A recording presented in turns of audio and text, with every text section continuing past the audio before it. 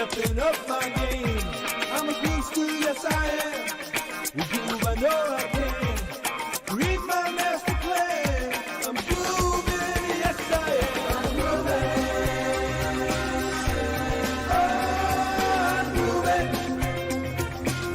I'm grooving, yes I am. I'm grooving.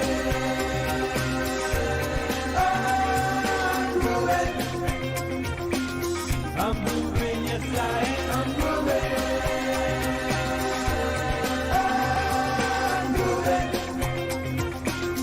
I'm moving, yes I am. I'm moving.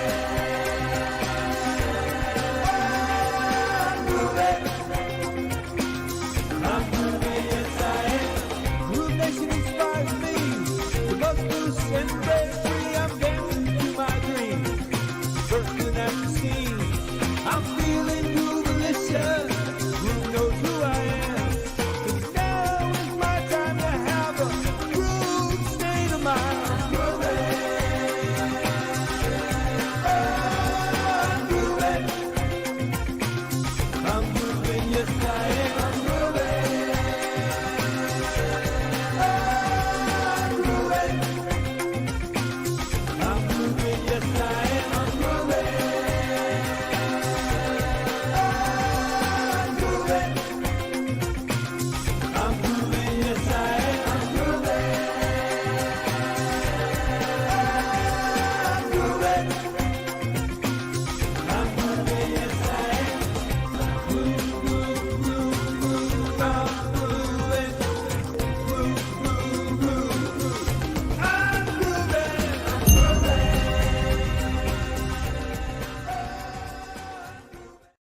All right, everybody, day 4 of 5 of the AI Groove-A-Thon live stream. I'll be your host today from 11 a.m. to 5 p.m. Eastern time today. And today we're going to be doing 3 things. We're going to be talking a little bit about video, obviously some more prompt engineering, ChatGPT, and it says more on images, but that's actually not the case. We have 2 great guests today coming on. We have Felicia Pagesh coming on at 1 p.m. today. That's 2 hours from right now. You don't want to miss that. She has an entire workflow that she's going to be going over for you for repurposing content. So whether or not it's taking video, turning it to audio, turning it into free reports, turning it into freemiums, or whatever the case may be, or taking videos that you have, like we were talking about yesterday, and turning them into smaller videos and clips and social media. She has that entire thing broken out. And she's just now, obviously, adapting that to automation with AI, because before that, it was like, here are the things you need to do. And now it's like, here are the things you need to do and how you can do it with AI. So that's going to be the theme from 1 to 3 today. And then coming up at 3 o'clock today is, and we don't know, we might have him for an hour, but he might stay for 90 minutes, maybe even 2 hours. It's a very, very good friend of ours, Matt Wolfe. And Matt is the one that you're seeing is the top recommended person when we talk to you about all the people on YouTube that you need to follow for AI. Matt has a YouTube channel. We're going to talk to him about the growth of his YouTube channel, over 100,000 subscribers. Most of those people came in the last 90 days. His videos went from getting 1,200 views to 120,000 views. And he's certainly, as he's had success with YouTube, I'm sure there's some things that you all and myself would like to know about what he's learning from his analytics, what's working. We'll talk maybe about some of his workflows, what it takes to build a YouTube channel like that, the commitments. And of course, we're going to talk to him about his website that is just exploding, called futuretools.io, which we bring up every single day on this live stream. And what's interesting about that is he has Matt's picks on there. And so these are things that he's fully tested. So when it comes to AI tools, it's cool that we see him do a YouTube video, but I'd really like to get back to him and say, hey, you've reviewed Playground.ai, Midjourney, Blue Willow, all these things that we went over yesterday. Installing stable diffusion, there's run diffusion, there's Leonardo.ai. I'm going to ask him after all of that, though, what is still your workflow when it comes to creating images? And then when it comes to ChatGPT, I want to know what he's thinking there. And I also want to learn what he's thinking about with AI. So we've got some news that we're going to cover today, things that are going on with AI, with OpenAI, a new resource that I found today. That I don't think you've ever heard of it. And I'm sure there's going to be a good 5% of you that heard of it. But I'm pretty confident you've never heard of it. Because I've never heard of it. And when I say I've never heard of it, it doesn't mean because I'm a great resourcer. I didn't hear this talked about on the Marketer's Cruise on the cool tools, tips, and resources. So I stumbled across this thing, and I'm going to show you that. We're probably going to start with that. And just a reminder, we go until tomorrow, 11 to 5 again tomorrow. And I think tomorrow we're going, tomorrow is about, voice, or a sprinkling, not 6 hours, but a sprinkling talking about voice to text and text to voice, how it can be used in your business, and a little bit more just general AI. And tomorrow's guests are Sean Vossler from Jasper will be here. And we also have Mike Koenigs tomorrow. We might even have a surprise guest with Rich Sheffrin. Rich Sheffrin would be more of like what we did with Paul Hoffman, because he's been hitting me up saying, dude, everybody's talking to me about what you're doing with AI. I've just been busy. I haven't been able to see it. And then he'll usually say to me, can you call me at 10 o'clock? I'm like, dude, man, I'm sorry. I am not calling you at 10 o'clock and starting an AI conversation. Not going to happen. You'd finish in time for the stream the next day. Exactly.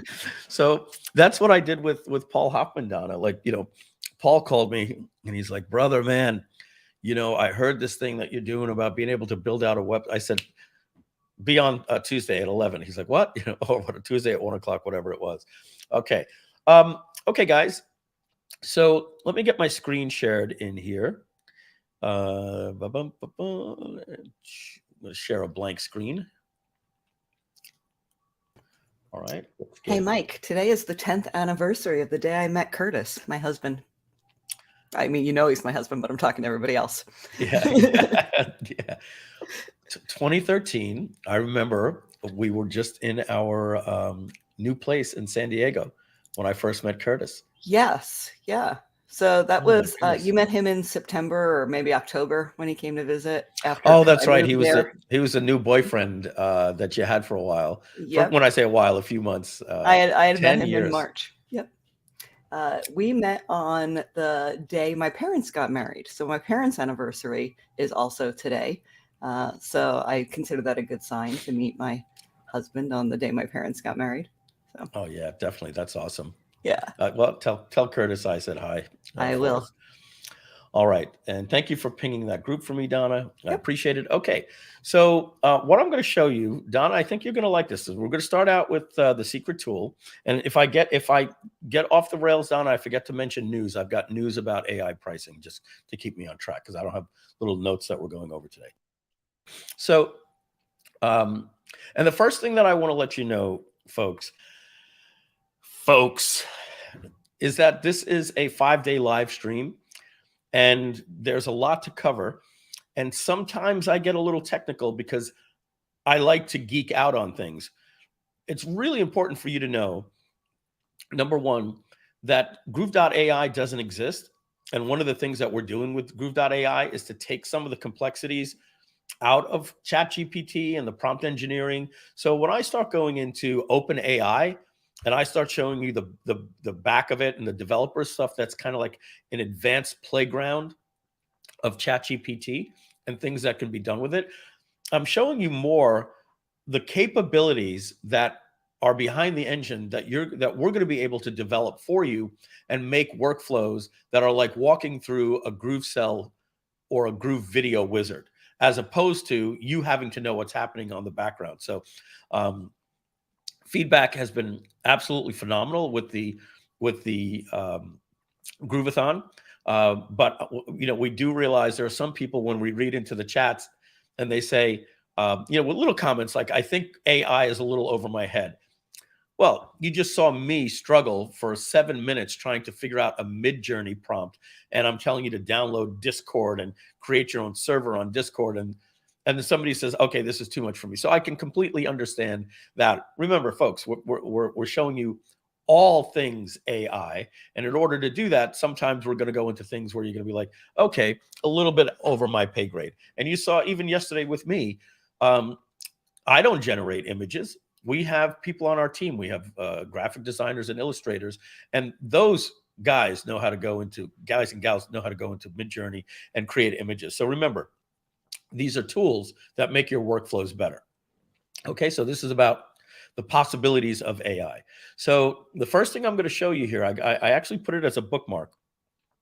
It's this website right here called YouTubeTranscript.com. I bet David's going to be like, yeah, Mike, I've heard of YouTube Transcript, and Simon has. Donna, have you ever heard of this?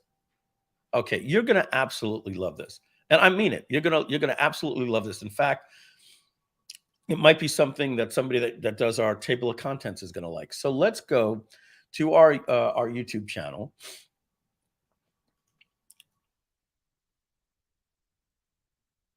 And I've got my screen blown up really large. All right. And I think, Donna, that you said that if we go back, I think this is just a little bit too large for me. I might have to just break this down a little bit. No, that'll work. I do this for you guys. So if you go under playlists, you can find an old Groove-A-Thon playlist. And yeah, no, there was one that we just did just like last week. Like, let me just try the one from, this is the oldest one, I guess, right here. The bottom right is our Fit class one, where you can see your little head peeking on the bottom right. This one here? Okay. Yeah. Okay, from a month ago. So I'm going to get this URL. And I'm going to get rid of everything. And T means and time equals that number of seconds to start at. So I'm just going to get the actual URL. All right. And if you ever want to just make sure you get it right, just get it right from here. Okay. And don't click off the start. I have to mute myself here. Okay. So check this out. When I put this in here, YouTube transcript like that, we'll get the share out of there. Failed to parse URL. 1 second. Let's just get a regular one. Because I'm not sure if I put a bad URL or what, but let's just get one where we see Tony on stage or something. This one here, 27 minutes. Okay, great. I'm just going to grab the URL here.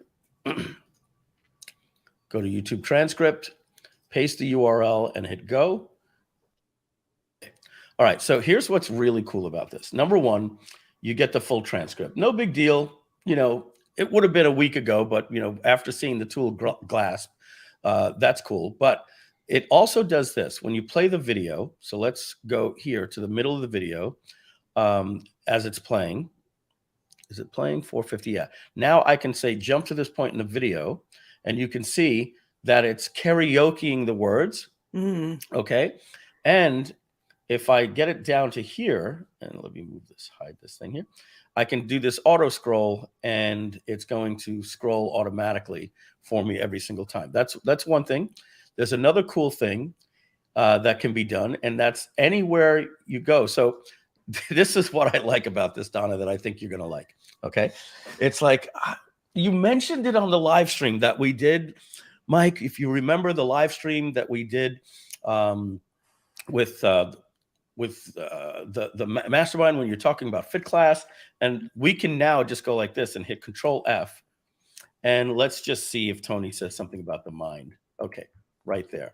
But it shows you every time that it was said. So you can now scroll through if you remember what the topic that you were talking about. If I was looking for mindset, let's say, I could just find it just like this and click, and just like that, we're brought right to that point in the video. If I click here, you'll notice the time goes to 6:44.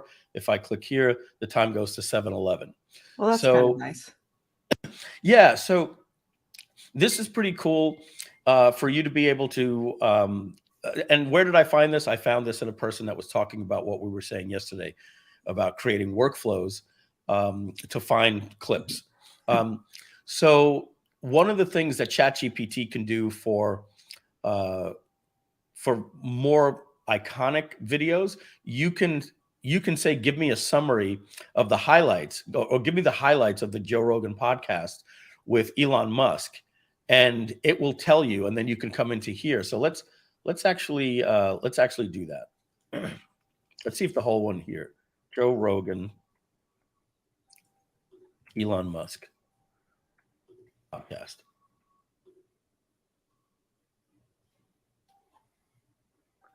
All right. So this is 4 years ago. This is 2 years ago. This is the one where the stock went down, right? Because he smoked weed on the Joe Rogan podcast.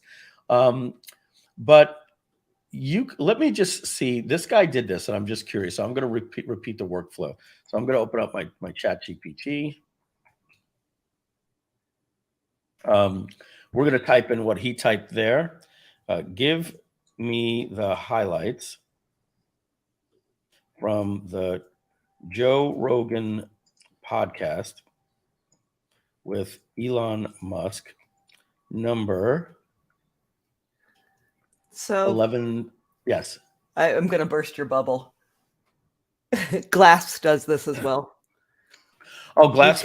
You can search you can for highlight the transcript in Glasp, find it, highlight it, and go to the place in the YouTube video. Oh, that's right. That's right. As you hover over it, we just never demoed that, and I forgot about that. Yeah, I just tried it. So, yeah. So Glasp is actually even more, in my opinion, probably even better because it gives you the little timestamps. Because it gives you the timestamps next to it, so you can find it, click the timestamp, and you're right there in YouTube. Yeah, so then I can just literally do that right here. Click on this video and just click right here. Get that. Yeah. And so as you just said, so I have to click here. I can't click on the text, but I can click You have to click there. The interesting thing is if you search for something, so I went to my video and searched for ducks, knowing that there'd be duck said a lot in my sketchbook. It finds it in the comments too. So you can also you hit Control F right here, just like that. Yeah, you can do a Control find anything on that page, but I tested it does scroll down the entire length of comments. So interesting. Thank you. Yeah, getting the comments is important too. All right, so using that workflow, if there's a video online that you want to break into clips that isn't yours, this is just another way to do it. So here, what you would do, whether you're using YouTube transcript or doing it right from here, I'm going to do it on the transcript. It gives me a little bit more room to see what I'm working with. And I'm just going to click on, I have to put in this URL.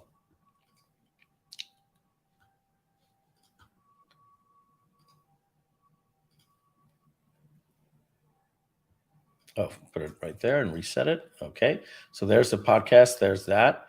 We're going to grab this Neuralink and see. Control F, Neuralink. And it doesn't show up here unless it's a different podcast. Oh, okay. I think this is a different year. Not sure. Let's see if that was even there. Yeah, no, it's there. All right. For some reason, maybe it didn't transcribe Neuralink, right? So let me just put in the word link. Yeah. Okay. So 1 of 13. Here it is, Neuralink. Maybe they spelt it wrong, but yeah. Then you can go right here. You could literally scroll to it, have it play that, and then what the person did in the video that I was watching yesterday, obviously, is you would rip down the YouTube MP4. There are sites like YouTuberipper.com. You just put the URL in, and then you can download an MP4. And he was showing this website here, and it's called VDO. Let me see if I got it right. Yeah, Veed.io. This is a pretty interesting platform. This is really, really good for creating content for social media, right? So I'm going to log in here, see if I have an account, or if they give you an account for free just to play with. Try refreshing your browser. Something went wrong. Okay, good. So it was just a browser. Okay, so if you haven't heard of Video, and by the way, there are a lot of these different websites. So remember, today's theme is video, right? So we're going to be showing you some things that you can do with Descript, showing you some things that you can do with Runwayml, and sites like CapCut is another site, CAPCUT. You just Google that, because sometimes nowadays sites are .ios and .ais, and so it's CapCut.com. And I'm going to click sign up for free here as well, and we're just going to sign in with my Google.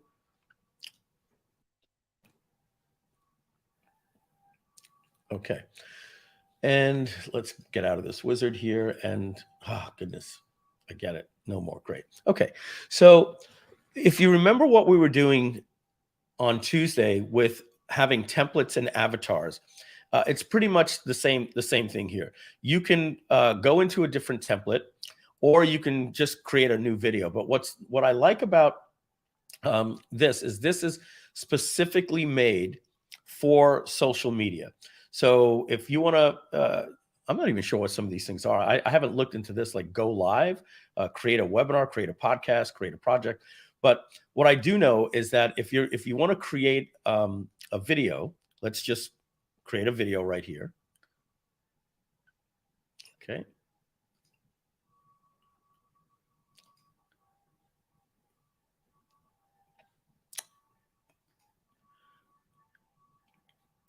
Let's go into a template. We'll start with a template.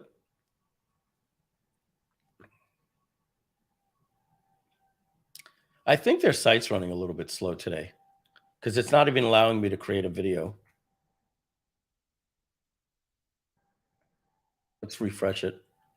Oh, there we go. Okay. And so they have presets for vertical and for horizontal, whether it's YouTube or for a short. Let me see if the create a new video works here this time. There we go. Yeah, the browser must have been crashed because it wasn't letting me do that. So we're going to start with a blank canvas, okay? And what you're seeing here is you've got all of these things kind of like Canva that you could drag on. So I'm just going to click on this. This looks like a little video. And I can now start in landscape, like for if I want to do YouTube, square for like Instagram, I would assume, or portrait if I want to do a TikTok, an Instagram reel, a Facebook story, or a YouTube story. I'm going to stay with something a little more traditional because that's some of the media that I have here. And let's just click use template. Okay. So what you're going to notice here is the first thing is that I'm working in the browser right now. This is not a desktop app that you have to drag in. And then you have all of your things here that are very similar to Canva to create and put right onto the canvas. So, you know, when you want to go out and create different clips really fast for something that is made for social media, you really want to start considering moving off of your traditional platforms like Adobe Premiere, DaVinci Resolve, ScreenFlow, Camtasia. You can start your project there if you're, you know, if that's your familiar workflow for editing and, you know, getting out your mistakes. But when you're ready to produce it, the same way that you would use, you know, a screenshot software to create an image or Photoshop, then you have to kind of look at this as like this doing your Canva. This is your Canva for your final production. So this company is called Veed.io, but they also do things like automatic subtitles. So you can just click right here and say create subtitles. It's going to go through here. This looks like it had a pre-made video, right? Because it was a template. And then it's going to put your subtitles right on the screen for you. And you really can't be doing social media today for advertising, for TikTok, for anything without having those little animations for text. So this is one solution. We're not going to do a full demo on it today, but it's called Veed.io, and it's an in-browser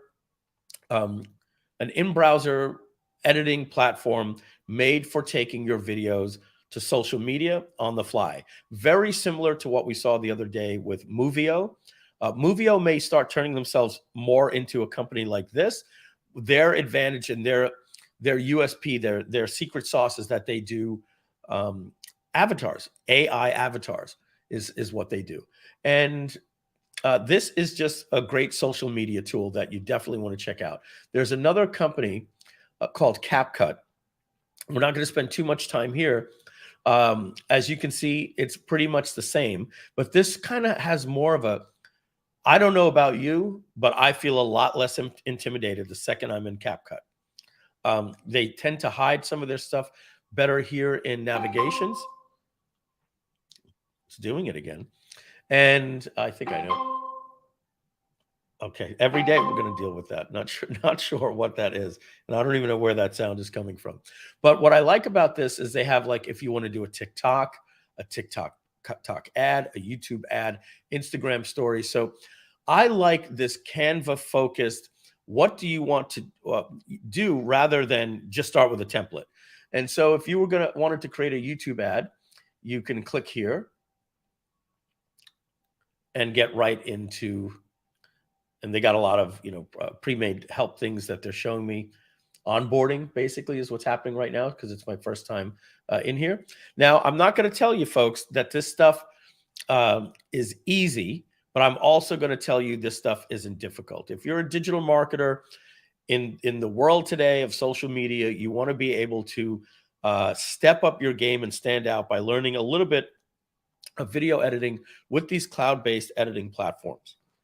These are the two easy ones that are made instantly for social media, CapCut and video. I would recommend what you do is you watch some YouTube videos on how to use these. If you go to YouTube and you say how to create a TikTok with CapCut, you're going to see really, really well-made little videos here. This guy is another good guy to follow. His name is Kevin Stravert, Stravert, S-T-R-A-T, Strat, V-E-R-T, Stratvert. And he's got a really good channel. They also have a really cool mobile app. What you're really going to like about CapCut, I'm sure Video does. CapCut has like one of the top apps in the App Store on video editing, and everything that you can do on the browser, you can also do on the phone with all your videos on the phone. Really, really cool stuff. And you'll be able to do the same thing with Veed.io. You just click that, Weed. I wonder if that's a website, Weed.io, AI weed companies. And it just keeps, okay, there we go. And so here's how to edit a TikTok video with Veed.io. Okay, so we're gonna take a break on the video stuff for a second. I just do want to announce a couple of little things on news, some things that just literally happened yesterday during the live stream. Okay, and I have to go to OpenAI to show this to you, and it is so quiet what they did that it's almost impossible to find.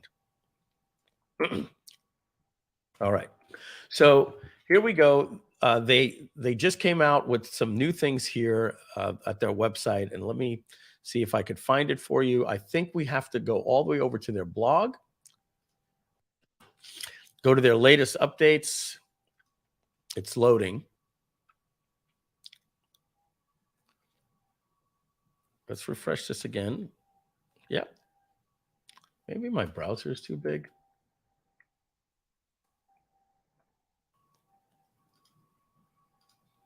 Folks, I'm gonna just put my browser to a normal size so I can work better. It looks good for you, but it's really difficult for me, especially when I'm trying to figure these things out. So open up my displays. Let's just go back to normal just for a second. Go get that.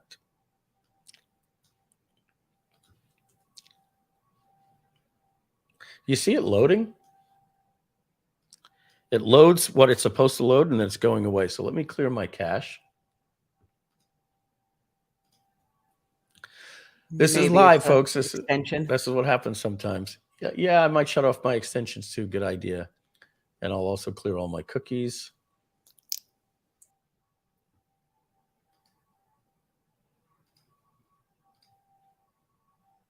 Okay, clear cookies at this domain.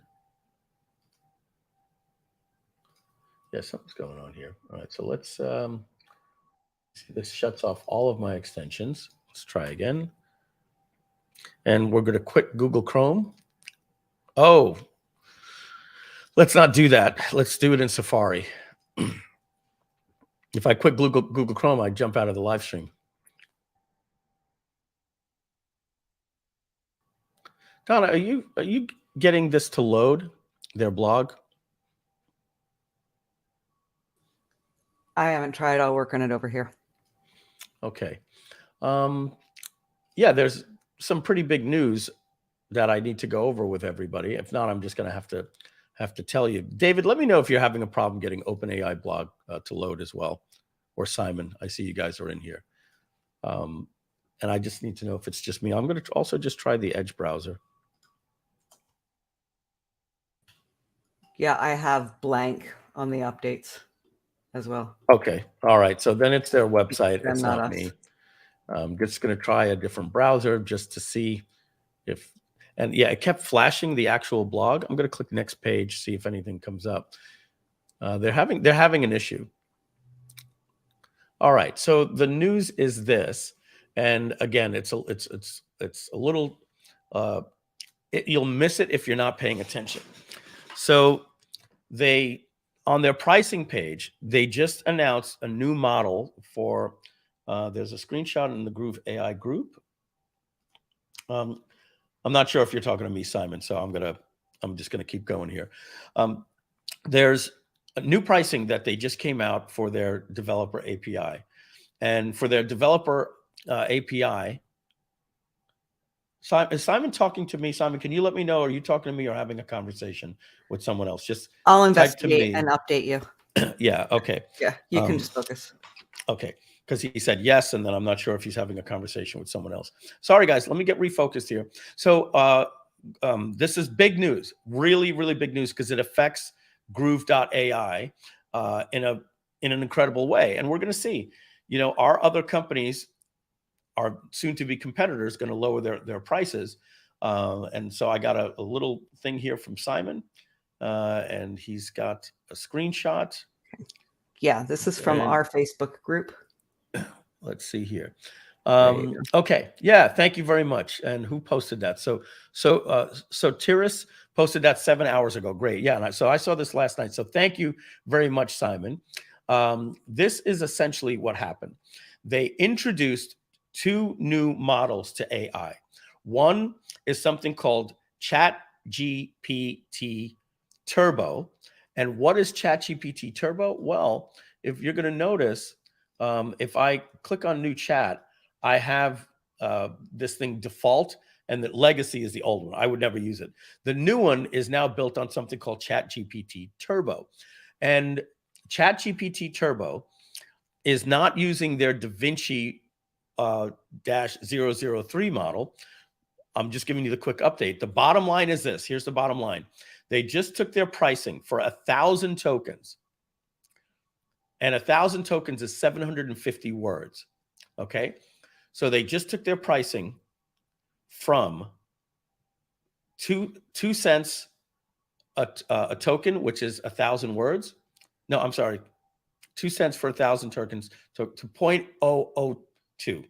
So it's 10 times less. Bottom line is the price went down 10x. So what would have cost you in processing $6 for a month is now going to cost you 60 cents.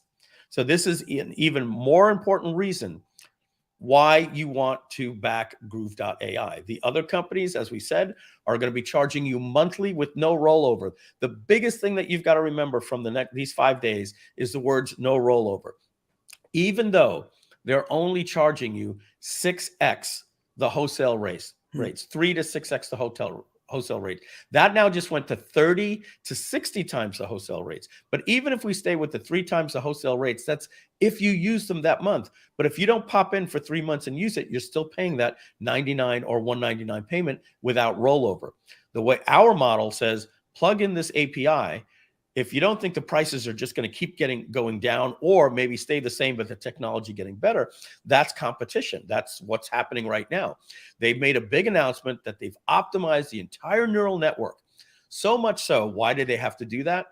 Well, they released ChatGPT and 100 million people started doing it, and they were having a bill of $3 million a day. They got that down to $300 a day. They've optimized it. They say it's almost as powerful or can be as powerful with just a little bit of tweaking as their DaVinci 3, but I'm running ChatGPT on it. You're running it. I haven't noticed any differences. If it saves them 10%, And now as a developer, they've lowered their price from 2 cents a token, 2 cents for 1,000 tokens to 0.2 cents for 1,000 tokens. Well, folks, what that means is we were giving you 100, people that are paid customers of Groove.cm were getting a bonus or are getting a bonus of 100 free credits with Groove.ai, $100 worth of free credits. What we said is that's going to the equivalent in the old school model of getting a 1,000 word email produced by Groove.ai every single day for a decade. Well, those credits that we just gave you, you now have credits to produce an email for a century. This is really, really big news. I'm telling you, like, they're letting the companies make all the money. The writers, WriteSonic, Jasper, Copy.ai, they're software companies. I don't begrudge anybody for creating a platform that charges you $99 a month. God bless them. Maybe one day we'll even have a model that does that. I'm just saying, for you as a backer, you get the wholesale option of putting in your API and essentially paying virtually nothing. So that's the point there, is that the price went, as you can see here, to point. Now I can zoom my screen back in.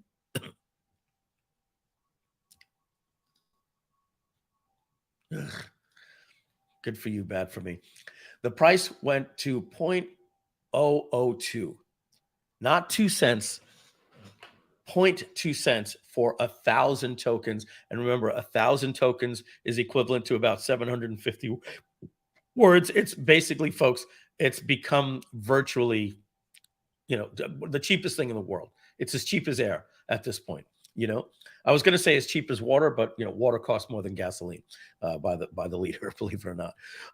So the other big news is that they've finally released the Whisper API, and the Whisper API is the speech to text API, which is really good because that allows you to do transcriptions and upload things right into Groove.ai. So this is what we were relying on. That we knew it was coming out, and now this is what we need to be able to do summaries. And now that these prices are so cheap, we'll be able to allow you to take a YouTube video that's 3 hours long and just process it to be used in a project. So again, really, really big stuff. If you look at it the way it was announced here, you see this person gets it, right? The legendary Mike Filsaime stated right here exactly. Oh, look, they're ahead of me. I didn't even read that for a decade. That's right. This now goes to a century. So again, thank you, Satoris. But this was just a post on their blog, and when I saw this, I saw 0.002, and I said, wait a second, wasn't it 0.02? I had to go back to their old pricing. And that's where I saw that the DaVinci model, their old pricing, was 2 cents for 1,000 tokens. So again, really, really big news. We just wanted to announce that. So folks, this is why you want to back Groove.ai. So you can go to Groove.ai and /replay. And we're going to probably be giving you a happy hour announcement coming up very, very soon. If you're not familiar with happy hour, what happens at happy hour, you can back the project at the same price, just with a different plan. So stay tuned. We'll be having a happy hour coming up probably very, very soon. That's a little hint for you. All right.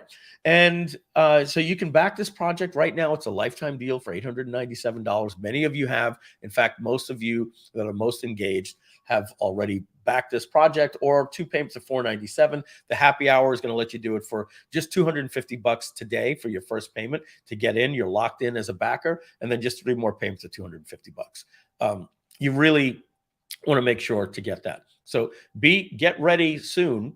We're going to be announcing happy hour coming up soon, sometime during this live stream, sooner rather than later. I can promise you that, because we're going to have some guests, and I don't want to be doing a lot of pitching and selling there. So folks, we're going to take a quick 3-minute break right now. We're going to come back and we're going to talk about Descript a little bit and Runwayml. So I'll just let Donna get that ready, and we'll see you guys in about 3 minutes. Hey there, it's Mike Filsaime's AI Avatar. Thanks for tuning in to our Groove-A-Thon. We hope you're enjoying all of the great AI content we're serving up for you. But before we get back to the show, we've got a quick message about Groove.ai. Have you noticed that AI is becoming like streaming platforms? Remember when cutting the cord with cable companies was all the rage? Well, now there are a dozen streaming services, and the cost can add up quickly. The same is happening with AI. Yes, there are great platforms out there, but the cost can be as high as $4,000 a month or more. That's why we created Groove.ai as a backup project.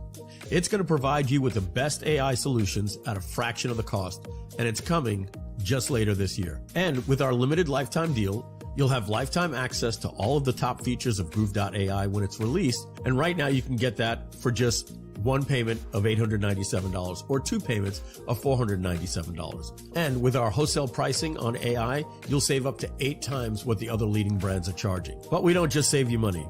We also offer the benefits of a marketplace. That's right, we're making a marketplace for other AI developers to create cool apps for you.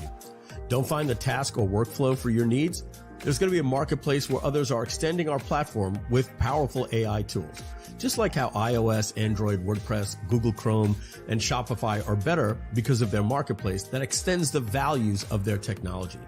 Soon, when Groove.ai is released, you will have access to a full suite of AI tools, including content creation, copywriting, image creation, and so much more.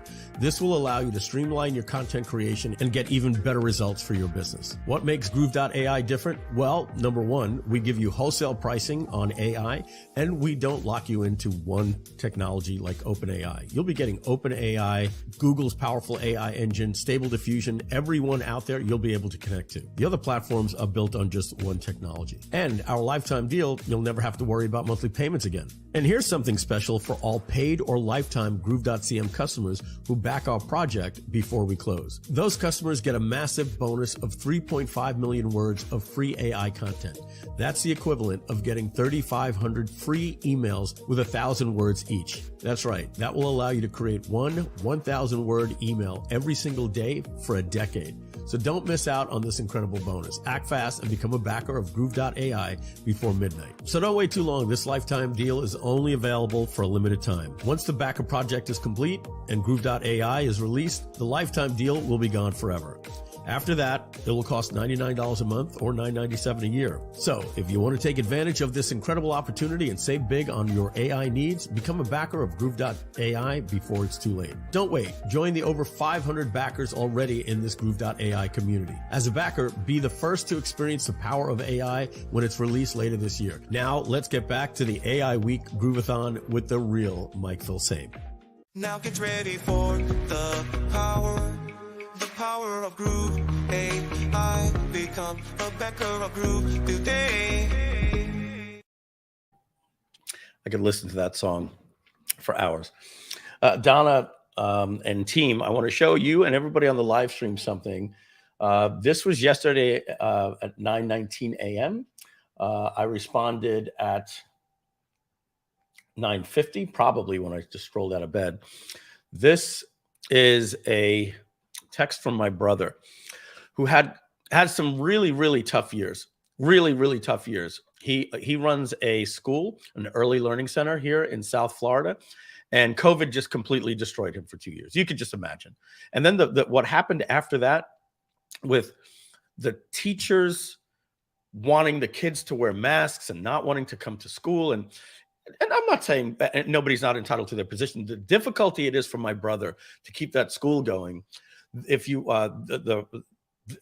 the Fit Class project is a project with Groove and my brother, and he reached out to me just out of the blue. I haven't responded to him yet, and if he's watching this live stream, because I don't know if this is possible. I have to talk to the partners. I don't think that we're going to be interested in doing something like this, and I don't think he would get a decent share. He'd get a decent share. He'll get a valuation, but I'm going to value this company high. And I'm sorry, just because you're family doesn't mean you're getting anything that, who said that anything. But anyway, he said, hey, reach out to me about Groove.ai. Do you have time today? I said, I have the live stream at 11 to 5. I'll call after. I want to see if I can get in on the ground floor. Throw 25 or 30K for a small percentage. Let me know what you think. I read that for like 10 minutes. I didn't know how to respond. The first thing was, wow, wasn't expecting that. That's validation for the idea. Let me call you later. I appreciate the vote of confidence. So I guess he saw the webinar, and Donna, you popped in? Yeah, I popped in because I had a similar experience yesterday. I was talking to someone and they asked about investing as an investor in Groove.ai, getting in on the ground floor. Very, very similar conversation. And I said that it's incredibly flattering. It is incredibly flattering to have someone come and approach you about an investment. But also during this course of the conversation, I realized that it's incredibly flattering for us to have. Now we're somewhere around 600 people that have backed Groove.ai. Yeah. Wow. That's 600 people that have raised their hand and said, I believe in you. I trust you. I have faith in you as a person and as a company. And that's just an incredible feeling. Yeah, this is good for Groove. As we said, if you have questions about, hey, what about your focus on Groove.cm, and this is only going to be better for Groove, just as we said in the video at the bottom of the FAQ. There's a video that talks about why this is so good. Just when we did Webinar Jam at my previous company, we were a software company that served the market. That's our purpose.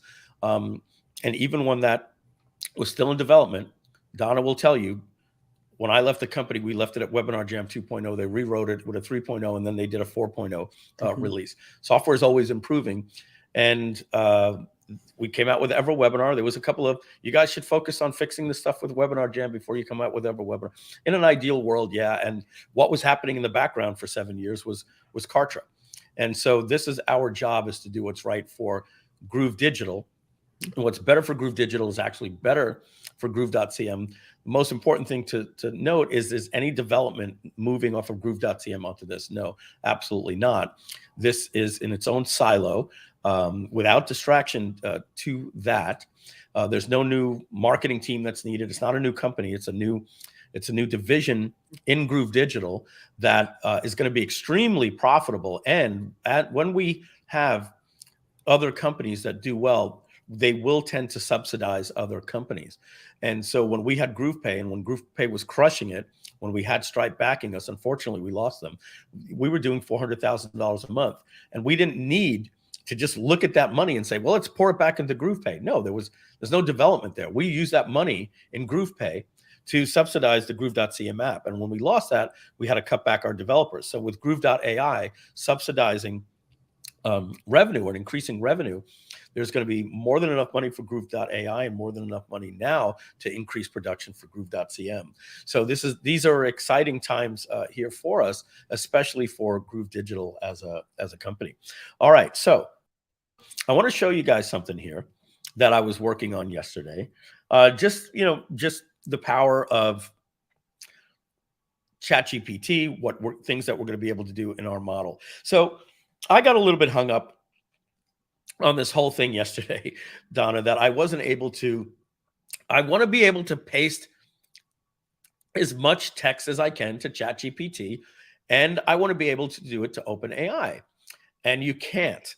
There's a limit. So I was like, okay, well, obviously there's a workaround around it. So let's go talk to the all-knowing being. And I said, all right, hey, here's the deal, all-knowing being. I want to take text in a Google Doc that's about 40 pages long and use OpenAI's Playground API. And so let's talk about what that is. Let's see if that's not down. OpenAI Playground. And OpenAI Playground is their old school version of ChatGPT. I'm going to go into the Playground. I still have some credits. It'll tell me here that I'm on a free trial.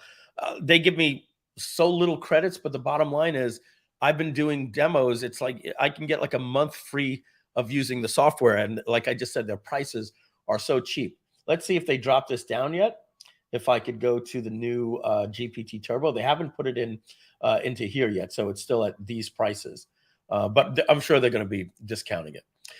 Now, you're going to notice this is an old school version of ChatGPT, right? So let's see. What is Gravity? And instead of hitting enter, I have to hit submit. And now, where ChatGPT gives you a conversation like this, everything it gives you is in green. So I'm going to say something like, is it a force? And I hit submit. All right. So this is something that was available, quote unquote, only to developers, but anybody could go in and literally sign in with Google. Okay. And then they have these different things here. This is the seasoning that's going to be in the background of most development companies, like temperature, all these different things. We're not going to get into it, right? There's no reason to get into it. That's for developers, right? This is a developer app. And the owner of the president, the founder, Sam Altman of OpenAI, was telling people like Jasper and all these other companies, you're not getting it. You're creating all these tasks and workflows. You really need to create a conversational chat piece. And what does that sound like when you're a developer? It sounds like you're creating a chatbot. Come on. Nobody likes chatbots. Humans don't like talking to chatbots. Let us do what we're doing. We're going to ask the user for a prompt. Give me your title and your keywords you want for your blog, and we'll spit out their blog. So ChatGPT says, screw it. We're going to develop it ourselves. And if you remember when it first came out, when you clicked on new chat, something very strange is going on today. Yeah. When you clicked on new chat, it said down at the bottom where you used to have all these little things that would tell you what it can do before I've got the plus. And it would say, this is a software demo. They created this to show developers what could be done. It did so well that they created a for-profit company out of it. Okay. But I want to show you that what I can do here, I'm going to soon be able to do with ChatGPT as well, because they're releasing an API for ChatGPT. What does that mean in short talk? That means that developers like me, or you, if you have a tech mind, are going to be able to program things to happen to your ChatGPT account that's going to show up inside of new threads automatically for you. You can create macros. So basically what I did is I said, I want to take text in a Google Doc that's 40 pages long and use OpenAI's Playground, that's this, right, to read and analyze them one page at a time. And then when done, it would have 40 inputs of page data to give me one summary. How would I go about doing that? So ChatGPT tells me. I don't even know what the hell it said, honestly. To use it, to do this, you're going to need to authenticate, blah, blah, blah, retrieve the data from the Google Docs. I kind of get that. And now you're scaring me. Now you're saying post completions, whatever. And I'm like, okay, let's see. Write me the code to do this in Python. And I could have said in Laravel or PHP. And it says, here's an example of how to do this. So I could literally, and I'm not going to, because I just wanted to see if this process can be done. And now I'm going to create this workflow for you inside of Groove.ai. And what is this workflow? This workflow is this. It's going to be,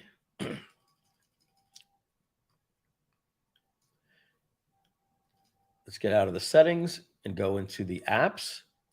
You're going to have what we're calling YouTube workflows. And now that we are not going to be limited to the size of an input, because we can batch the input, we're going to be able to do what we showed you yesterday by creating things for your team to go in and find the exact times to generate shorts and clips. And we will export those with exact timestamps for every minute. So it'll find it perfect for you. So it'll be able to generate this for you automatically. Imagine just being able to go in and give it a YouTube URL and paste it, or downloading the transcript yourself and pasting it in there and being able to have it write the table of contents that you could put under a replay video at the click of a button, And folks, you're not going to have to pay us $99 a month to do that. You'll be a lifetime user. And I just showed you that the export of this, like, they're going to be like, sorry, you've used this. I'm joking here. This is an exaggeration, but it took us 3 months to finally be able to charge you 10 cents, but we don't want to do that, because there's a 30-cent minimum for us to charge you on MasterCard and Visa, right? They'll probably start asking you to fund your account with a minimum of $10, and it's just going to last you a very, very long time. So we've added that workflow in there. Donna, we've also added in the settings a couple of different workflows. Like we said, the copywriting workflows. We've added the frameworks. And we also added the storytelling frameworks that are going to be used when you're going to do a blog or write an email. Remember, Jasper, these other companies, they're just like, hey, what's your topic? And we're saying that, hey, we know for a fact that certain frameworks like the hero's journey and storytelling works better for a product launch formula video. Or if you're writing an email, we know that the feature advantage benefit framework, copywriting framework works better. But if you're writing a sales letter, the attention, interest, desire, action framework works better. Nothing you guys got to know. I have to show you how to do this in ChatGPT because it doesn't do it out of the box. We're going to season that for you automatically. And then we've also added this right here. This is something Donna came up with yesterday. Short codes. So short codes are like shortcuts that can be used to make things happen automatically in a piece of content like a web page. So we're going to allow you to create instructions, and you're going to basically, it's like a macro, and you're going to be able to create a short code that says retrieve Facebook comments, or when this comes in, reply to Facebook comments, and that's going to be a preset macro that you've already set up as an automation. So, but you'll be able to use it in natural language. We'll train you on all that stuff when it comes out, but yeah, really, really exciting stuff. So I put this in here just like this, and I said, just give me the code. Now, if I wanted to do this for a demo and given this to somebody on my development team, it probably would take them about 4 hours to do it. But, that's not the point here. I just want to know that this stuff can be done, and it can. So then I said, can I do this with ChatGPT now that ChatGPT has an API? And it says, yes, you can use ChatGPT instead of you, and it gave me the code for it. So we're going to be able to code this for ourselves. But more importantly, we can code this into Groove.ai. But more importantly than that, here's the most important thing that we want to get out there. If you're a technical person, by any stretch of the imagination, or have ever developed a software platform, here's what I want you to start thinking. I'm going to come up with a mantra that says to anybody that ever asks for a feature inside of Groove.ai, after we do 30, can you develop that? I'm just joking, right? But the answer is going to be like, why don't you develop it? Put it into the marketplace and sell it. You'll make money, right? That's the beautiful thing about the difference between us and some of the other platforms is we're creating a marketplace like a WordPress plugin marketplace, where once you have Groove.ai, there's going to be other geniuses. I'm going to be straight frank with you folks. I don't know. I can talk on stage and fool anybody that doesn't know about SEO and let them think that I know about SEO because I have a good understanding about it, but I'm not a practitioner. And if in the past where somebody would say, I like Groove.ai's user interface for the way they do blogs, there's a couple of things they're missing in their workflow. I reached out to them in their help desk. They said they've got a note for it. Hopefully they develop it, but I programmed my own to work inside of OpenAI. Well, what this person can do now is use our awesome interface and program it not only for them, but they can package it and sell their home study course on search engine optimization and say, when you buy my course, you get this free workflow that you can use in Groove. Where did you see that before? WordPress, right? Somebody would say, I've created an SEO theme for affiliate marketers. You will get this SEO theme. Let me show you how it works and look at my results. You get this WordPress theme. You can't buy it anywhere unless you buy my course, right? So the abilities for people to create workflows with AI are out there right now. For goodness sake, look at this.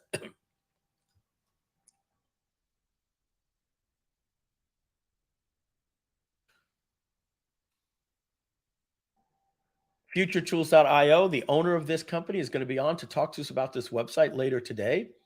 And Here's, if you want chat, these are all different chat apps. If you want translation, these are different translation apps. So there's no way that I'm going to be able to have our team develop all of this. Groove.ai is not going to be able to do this. Just like the Apple iPhone is an awesome piece of hardware that has good 30 native apps or so. There's no way Apple could have created all these different tools that are in there, like Trello and what's the elephant one? Evernote. All these different platforms that said, hey, I can build on top of that. Look, aggregators. Let me just type in the word summary. Okay, TLDR bot, Grain.ai, Ask.ai, Trip Advisory Summary. So you could imagine some of these are very commercial, but for the most part, you're going to find, let's just type in screenshot, thumbnail. Just curious. Okay, look at this. Thumbnail.ai. I don't know what this is. Let's go take a look. Thumbnail AI is a low-code tool for created by these people. It helps users quickly generate thumbnails using YouTube. So these are AI types of things. So this is what I'm trying to get you to understand, is that these developers who are struggling to get their apps noticed are going to be like, oh, I could port my app to Groove.ai, but okay. So you're saying, so Mike, what's the big deal? I'm still going to have to go out and buy something. Well, the difference is all of these companies had to build in a wholesale markup to retail price for you to use AI. We're going to tell them, hey, if you build on top of our platform, you have to let the user use their own API. So you're not going to be charging them $99 a month. You can charge them a lower rate to get it into our marketplace because you don't have the cost of the AI. So that's some pretty cool stuff. I'm just going to type in one more thing here. Is it possible to do this with Zapier and OpenAI with no code? Huh. I didn't even think of that, because now you don't even need a programmer. Oh, look at this. So I can literally use Zapier right now and connect my Zapier account to Playground, then connect my Zapier account to my Google Docs account. And here's the step. Create a Zapier account, create a new Zap, and choose which Google Doc to trigger. Then select the document. Select the document you want to generate summaries for. Add an action step to choose OpenAI as the app. Select and create completion action, and et cetera, and then test the Zap. I might do this tonight just to play with it. If I can get this to work, I will demonstrate this tomorrow. So there you go. That's one of the other things I want to show you in this this document here that we're creating. Notice what it says right here. Integrations. We're going to integrate with Make.com, formerly Integromat, Zapier, Pabbly, and Integrately. So that means that you're going to be able to create automatic workflows based on any scenario using integrations. And what is a workflow? That means if this happens, right, then connect Zapier to GrooveMail, and then automatically go to take this prompt that the user said to me in a reply that came into my Gmail inbox, paste it into the API, and generate a friendly email response with a PS that reminds the customer they can still sign up for the $1 trial or whatever the case is. And then AI will write an email for you based on the user's response. That could be even used for email support, all of those different types of things. Somebody writes you an email, right? You can intercept the email and say, hey, we want to let you know that somebody is looking into your ticket right now. However, we used, we've looked into your request, feed it to ChatGPT and send it back. And here's something that may help. If this helps you in the meantime, respond with closed or thank you, and we'll close the ticket, right? So what might happen? somebody might write to you in an email something that says this: support@groove.cm. How do I animate a button on a page in Groove Pages, an existing, how do I animate an existing button on a page in Groove Pages with Groove Funnels? Okay. Now, the customer sends that into support@groovesupport.net. And then what happens? We give them an auto reply. Somebody got the ticket, and now it's got to go in. And now our team, somebody that just started 3 months ago, never got this thing before, has to go figure this out and write an email. What if you created as an integration, or you found this tool that we have inside of our marketplace called support reply, whatever, right? And it takes the input and it sends this to OpenAI. Watch this.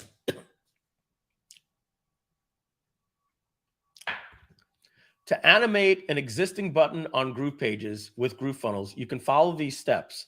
So let's follow these steps.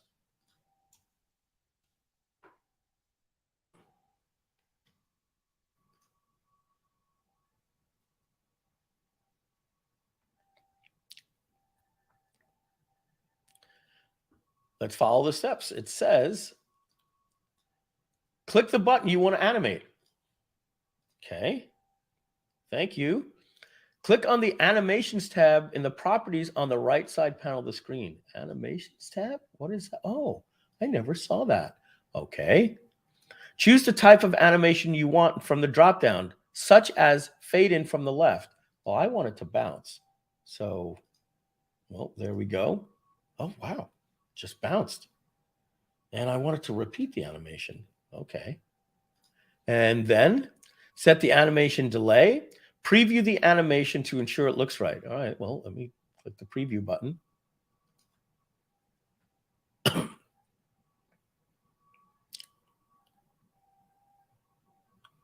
go find that button. Oh, wow. Look at that. And then save your changes and publish your page. Now, let's just pretend this said something else.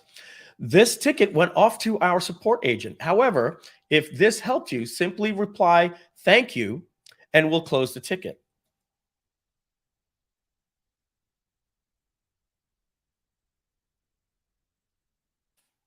You're welcome. If you have any questions, come on, folks.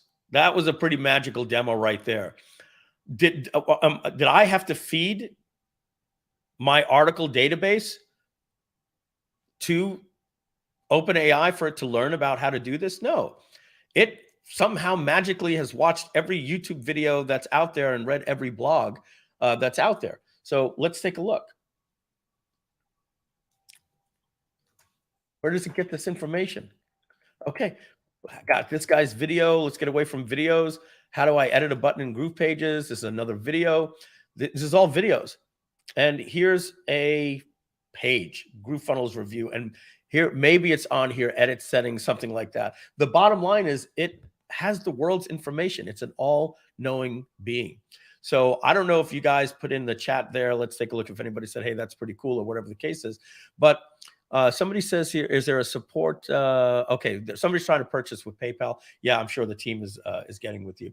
But one notable thing about the chat, Mike, was William's question. William said, is your copy of ChatGPT not limited to data prior to 2021?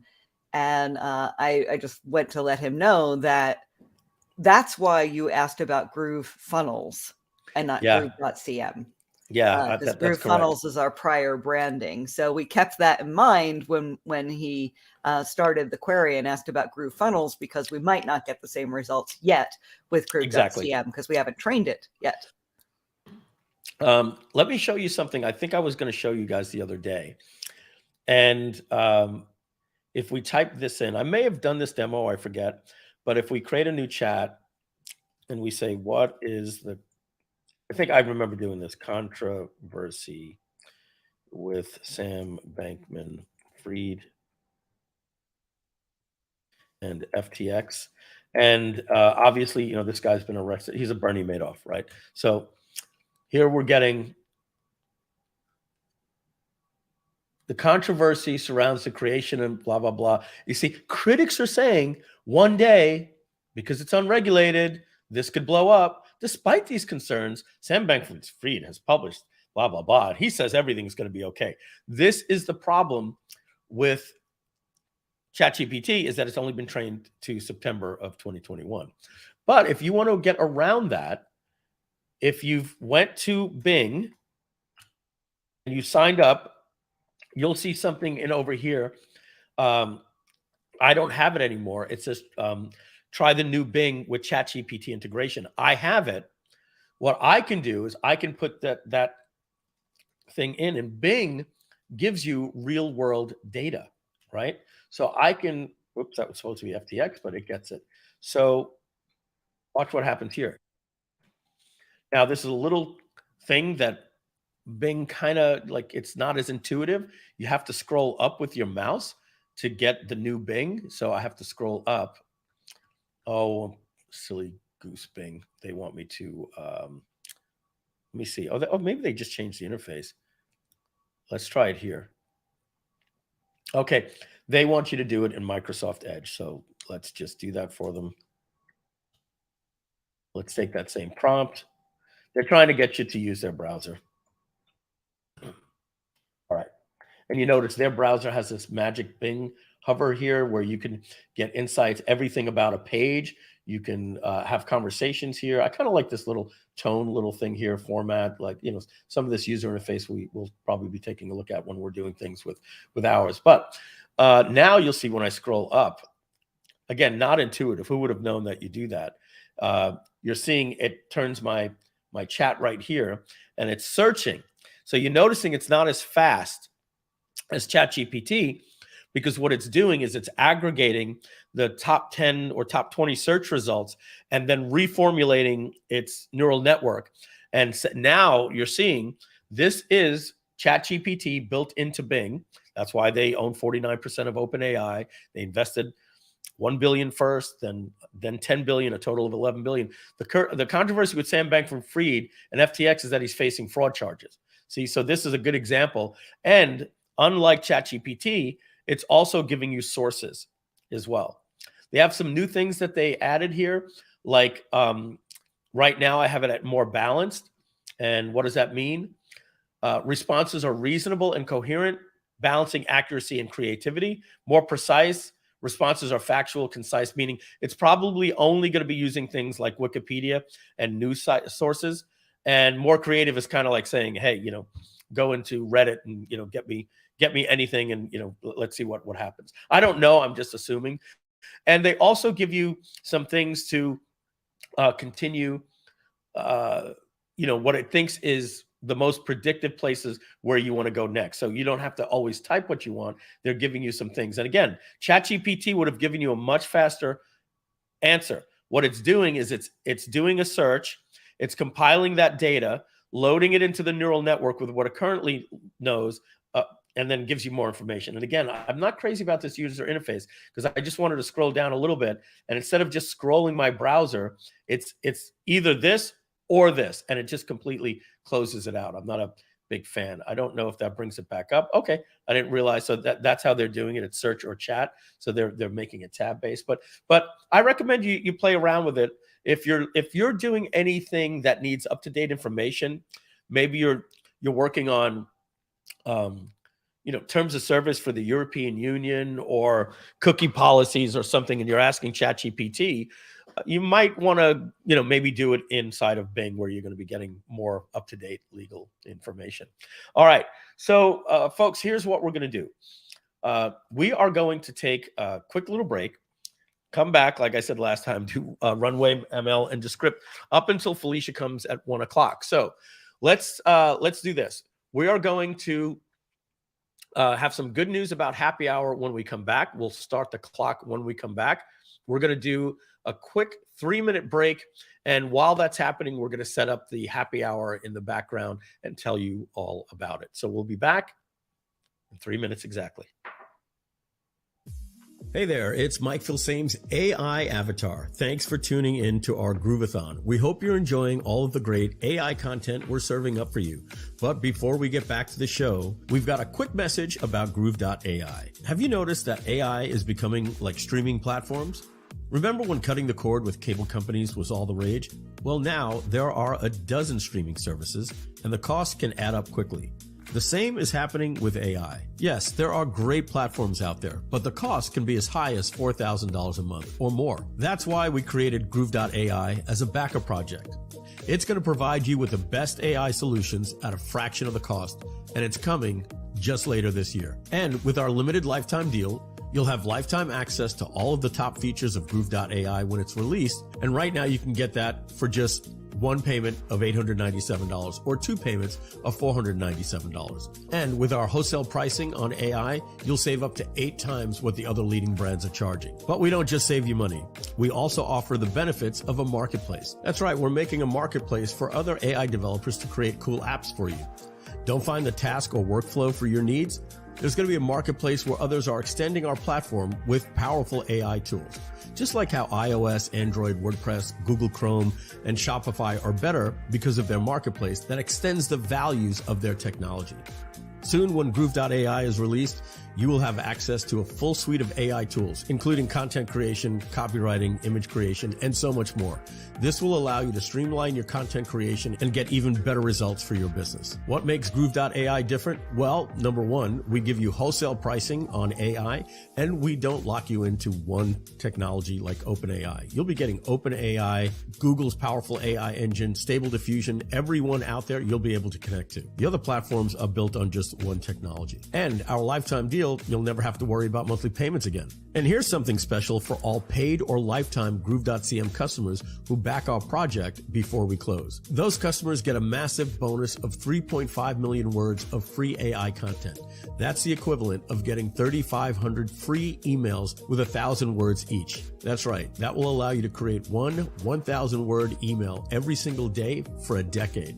So don't miss out on this incredible bonus. Act fast and become a backer of Groove.ai before midnight. So don't wait too long. This lifetime deal is only available for a limited time. Once the backer project is complete and Groove.ai is released, the lifetime deal will be gone forever. After that, it will cost $99 a month or $997 a year. So if you want to take advantage of this incredible opportunity and save big on your AI needs, become a backer of Groove.ai before it's too late. Don't wait. Join the over 500 backers already in this Groove.ai community. As a backer, be the first to experience the power of AI when it's released later this year. Now, let's get back to the AI Week Groove-A-Thon with the real Mike Filsaime. Now get ready for the power of Groove.ai. Become a backer of Groove.ai. All right, we're back. We are back. We have Felicia's going to be joining us. Felicia Pagesh is going to be joining us in about 45 minutes. And so what I wanted to show you was a couple of things with video that is more advanced. This is more for your video editors, but this is a software company called Runwayml. They're no joke. This company, the founder of this company, has had some pretty big startups before. He has some people that ask him, hey, is there any way that you could create a desktop app for Runway? And he's like, absolutely not. I believe the future of video editing is cloud-based. They seem to be getting past all of the restrictions, with bandwidth and everything. And the only thing that happens is when you're collaborating and somebody else wants to use the project, it has to download files. We see the same thing with the script. But I got to tell you, when Google Docs first came out, I remember laughing at like having a spreadsheet in the cloud, or I didn't even say in the cloud. It just didn't make sense having a spreadsheet in the browser. I didn't trust that my data would be safe if I went back in the future, and having a Google Doc or a spreadsheet or a PowerPoint or anything like that. And even when I would use Google Docs and spreadsheets, there were still some things that I wanted on my desktop. And that was like my Keynote and my PowerPoint. And then suddenly Microsoft and and Apple started allowing you to do Keynote in the cloud through iCloud, and just realizing that the power of the browser got really strong. And that's what SaaS companies are. It's putting everything in the cloud. Now, to think that you're going to run something like Adobe Premiere or Final Cut in the cloud was literally impossible for anybody to ever think, because you have all of this heavy 4K data, and nobody wanted to. Well, look, I just spent all this time out in the field and running videos for a wedding, and I've got 3 different videographers and all this 4K content. I want to get in there and I want to cut this stuff up. I don't want to have to upload it to the cloud and now have to wait 90 minutes for my 4K stuff to load. But internet bandwidth is getting faster and faster. 5G, 250 megabits per second upload speeds. We're getting, the satellite link with Elon Musk's company that just merged. Just AT&T, created a partnership with them, so they already have all the customers. So it's just going to be a new add-on service, and so this guy's kind of ahead of the curve.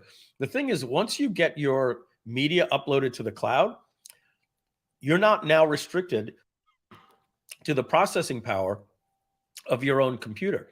So if you've got a MacBook Pro, from 2014, that doesn't matter that you have the desktop processing speed. Your laptop's going to start, making that fan noise and turning really, really hot. And all you're trying to do is export a video. And let me tell you, even, I have the new M2 Mac Studio. This thing is a beast. I will say that, but any other computer that I use, I would never even edit in 4K, because it would literally just get sticky, and it just wasn't worth it. I would the output that I would get in 4K wasn't worth the drama of me having to deal with 4K. But companies like Runwayml and Descript, what they're doing is they're putting these mega processing computers with graphics and all of these NVIDIA gaming chips and everything that are processing your stuff very, very quickly. And so just like when you would say to yourself, 10 years ago, I'm not going to do email in the browser. Remember Gmail when that first came out? Everybody wanted to do it in Outlook, or I don't understand this Google Docs or a PowerPoint in the slide. And now, between you and me, when somebody sends me a spreadsheet and they send it as an attachment in an email for Microsoft Excel, or they send me a Word doc, I'm like, really, dude? We're doing a collaboration here, and you're sending me a Word document, and any changes I make, you're not going to have. To me, having collaboration documents is the way Canva works, the way everything works. And after hearing the interview with the owner of this company, I believe that browser-based editing is the future. We saw it with companies like Video, CapCut. There's also there's another video company that starts with an I. Maybe David or Simon will or Donna will type it into the chat for me.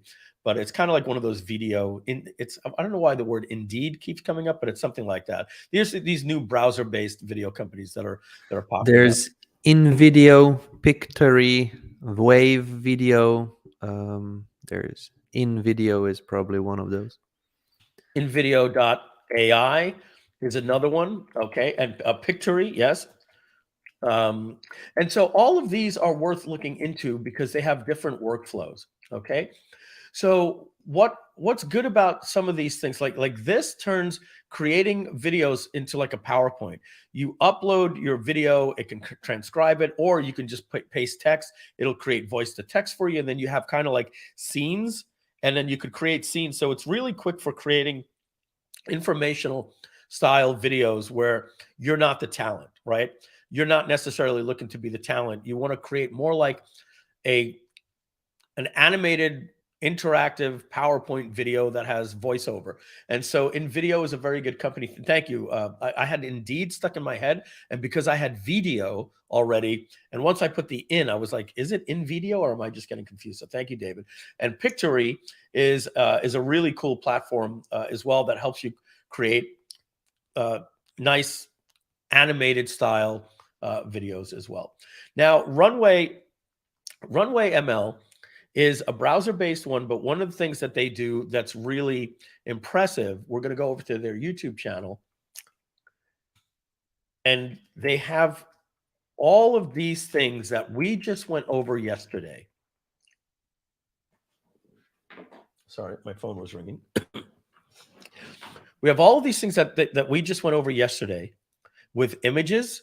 They do for video. So I'm going to maximize this here so you guys can get as much space. I think this is just a little bit too big. Let me see if I'm at, yeah, that's why. That's the problem.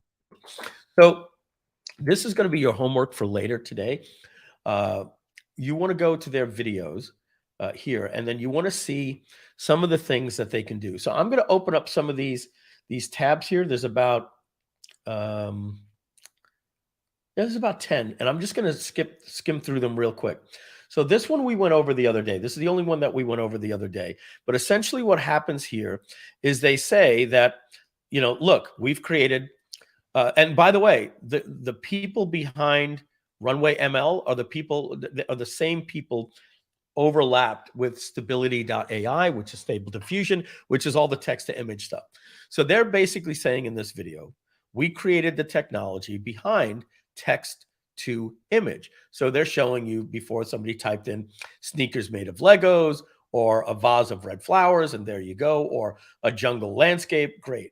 And then they say in the video, but for the first time, we have now done this with the ability to overlay it onto any video. So what that means is now you can take yourself walking down the street. So literally take your iPhone, have your spouse film you or whatever, and create your short little movie, right? And now all you've got to do is you find any style of image on the web, right? And so what that might mean is you go to Leonardo, or let's just do Playground, right? And you want something in anime, you would simply right click, you know, this image, save it as a screenshot, anything that you want as inspiration, right? Let's just do this. Sketch. All right. So maybe you wanted to create a video like the old AHA video. Do you remember that?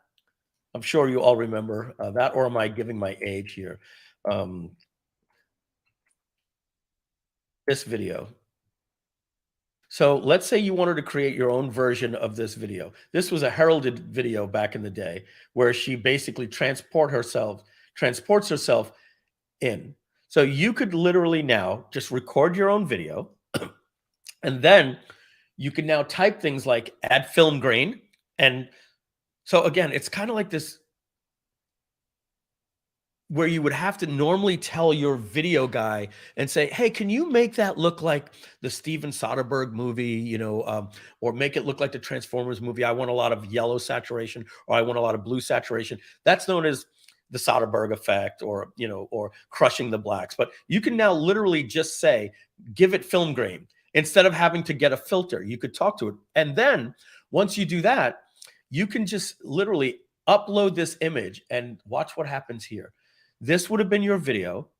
And now you can type in, do it in the style of sketch, or upload an image, and watch what happens just by you typing in to your video, turn it into a claymation style, snap your fingers, and now you look like something out of Gumby, right? You look like something out of Sorry, Davy, right? Or, you know, whatever, Rudolph the Red-Nosed Reindeer. It's going to instantly take your entire video with a prompt and turn it like this. Now, here's another one of a guy that's walking in his backyard. So what he simply does is he takes a picture of the moon landing, and this is called, the other one was called text to image prompting. This is called image to image prompting. In this case, it's called image to video prompting. So you simply say, take this image of me walking in my backyard and give it the moon landing feel. And just like that, snap your fingers, and it takes your current video and turns it into the style of the moon landing. So here's one where there's a girl right here with her hair blowing, and you're taking a statue, a marble sculpture of someone, and you say, I want this video to play in this style. You upload it, and it analyzes that style and puts it on every frame of this video. This was virtually impossible before. This is the stuff that happens in movies like Avatar. All right. So video to video. So if you've ever seen like a Wes Anderson cartoon, right? What I'm about to show you is kind of like a Wes Anderson cartoon.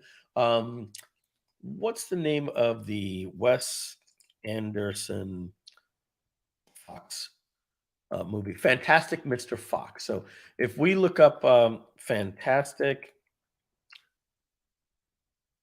Mr. Fox, okay, and we put that into YouTube, we get something that looks like this.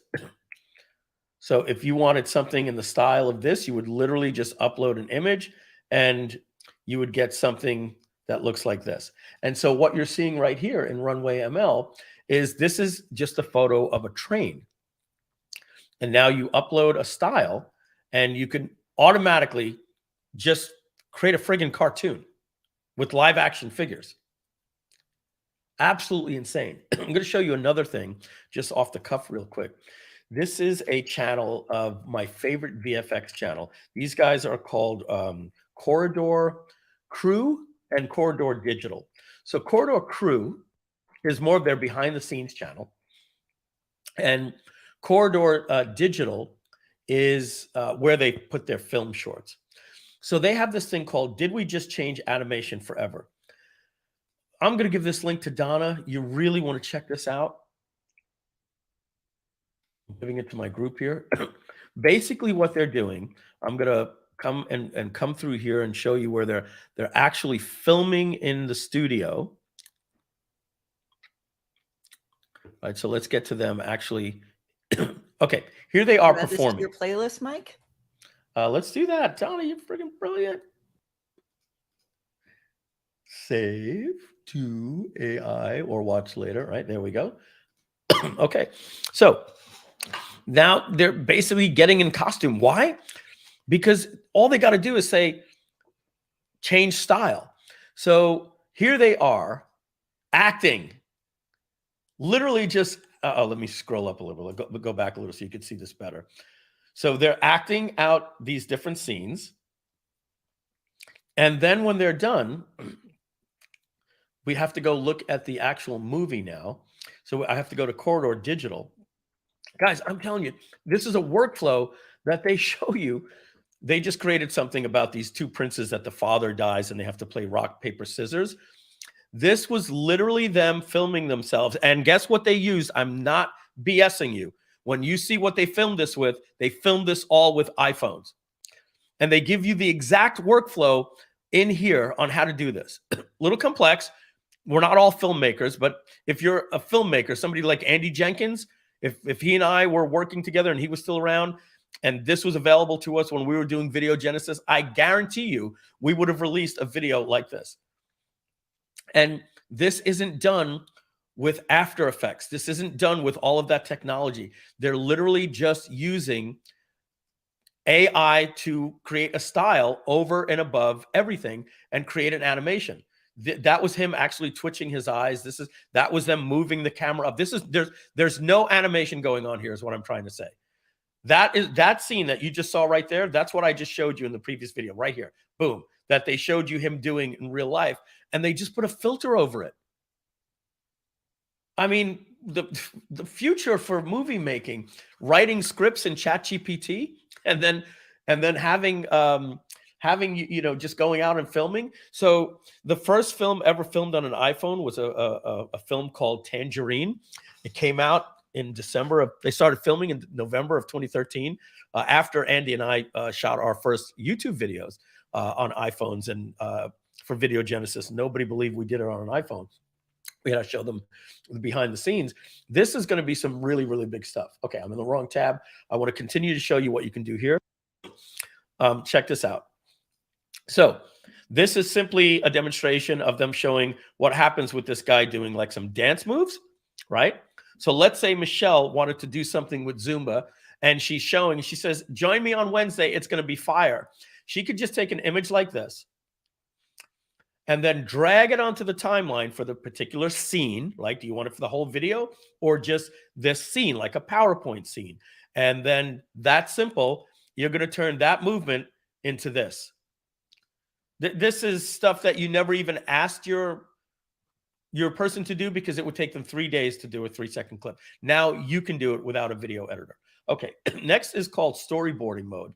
And how this works is what they're showing is they've literally just taken manuals, books, little books that you could get off your parents' old encyclopedia, and you lay them down just like this.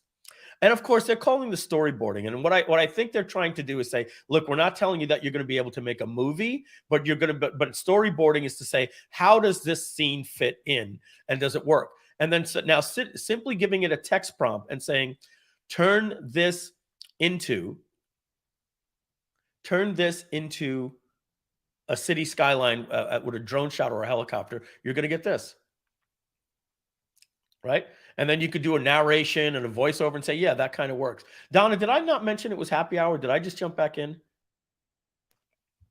You did not mention it. You just jumped back in, but I added the ticker at the bottom. So we maybe want to give the ticker a little more time.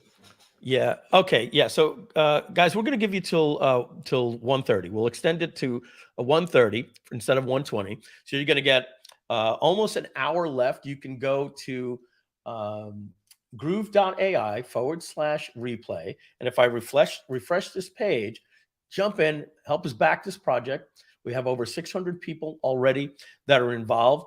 I think Donna said yesterday we crossed the 500,000 mark. We believe we're going to get to $750,000 or $800,000 with people like you backing this project. And you could get in now for just $250 today. That's it. Use PayPal. PayPal even has bill me later if you're a U.S. resident with good credit, or just pay $250. And then 3 more payments. And by the time that this comes out, we're going to be near putting out our early access. Now, remember, early access is only to backers. And published early access goal is September 1st. I have an internal goal that I don't want you to listen to too hard, but we are moving things faster. And we are looking to get it into your hands somewhere around July 15th to August 1st. But let's keep it official, September 1st. And what that means is this will go live to the normal public at a SaaS rate, maybe with recurring billing, $9.97 a year or $99 a month, probably sometime in January. You're going to start playing with this thing as early as September. And if things go better, maybe even August or July, early access, right? Where you go in and we're letting you work with just the content. So $250, become a backer of this project today. I just have to say, like in some of our commercials, the original backer price for Groove was $497. It quickly went to $1397, then $1497, then $1997, then $2497. And currently right now, the 4-payment plan is $4,000. 4 payments at $997 to get a lifetime account for what people were, once able to get for, $1397 or less. You guys are getting in for $897 or, break it up over 4 payments. You definitely want to make sure that you get in before the next half hour. Otherwise, the next before 1:30, because happy hour allows you to get the 4-part payment plan. The rest of the day, it'll be $897 or $497. All right. And we just got Terry Loving just back the project, just jumped in as soon as we opened that up. All right. So we'll check back in a half hour, and I'll congratulate all of you that are checking out as we're doing this right now. So let's get this back out of the way and continue. So we were looking at some of the things. The next thing is called doing a mask. Okay. And what does a mask mean? It simply means that you pause the video and then you select something in the video. And what's nice about this compared to all those tools that I was showing you yesterday, Runwayml doesn't make you do all the drawings and stuff like that. It has so much smart technology. You click a dot on it, and the next thing you know, you text prompt, turn my little golden retriever into a Dalmatian. How do you do that? Add dots, add spots, boom. And you're adding little spots to the dog. All right, render. mode. Not that exciting, but this is for people that know 3D modeling. And if you can do 3D modeling, you can instantly put a skin around it and turn it into a cartoon with a text. Let's see what customization is. Okay, this is really cool. I don't think that they used the best example here. I would have liked, rather than done something, maybe out of Marvel Comics or something like that. But again, copyright issues. But they basically just took this very abstract looking type of artist, and he's going to click on this one right here. So if you had a video, kind of like the Mike AI video, and I'm like, the AI is just a little bit creepy. Let me add a comic book image. I would have just uploaded an image, and just like this, by dragging it onto the canvas, I can now turn any video into any art style, Van Gogh, or these different types of things.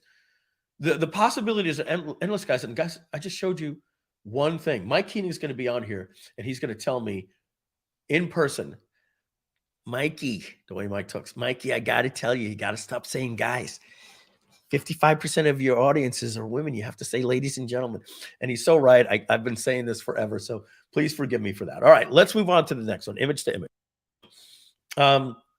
And do me a favor, ladies, do me a favor. Tell me in the chat, do you bother when people say, hey guys, check this out? Is it something that I should work on? Or is it something you've gotten used to, but you'd prefer if people say ladies and gentlemen or folks, or Mike, you're overthinking it. Guys, is not a big deal. I'm just curious. I certainly, getting that information from Mike Keenings, I like to always make sure that we're treating our audience good. And, some habits are hard to break. I get excited. I say, guys, check this out. Or, the younger generation, girls, talk to girls now. They go, dude, right? And so, and that's just the thing. Girls call each other dude, right? Not I important. say guys is a all the catch-all. time. I think it's East Coast. Okay. Growing up in the New York, New Jersey area, everyone's guys.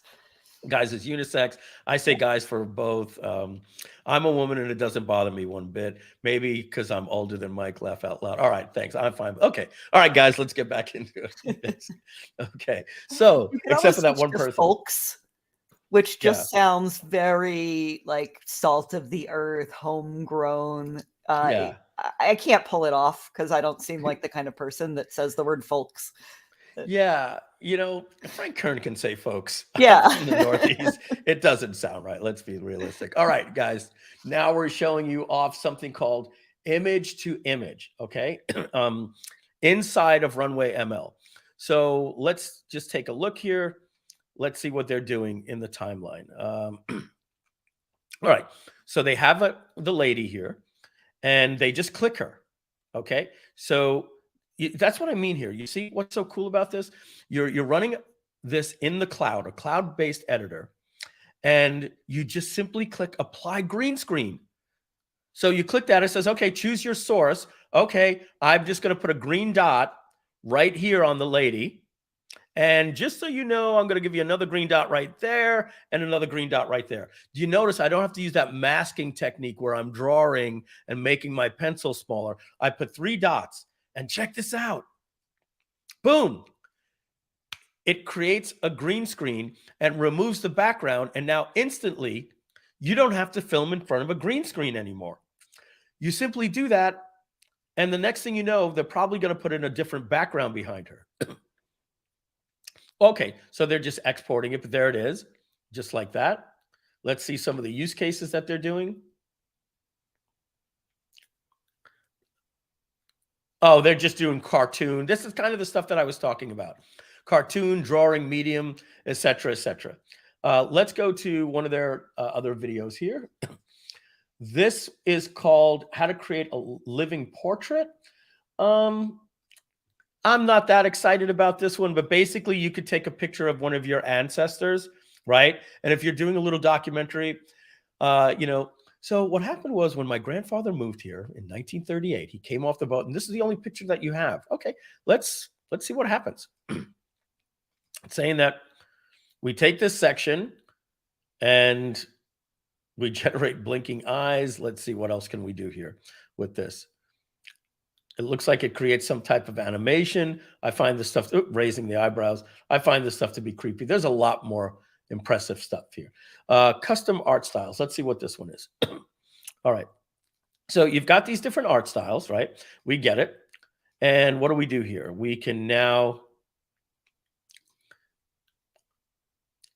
oh, you can create your own style, Donna. This is, you can save the style.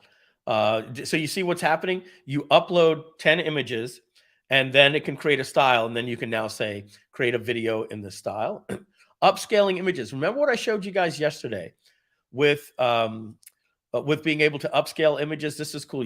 They have this built in as well because they do images and video. So you could take an old video and make it an old image and you can make it 4K. This one is really cool. You're making a video and you did it out in public. And when you're out in public, it's really polite to blur people's faces because you don't have their permission to use them, especially sometimes in a private place. In a public place, you can, like in Central Park, but if you're inside a McDonald's, you really don't want to be using other people's images in your videos. And if they find out it's commercial, they can sue you. If they find out that they're in a video where you're making money. So this, you can go in, find the people, then turn it into a little oval. And instead of having to do it frame by frame, it'll just automatically blur the people's faces automatically for you. You can also do that with logos. Or you could even have the logo completely removed. Let's see here. I don't know what this one is here. Scene detection. Not sure what that is. Bokeh, that's more images. Let's go to, that's some really, okay, let's look at this one, compositing. This is pretty interesting. So here's a woman and they want to get rid of the background. All right. So let's say that you were filming in an area and you got, okay, I got the natural background look, but I also want to just wish I would have shot this in my studio in front of a green screen. Okay, well, great. Pause. And simply remove the background layer that they're showing you here, like this. And I'm sure that they're going to show you that they can swap her background to a mountain, like you're seeing here. Or let's see, did they do anything else? Well, this is interesting. They're going to pull this man out of here. Anyway, watch that video. You're kind of getting the picture. What is compositing? This is being able to take the guy out using your model AI training, custom training, frame interpolation. That's interesting. Text to, oh, this is nice. Text to color grading. This is what I was telling you before. If you have a video and instead of having to do all of those sliders with temperature and exposure, you can just say, I want, a duotone fill. You just text to color grading. Green cyber hues. Okay, great. Green tint overlay, warm sun. You're seeing it go through very, very fast. Dark mood and the style of taxi driver. It applies the entire text prompt to your film. Film noir. Dark, dramatic, high contrast at night. You're kind of getting the picture there. So they're showing you all of these different things that can be done for your film. So color grading, if you want that cinematic look, just say, make it look cinematic. Boom. Color grading is a really tough thing that you used to have to do in DaVinci Resolve. Let's see. Oh, this is what I was trying to demo for you yesterday that I just completely botched. It's called outpainting, infinite image. Well, basically, they have that in here too. You just upload an image. Okay, and now the image is on the canvas. And look at this. You just put a box here. And next thing you know, what do you want? That's what I was missing yesterday. You had it. I wasn't giving it a prompt. An oil painting by someone. Okay, so let's go out here. And just like that, you can have different choices of what you can put in there, and you can extend art out there. All right. So sometimes you might have shot a photo and you're like, man, I really wish that there was a motorcycle here. If that image was realistic, you could pop a motorcycle right in there, just like that. Okay. Next, generative image workflow. Not really sure. Let's go in. It's a 2-minute video. Let's see. A boy sitting. A boy from behind sitting cross-legged on the floor. Is this a video? Oh, generative image workflow. Okay. I think we've kind of seen that type of stuff already yesterday. Text to 3D image. That's cool. Text to image. What modes are behind using blend modes? Oh, okay. This one's really cool, guys. Watch this. Erase and replace in video. In video. Watch this. All right. So we've got a video here. Did you see what just happened? It went a little bit fast. We've got a ball. They're highlighting it like this. Let's see what they're going to do. And they give it a prompt and they make the ball look different. It's going to be different everywhere in the video. So they're saying drop a file here. This is an image. Okay. So now this is 2 different drinks right here. Let's see the prompt that they give it. He's adjusting his brush. Erase and replace in video, guys, in video. So he's going to type here. I guess he's talking. So a Negroni with Prosecco in a glass in that section that they just outpainted. All right. He's still talking. Still talking. Let's see what happens. And there you go. It replaced the image. So let's say you had a beer can in your video and you wanted, you could say replace it with a cup of coffee or a can of Coke. It'll automatically do that throughout your entire video for you. So that's some pretty cool stuff that you can do with Runwayml. Here's some more erase and replace. So check this out. Introducing erase and replace. So what was that? In your video, you have an insect of a ladybug. You press pause and you circle this section and now you type a bee looking for food on a leaf.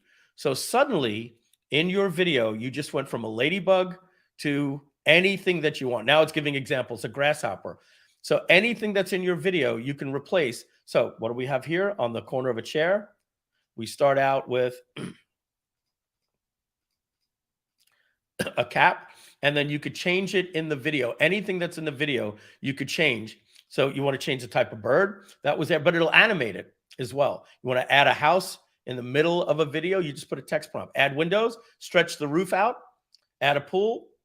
Anything that you have, you can put a text prompt inside of your video with erase and replace. That is some pretty cool stuff. This one right here, this is something, guys, this is making fun of, I guarantee you, black magic design.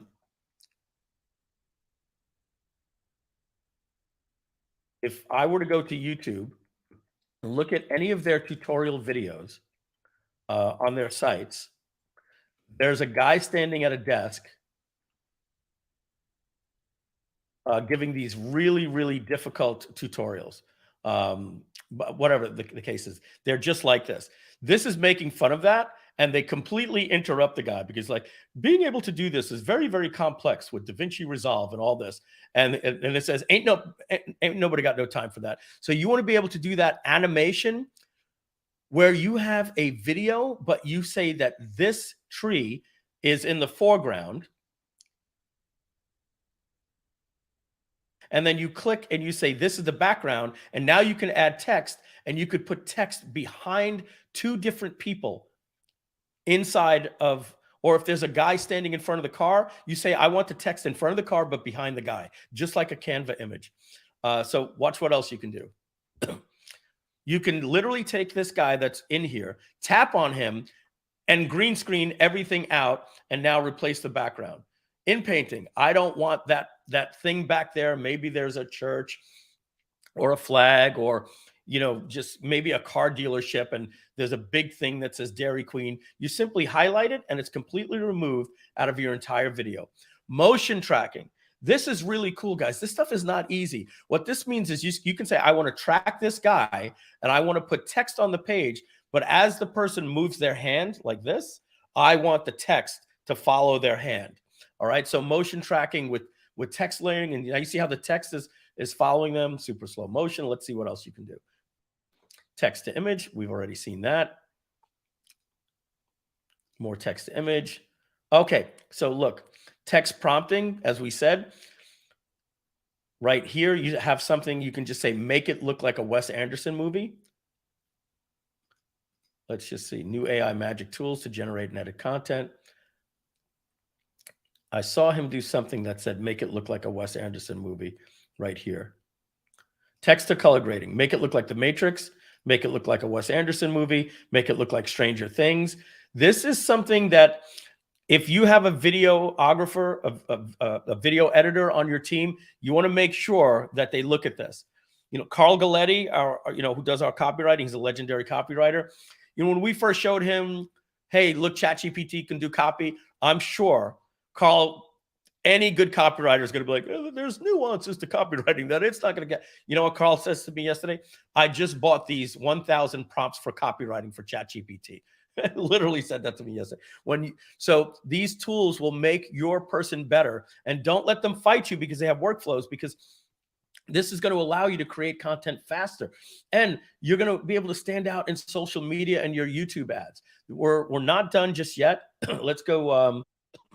It's time to make the impossible possible. Not sure what that is. Editing a product. Let's see, shooting. Oh, okay. So check this out. This is a really nice one. Shooting a product ad. Donna, I know you're not watching, but this is something that I think you would like. Michelle, if I show her this, she's going to completely, poop herself. So what this is saying is that in the past, to shoot a product video was really difficult.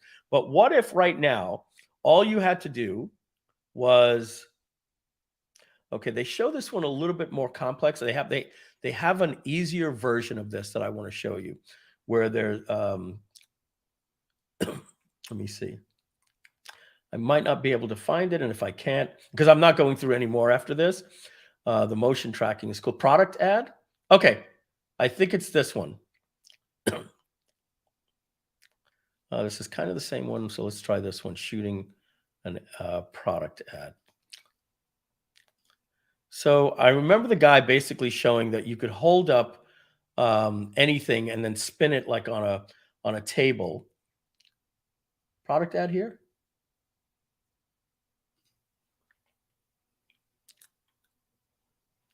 Yeah, we'll just do this. This is the least.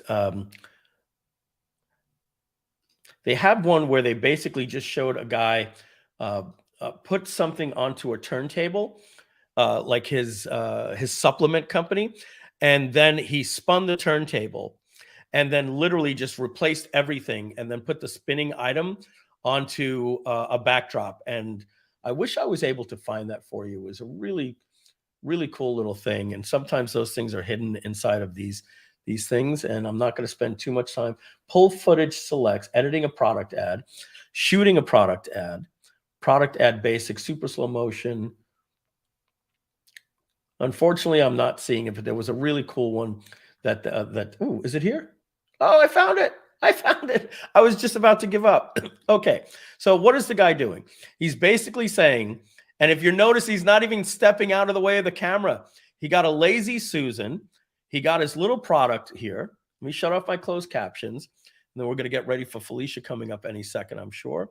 So there's his product called Counterman, right? And so he puts it onto a lazy Susan, and I guarantee he's going to go click, click, two things with the green dot. No inpainting out to get this thing out. All right. So he basically tells you how to do it with the lighting and etc. And now watch what happens.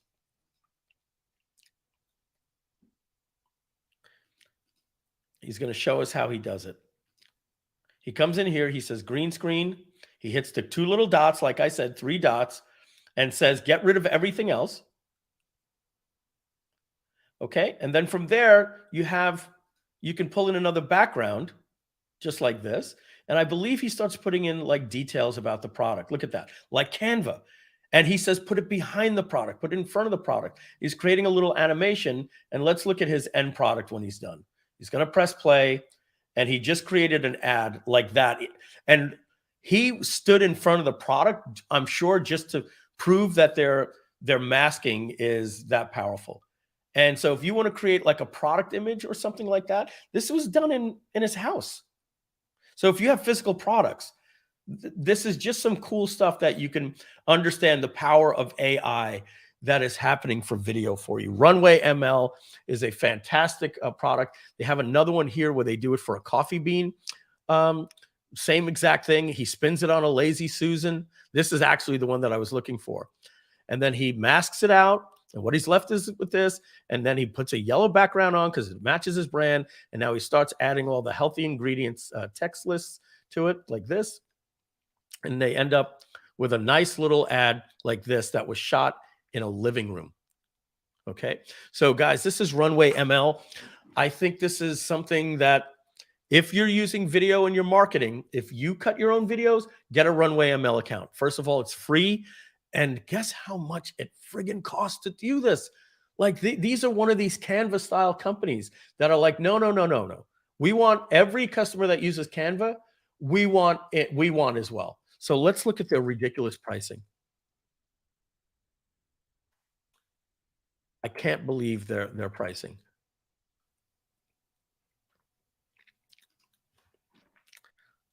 Look at this. And that's probably Felicia. There she is.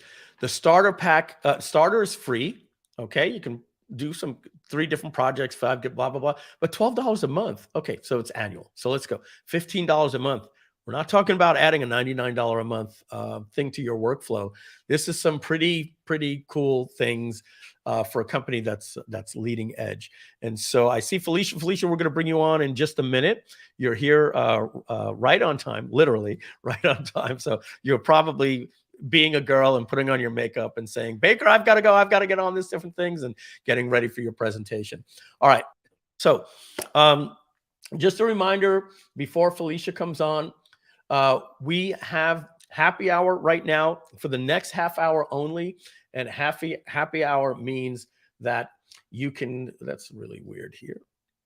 Happy hour means that you could get the backer project for 4 payments of $250, meaning today you can become a backer of Groove.ai, be part of a community where we're sharing AI and workflows, creating powerful tools for you, basically at wholesale prices. You're helping us back this project, and we reward you greatly by giving you lifetime access to something that is not always going to be lifetime.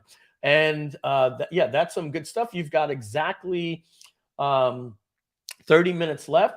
Ralph Robles just backed for the 250. Kevin Norman just backed for the 250. You've got 30 minutes. Felicia, I'm going to get just a little bite of something to eat and get hydrated because we're going to go on a big 2-hour run with you. So just chill out. If you've got a little bit more work that you need to do in the background, go do it. We're going to run a 10-minute commercial and come back at just about 1:15. And we're going to take Felicia from 1:15 to 3 p.m. for an hour and 45 minutes. And she's going to be teaching us how to, and I believe she calls it, Felicia, what's the name of it? I forget. We're going to have to add you into the stream here. What's the name of it? What your product term? Funnel Nectar, because you Funnel squeeze Nectar. the juice out of everything. Funnel Nectar. She's going to teach us how to squeeze all of the juice out of your marketing by repurposing content. We're going to be back in exactly 10 minutes and 30 seconds. See you soon. Hi, it's Mike Filsaime's AI Avatar. Thanks for tuning in to our Groove-A-Thon. We hope you're enjoying all of the great AI content we're serving up for you. But before we get back to the show, we've got a quick message about the Groove.ai backer project. So let me ask you this. Are you sick and tired of spending countless hours creating content for your website, social media, and email marketing campaigns? Do you struggle with writer's block and finding the right words to express your ideas, or blank page syndrome? Then you're going to love AI. It's the revolutionary tech that is in AI-powered content creation platforms that solve these problems and more. In fact, we used it for almost every content we used in this campaign, including the script for this video. But did you catch that problem? I said platforms. It's like this. Sadly, AI is becoming like streaming platforms. Remember when cutting the cord with cable companies was all the rage? Well, now there's a dozen streaming platforms, and the cost can add up quickly. The same is happening with AI. There are a lot of great platforms out there, but the cost could be as high as $4,000 a month or more to do what we've been doing in this promotion. And trust me, we will make 100 times the ROI. But why pay $4,000 a month when you could pay one time for AI and own it for life? Imagine this. What if you could have a lifetime deal on all of your streaming platforms for the price of just 1 month? Are you starting to see it? That's right. That's why we created Groove.ai. It's a backer project backed by people like you that later this year will provide you with the best AI solutions at a fraction of the cost. The question is not, will you be using AI? With Groove.ai, you can create unlimited high-quality, engaging content in minutes, not hours. Whether you need headlines or great bullets, or website copy or funnel copy, landing page copy or webinar registration copy, or those email subject lines that get 3 times the open rates that you're getting right now. Or how about quality emails that get 2 times the click-through rates because they're not the same boring old emails?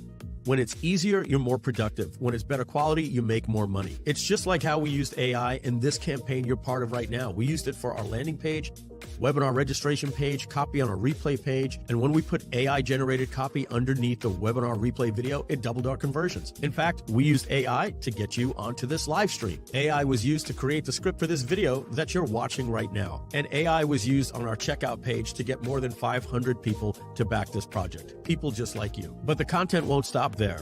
You'll be able to use it for blog posts, social media captions, product descriptions, email newsletters, reports, books, articles, you name it. Groove.ai will have you covered. Plus, it'll have advanced features like keyword tools and SEO tools. So what does this mean for you? It means you can finally focus on growing your business and serving your customers instead of being stuck at your desk, struggling to come up with the perfect words. AI is like a calculator for words. It's literally like having the assistance of an all-knowing being to help you with anything that you need. With Groove.ai, you'll have more time, more creativity, and more peace of mind. But here's the thing. We need your help to take this product to the next level. And by backing our project, you'll not only get early access to Groove.ai, but you'll also get lifetime access to the platform for a one-time price instead of paying annually or monthly. Sidebar, Your Honor, here's a fun fact. We did the same thing, a backer project for Groove.cm. When we did that project, we started with a lifetime offer of just $1,397. And that's $500 more than you're going to be paying here today. But we didn't stop there. We kept telling people we were going to raise the price, and we did, to $1,497, then $1,997, then $2,497. And today, it costs $3,997 to get lifetime access to the Groove.cm account. And people pay for it every day because people like lifetime deals. They're great. But we warned everyone with Groove.cm that the price was going to be going up. But some people love the punishment of paying more. But not you. You realize that this is the lowest price we will ever offer, and since it's a lifetime deal, you're strongly considering doing what over 500 people have already done. So why not join them? Want to know a little bit more about Groove.ai? Sure. Let's take a closer look at some of the key features of Groove.ai. Our platform uses AI to create engaging, high-converting copy in seconds. No more writer's block or endless hours copywriting. Let Groove.ai do all the heavy lifting for you. But that's just the beginning. With Groove.ai, you'll be able to create content at the speed of thought. When the software is released very soon, here are just some of the things you can do 10 times faster. Groove.ai features a chatbot assistant that integrates with ChatGPT. So it's not just a boring blog wizard, you're going to be able to craft it the way that you want. Let's not forget about our Chrome extension we're going to have. You can extend Groove.ai anywhere that you can type. Simply use the magic prompt and enter your wish. When you hit enter, Groove.ai will start typing whatever you requested wherever you requested it.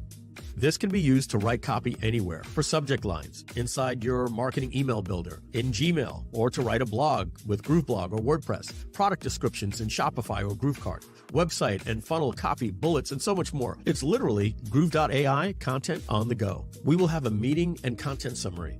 Just upload any audio or video and easily transcribe meetings or videos from multiple sources, including video conferencing apps like Zoom or any audio file you have. You can review a 1-hour meeting in just 5 minutes. With just one click, you can get access to your meeting's action items, tasks, questions, and other key metrics. You can get summaries and TLDRs at your fingertips. And weeks, months, or years later, you can search any text for any keyword from any meeting in your company with ease. But our most coveted feature is this. You'll be able to build landing pages and funnels in minutes with Groove.ai's magic website and funnel builder. That's right. It will build all of the pages. You simply tell Groove about your business, and it will build all of the pages, all of the copy, all of the images, title tags, and optimize it for SEO. And you can even export those pages to Groove Pages. So say goodbye to the need for web development, design experience, or even a copywriter. When you're done, export them to Groove Pages in Groove.cm to edit, publish, and save. And check this out for your company support. You're going to be able to train Groove.ai with your support articles from your current help desk, and then you can add a support AI widget to your site to do better support than even your best support agents. Yes, the future is here. And you're going to be able to easily create high quality images and graphics for your campaign, saving you time and money on professional design services. You'll be able to quickly and easily generate high quality images and graphics for your campaigns without the need of a professional designer, saving you time and money. Better images increase conversion rates. So here's what makes Groove.ai different. First, it consolidates all those other good but expensive AI companies into one, saving you money. Second is that you can use your own free API key that you get from OpenAI and Google.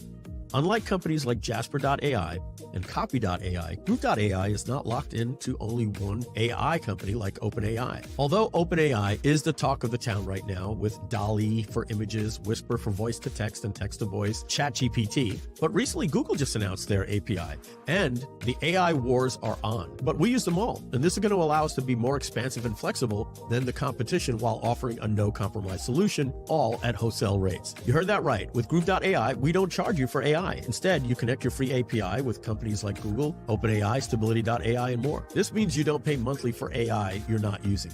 And since you're paying directly to the source and not us, you're saving 3 times to 6 times the retail markup compared to companies like Jasper.ai. The other guys charge you for monthly tokens even if you don't use them, and they don't offer rollover credits.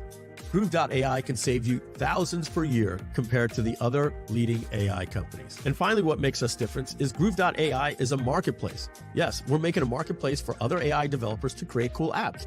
Don't find a task or workflow for your needs? There's a marketplace where others are extending our platform with powerful AI tools. You've seen how marketplaces extend the value of technology with things like the Apple iPhone, Android, WordPress, Google Chrome, and Shopify. Groove.ai will allow AI developers to market their apps in our marketplace. The bottom line, that's better for you. But before we wrap up, we want to make a special offer to you. We need your help.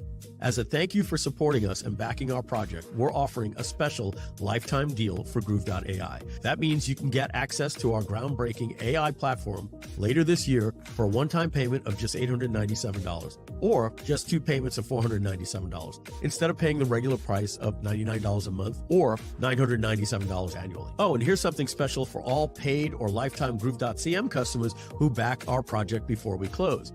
You'll get a massive bonus of 3.75 million words of free AI content. That's the equivalent of getting 3,500 free emails with 1,000 words each, or the ability to create one 1,000-word email every single day for a decade. Don't miss out on this incredible bonus. Act fast and become a backer of Groove.ai today. But don't wait too long. The lifetime deal is only available for a limited time. Once we close this backer project, the lifetime deal will be gone forever. After that, it will cost $99 a month or $997 a year. So if you want to take advantage of this incredible opportunity and save big on your AI needs, become a backer of Groove.ai today before it's too late. Don't wait. Join the community of over 500 people that have already backed this project and be the first to experience the power of AI when it's released later this year. Go to Groove.ai/backer right now. Groove.ai/backer. So now let's get back to the AI Week Groove-A-Thon with the real Mike Filsaime. Now get ready for the power of Groove.ai. Become a backer of Groove today. All right, everybody, we're back. And we are going to bring on Felicia, who says that her camera is not working. So let's bring her on. There she is. She just had it shut off from her end there. Felicia, thumbs up if you're ready to get added to the stream. You had our whole team having a whole conversation with, I'm texting her. She's not panicking about anything, so I'm sure it's fine. So when we saw your camera go off, so there's a little stop cam button in the browser that you see I'm toggling right now. So that puts your profile avatar instead of this like device error not found. So that's kind of what freaked us out. Okay. I'm sure I'm new to StreamYard. I really don't use it that often, but I'm not even sure this is really Mike Filsaime. So everything is just kind of a big question mark in my mind. This is not me. No. So Felicia and I were geeking out last night, talking about, hey, what are we going to talk about tomorrow? And, we were talking about AI, and she just was freaking out when I told her what we've used it for in our marketing. Literally, for me, Felicia, was a lot, and we'll do a full introduction in a second just to finish the thought. It's like, it reminded me of when I was a one-man show and had to get a lot done. And it used to exhaust me, and I was able to do a lot with my team now, where it was just a lot more fun. And our team is working less, and we're having better results. So it's been a lot of fun. It's been a pleasurable launch for us. Just a quick little reminder to everybody: you have exactly 15 minutes and 30 seconds from right now, beep, to get access to the happy hour, where you can become a backer of Groove today. Become a backer of Groove, just like the song said, for $250 today, and then just a couple, 3 more payments after that. All right, so let's jump into the content. Felicia, you look beautiful today. Thank you. Because you don't always look beautiful, but today you do. This is a fact. I'm still wearing pajama pants, though. Don't be fooled. Yeah. If I'll try to keep the banter down. Felicia and I, like Donna, are very, very good friends. She comes and vacations at our house, and we kind of have like this making fun of thing for her. So if you think I'm being disrespectful to her, it's because I am, and she deserves it. All right. So Felicia, quick little background about you and how you got passionate about teaching this content creation stuff. Go ahead. Yeah, it's so my name is Felicia, as Mike said. I've been working on all sides of marketing for the past more than a decade now. And basically having worn a bunch of different hats, I was able to kind of see a lot of ways that people do things well and a lot of ways that people do things terribly. And I've been on both ends of that. So, kind of putting the best pieces together and realizing that we work so much harder than we need to. And if we were just more efficient with that, we can actually squeeze so much more juice out of what we already have, because we spend so much time creating that stuff. But really how this whole thing started is a good friend of mine, Ron Reich, asked me to speak at one of his events to, these are 6 to 7 figure business owners, successful, smart people. And I started off by honestly just my curiosity. I said, how many of you in here prefer the book over the movie? Some hands go up. How many of you in here prefer the movie over the book? Some hands go up. And then I said, okay, taking off your consumer hats for a second, how many of you in here are using things like a webinar to sell your products and services, a video launch sequence to sell your products or services? And, at some point or another, every single person's hand in the room goes up, right? Everyone's got their hand up. And I said, okay, now how many of you buy things from webinars? How many of you buy things from launch sequences? Everyone starts looking around and nobody puts their hand up. And we all just busted out into laughter because, we're all using these things to sell our stuff to our audiences that we personally don't even consume that way. But we know it works, right? So we do it. So the real thing is just, learning that there's such a disconnect between how we feel we need to present our information and, thinking about all the other people that don't consume that way, that are missing out on our message. So I really noticed there's a giant gap there, and that we could be doing so much with the stuff that we already have and make, so much more money from that. Great. We're going to jump in and start breaking some of that stuff down and seeing how we can use AI to do that. You glossed over some pretty important things because nobody likes to brag or anything. But back before you were an entrepreneur, you really cut your teeth with basically you can say you were worth a company where you were the creative director for Brian Tracy. For all of their digital media, you were managing the account for the famous huge author Brian Tracy. So everything 7 years. Yeah, 7 years. Everything that you saw online until you became your own solo entrepreneur went through your project management, copywriting, and all that different type of stuff that you manage. And then from there that you went into the health and wellness niche with a very successful health and wellness company, creating ClickFunnels style ebook content membership and direct response sales challenges, launches. Yeah, basically just the business partner ran the entire business and all things related to it.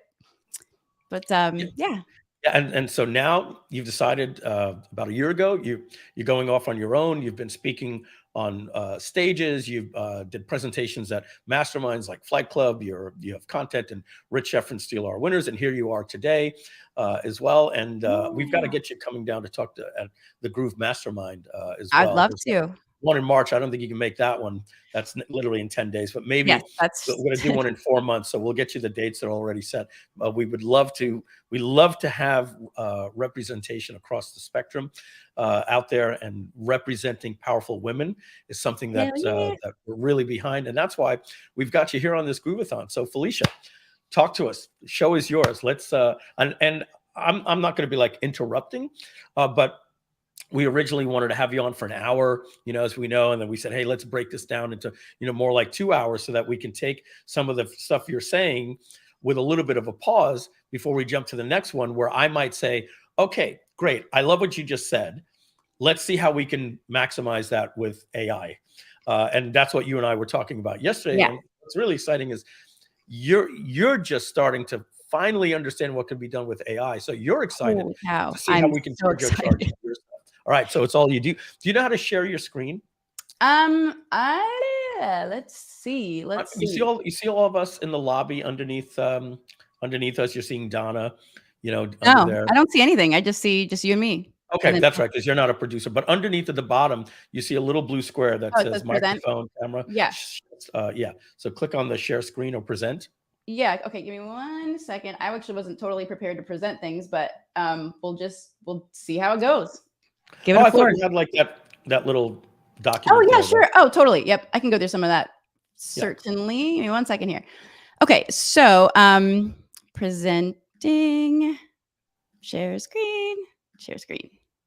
Okay, here we go. So let me. All right. I'm going to add it to the stream, and I'm going to put us here. Here, I can increase this too. Yeah, that'll help. Okay. And I could probably just let me give them 1 second. I'll just get rid of these toolbars. Okay, here we go. So basically what I wanted to just walk you guys through really quickly is the framework, what I call the framework. Okay. So the real thing here is that there's a lot of different ways that we sell our stuff, right? We talk about these core sales mechanisms.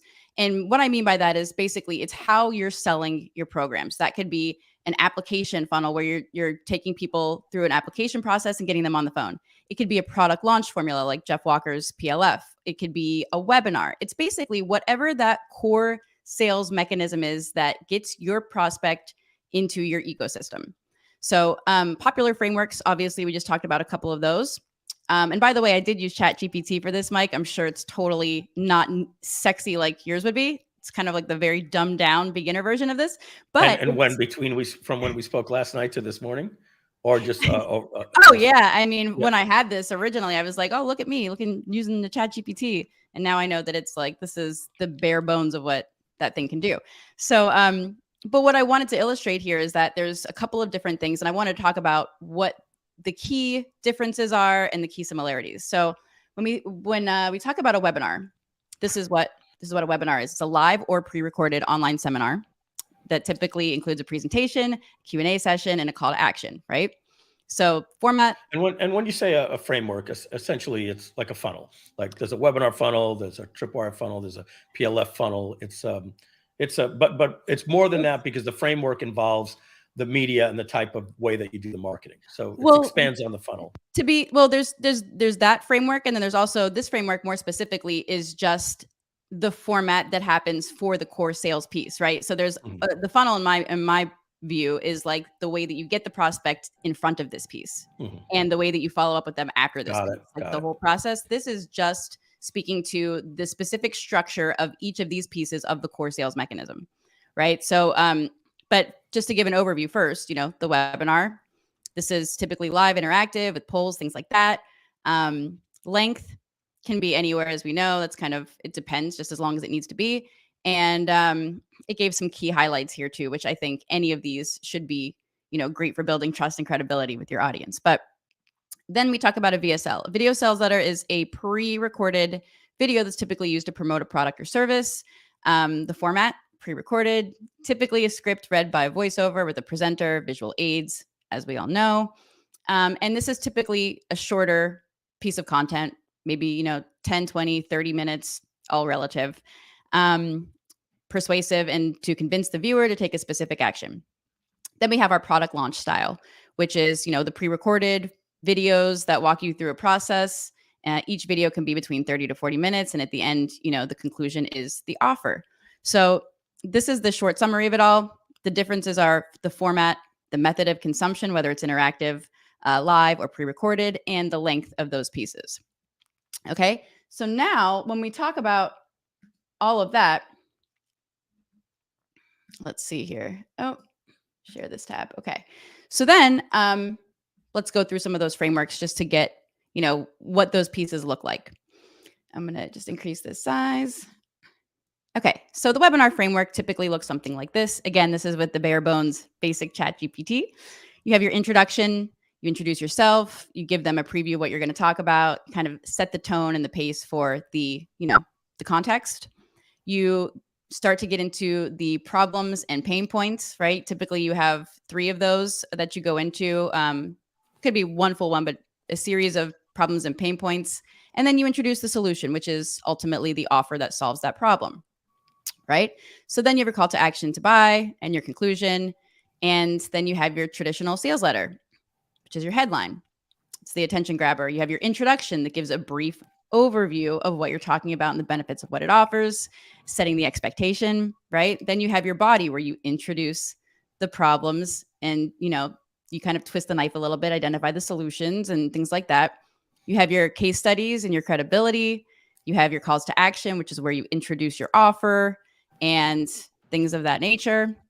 And then the video sales letter framework. Your attention grabber headline, you get your credibility in there. You identify the problem and offer your solution, credibility, make your offer with the call to action. You know what else does all of these exact same things? A book.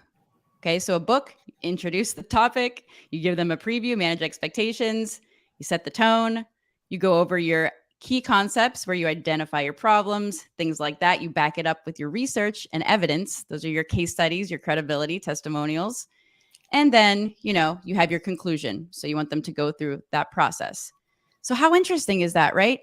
All of these things have all of the same ingredients. They're just slightly different variations of how you do that. And so each one of those things, that's why we use so many of these things in sales, because we know that we need all those pieces in order to get someone to make a decision. We need them to consume because we know that if they consume, they can take action and ultimately get results.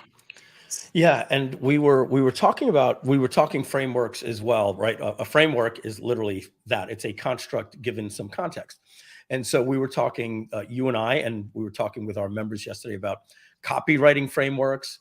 There is the feature advantage benefit, the problem agitate solve, the AIDA attention interest action desire, and certain frameworks are better for different types of webinars or VSLs or long form sales letter or writing an email. And then we were also talking about there's frameworks in Hollywood, right? A framework is the hero's journey, or it's the quest, it's the revenge movie, and all of these different things. And some of these work better, right? You could actually create a revenge narrative, right? The revenge is about, that teacher that said that you're never going to grow up and be anything. And for some reason, I don't know why, but it's just sticking with me. I've always been driven to think one day I'm going to run into that teacher and say, I'm going to show you I made something of myself, right? That validation or but the hero's journey works very, very well. So I love being able to codify things into different frameworks, but even though we're doing feature advantage benefit or mixing that with hero's journey, there is still a common structure, as you said. There's going to be an introduction, there's going to be a body, there's going to be a call to action. It's just how all of these things blend in. So just wanted to comment on that. Yeah, and so the whole point of all of this in my mind is that when we try, I hear it all the time from my clients. We try to, I got to get more people on the webinar. I got to get them on the webinar. I'm going to send emails like this. Hurry up. You better watch my webinar. It's coming down tomorrow. It's never going to be on the internet ever again. We try to do this because we want them there so desperately bad, but it's that's so see-through. Everyone sees through that stuff nowadays. So you have to get creative. And the truth is, you don't really have to get that creative because everything follows the same formula. So if you're not making things available to be consumed in all the ways people consume it, then you're just missing out on like 50% or more of your prospects. Yeah. And I agree. I think that, earning trust, as it's one of the things that you said, in there as well, especially, it's hard to earn trust, on your webinar registration page, but it can be done, but it really happens more on the webinar.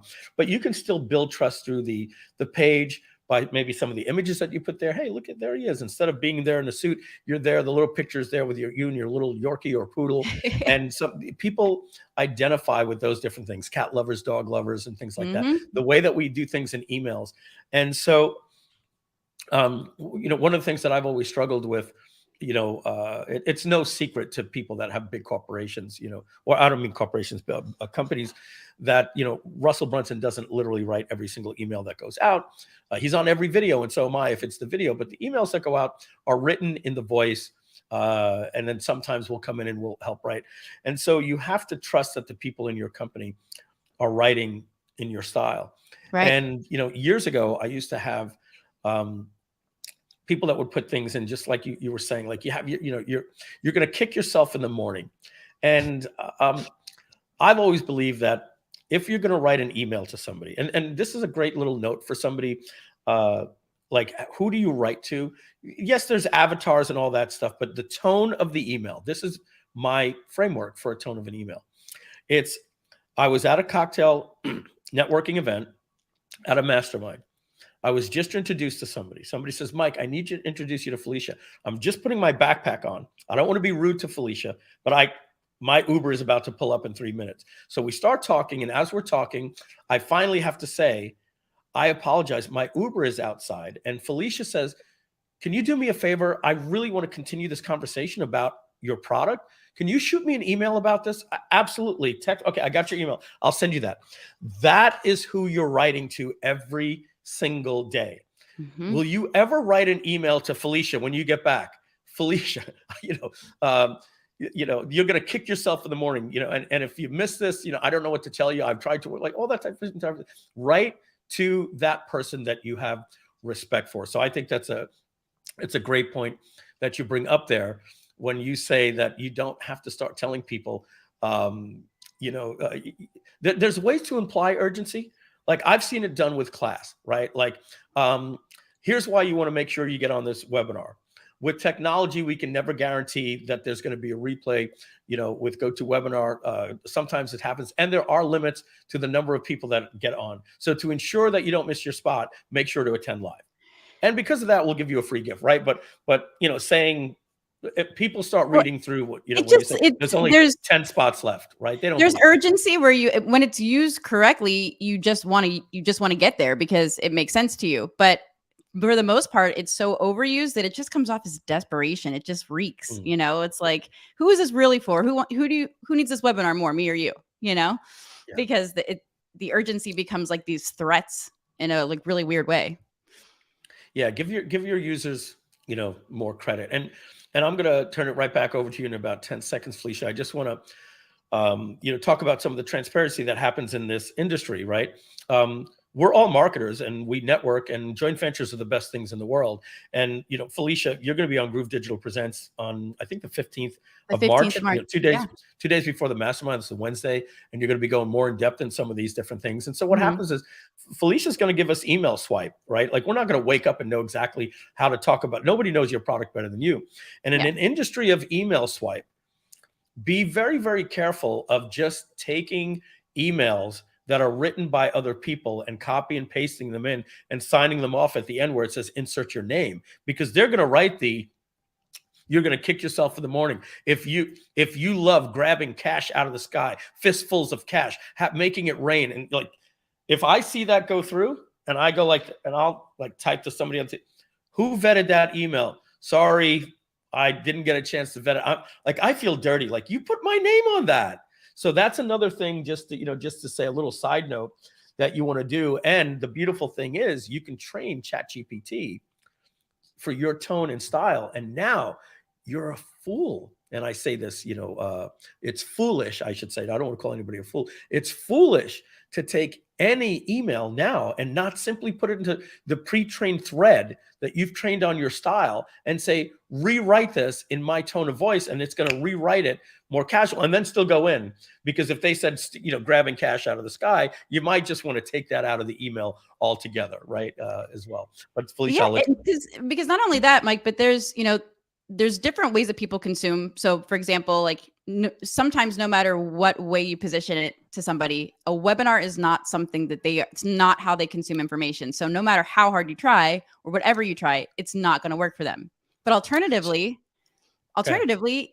there are so many different angles and, pain or motivations that will appeal to different types of consumers on that level, that you have to really be considering not only the consumption of the media type, but also how that individual is motivated, right? Or do they move away from pain? Do they move closer to gain? You have to think about those things too. And that's why ChatGPT is so exciting to me, is because you can really hit all the consumption types and all the different angles that might appeal to any individual. Ooh, wow. You just gave me some ideas.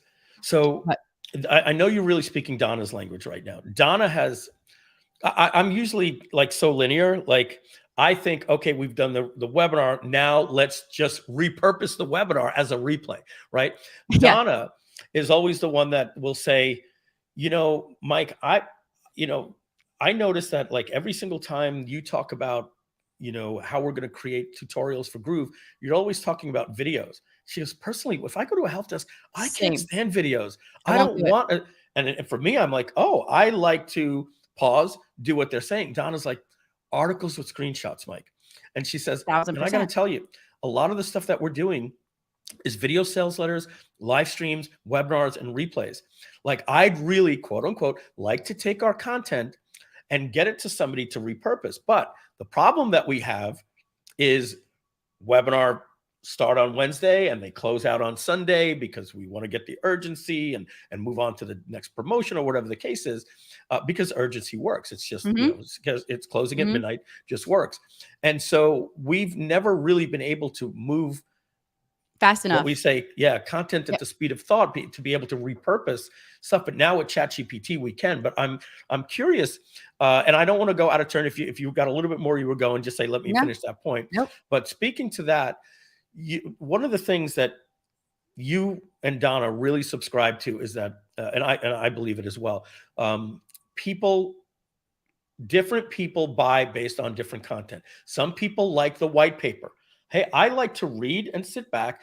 Give me the 72-page all information, right? I'm I want the tech specs when I buy. That's why I buy a Samsung over an iPhone. Yeah. I like to know. And then there are other people that are a little bit more emotional. They either and you see other people that are they're watching a 7-minute video and they're like, just get to the point. What's the price? Yeah, look, I've got money. Let me show me what it's going to do. Yeah. Exactly. Show me what it's going to do for my business. I'm a big boy, and I'll make a decision. So different people. What is your method once you have one form of that's already what we call in the can? You've produced it. How do you repurpose all of that stuff? What's your workflow? So this is what I typically do, and what's really cool about this is that I had 3 clients that have had just crazy results with this. Basically, the first step is always to create and build out the framework, right? Have that really decently good core sales piece, right? That's your webinar or whatever that main piece is. It doesn't even really matter what format it's in, but just have that core sales piece and do the work, do the research to know the angles, the pain points of the audience, the benefits, the results, and have an offer that is getting a result for people, right? That's always step 1. So a lot of times my clients come to me with that piece already, whatever that core sales piece is. And the first thing that I'll do is I'll say, okay, wow, this is really great. Looking at the metrics, how many people are getting there? If I could just get more people in front of that. And I'm like, okay, well, this is a whole core sales webinar, let's say, as an example. How else do people know about this information? How else do you get that information in front of people besides this webinar? She's like, well, I give them bonuses and things like that. And she's like, but my friend Patty told me that bonuses don't really even work anymore. She doesn't even care about bonuses. And I was like, okay, that's fine for Patty. But the truth is that does motivate somebody else, right? So the first thing that I do is I will immediately get that transcribed. Always get the first main piece transcribed. And then I'll start to look at all the other ways that we can appeal to somebody with that. So Felicia, just curious, and I'm going to try to do this at a minimum, but when I do see something that it's a cool aha, sometimes when I come back to it, it's kind of like, what is Mike talking about? So I'm going to just jump in here. In your workflow, currently, how do you get things transcribed? I use Descript. I mean, I've been doing this for so long. It was Rev with the real person a while back. And then it was Rev.ai, and then it was Descript. We use a bunch of different things. I'm not even sure what my VA is using right now, but I think it's Descript. Yeah. So for us, it was first a girl that we used to use for years. After we, her name was Katie. We used to send her a document. We'd get it back in 3 days. After that, we realized, hey, we can use Rev, and we can have somebody do it because there's always somebody there. And again, 48 hours, very expensive price. Then Rev realized, right. And if you want timestamps, it's like 30 cents more per like line or something. Yeah. And then Rev started saying, hey, you could do AI, and you're like, hey, look, we can go and edit this later. Have price to it. And it was pretty darn good, wasn't it? Turned around in about 40 seconds or so, something like that. And then you got Descript now, that if you have your subscription. And then Felicia, have you seen this? Because you're just jumping on here. You've been you haven't been on every hour here. Let me share my screen. Do it. Okay. Have you seen this? So we're going to just go into YouTube and we're going to type in Tony Robbins. Are you on YouTube, Felicia? Any presentations? Oh my gosh, literally just like one unlisted video, but that is my unlisted. All right. No I have one. Yeah, unlisted. Yeah. Oh, okay.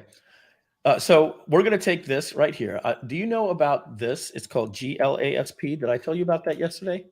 You did, and I cannot wait. It's a Chrome extension, and you just add it to Chrome. And once it's added to Chrome, you get this little thing right. Let's see. Oh, I shut off all my extensions. I got to turn them back on. So let's do that. And now I got to refresh, and I should have. Here it is. So it adds this little thing right here to any video, and I just hit the down arrow just like this, and I get instant transcriptions just like that with timestamps. And if I want, have you noticed that, like, so that's happening for me automatically in some cases now? Like I'm getting when I get into like a Google Meet or something like that, it automatically just starts popping up for me. Has that happened for you? You might have a plugin that you put in. Like I use this thing called Firefly, so it just automatically follows me to every Zoom and Google Meet. Yeah. And then it downloads everything into my account for me. Yeah, this is wild. Inside of Google, though. I mean, inside of YouTube, this is crazy. Oh, inside of YouTube, yeah. I didn't know. You'd have to show me that. I haven't seen it. There's also one that we showed right here. It's called YouTube Transcript, and you can just basically take any URL and paste it here. Like, did I mess that up? I messed that up. And you could just go like this, and you could get an entire transcript on the page just like this as well. Oh my God. Yeah. This one is without timestamps, and this one is with timestamps. But I love timestamps. They just added this over here where you can click and you can go YouTube summary, just like this, and it'll automatically pop it right into ChatGPT and give you an exact summary of the video. So sometimes you're like, hey, I just want to know what's going on. Now, the reason why I asked you about the way that you do the transcriptions was I wanted to know just your workflow, if there was anything else that we were missing. And this is now basically what we're doing is we're getting our transcripts done here. We hit this copy, right? I then just have my little quick Google Docs here. I'll just go like this, and then we can have somebody on the team. Now you see this has the timestamps. So if you want it without the timestamps, then you'll go and do it with YouTube transcript.com, and you don't get all that different stuff. Can I just say something about the timestamps that I love, especially for when it comes to saving time? Because I always get the timestamp version, because it's easier for if you're delegating this out, especially like you want to take one more thing off your plate, you delegate this out to somebody else. You can just literally have them pull the timestamps where things are being said. Every 30 seconds. Yeah, yes. And so basically, it's the easiest way to delegate this out is just to have those timestamps in there. It's always Did you get a chance to watch that case study or yes, that case study video I sent you or no? I didn't. How we did the table of contents. Oh, no worries. But I do want to. I mean, yeah. Because right, that's a big part of it too. Everything that we do part of my process, right, is when I get that webinar, the first thing I do is say, I bet you got some readers on your list. I'm a reader. Yeah. I would do that. So let's get back to that. Your screen disappeared. Did you stop sharing? Yeah. I mean, there's nothing. That's okay. I don't have anything. Okay. Basically, no problem. Yes. We forgot to do the 5 minutes left to happy hour, so you didn't shut it off, did you? I did not shut it off yet. Okay. I wanted to give everyone 5 minutes. Yeah, we get stuck in here. So look, this page, Groove.ai /replay, you have exactly 5 minutes from right now to get in. Other than that, happy hour is over. And that means you can always get it at 2 payments of $497 or jump in straight in and say, I'm just going all in. Save yourself $100 if you can. It's in the budget for $897. But if you want to back this project, it's $250. That's it. Pay it with PayPal. Any option you want, credit card, debit card, whatever you want. PayPal option is here, and become a backer. And I promise you're gonna be glad that you did. And let's just take a look at some of the people that. And for real this time, because I set an alarm. So it's for real 5 minutes. All right. So here we go. Ralph Nobles, Kevin Norman, David Rotz, I'm going to say, Lucinda Woodard, Dawn Anderson, Marilyn Burdiak, Amp Paul Hykins, Ardith Martin, and Phil Detilou. I really tried with the names, and I probably still get them wrong. But Phil Detilou, all of you. I bet AI Mike wouldn't mess that up. Yeah, he can't even say his name right. Trust me.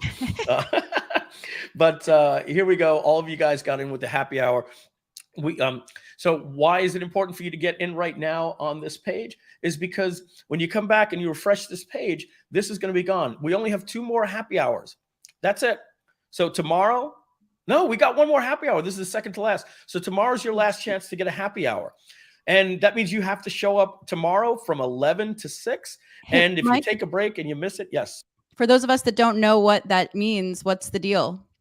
Oh, so happy hour, as soon as happy hour is over, the checkout's going to look like this. Only these 2 options are going to be here. And so we prefer to get our money up front.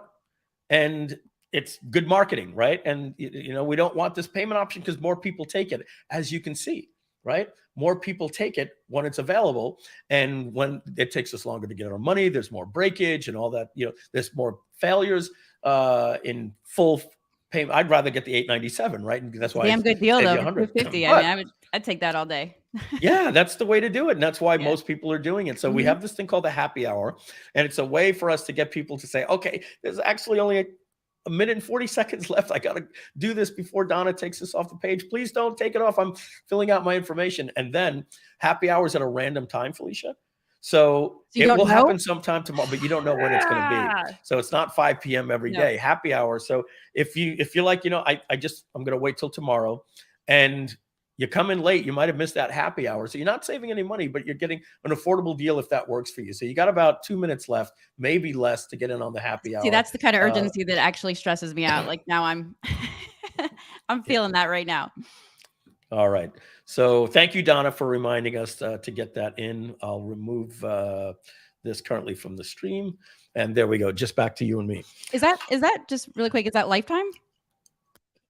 Yeah. So the way that Groove.ai works is when you use something like Jasper or Writer or Copy.ai, they're monthly, $1 a month. That's why I was asking. Yeah.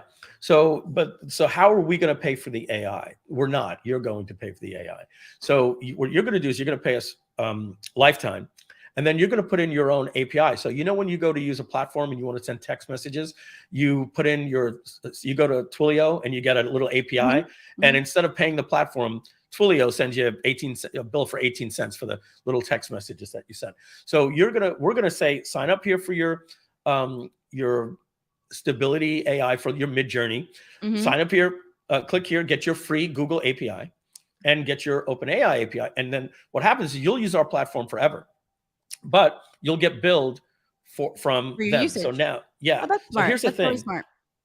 Our pricing is 3 times less for the API to 6 times less than Jasper and Copy.ai.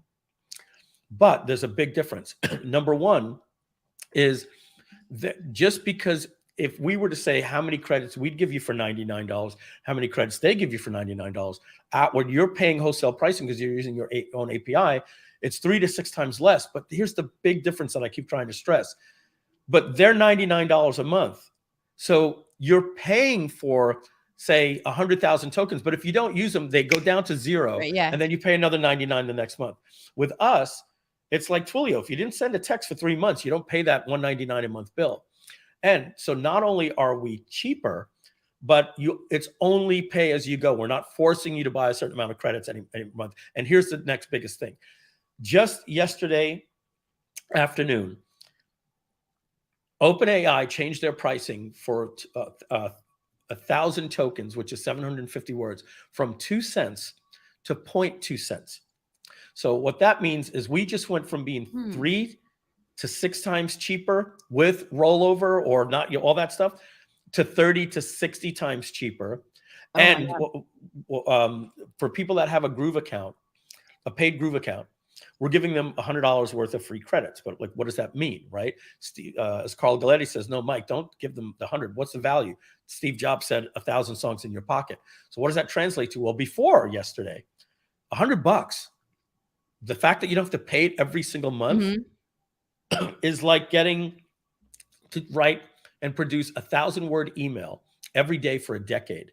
And now that they just 10x the pricing lower, that $100 gives you so much credit that before you even have to pay with your own API, you're going to be able to write 1,000-word email, the equivalent of a 1,000-word email for a century, right? So that's why our wholesale pricing model is so great. And that's why we recommend that people jump in with our backer project. I'm looking for my little mouse here. Give me just a minute. Okay. I like that too, because over the course of a year, when you think about it, there will be some months where you're obviously using it more than other months. But at the end of the year, it's when you weigh it out, the $99 a month versus what you pay per usage, like that's going to be substantially less over the course of a year when you look back at that.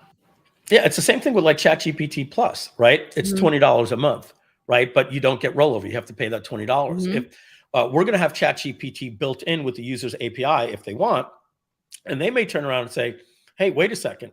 I'm getting the ChatGPT Plus model built inside of Groove.ai, and I used it for a full month, and my bill was $3.60. Right. I'm gonna cancel my ChatGPT Plus payment over with ChatGPT. And also, it's a nice way to dip your toes in a little bit, because I know for me too, like, I told you this yesterday, like I should have freaking realized that you've been doing this behind the scenes forever now. Like I should have just known that. But I see everyone else kind of, talking about it everywhere, obviously, but it's starting to make other people feel like they're being left behind, and it's freaking people out. I'm in a silo myself because ChatGPT came out. I don't do social media. I've been talking about it in masterminds. I was asked to speak about it with Mike Koenigs on a phone call for Flight Club. Then I go on the marketer's cruise, and I'm like, I think I'm so far ahead of the curve, and I am in many ways because we're creating this company with it, and I'm really deep into it. And excuse me. And now that I'm going on Facebook because we created this new Facebook community, I'm looking at like my real Facebook. Michael Stevenson, I just worked with the Whisper API. There was not I'm not even kidding.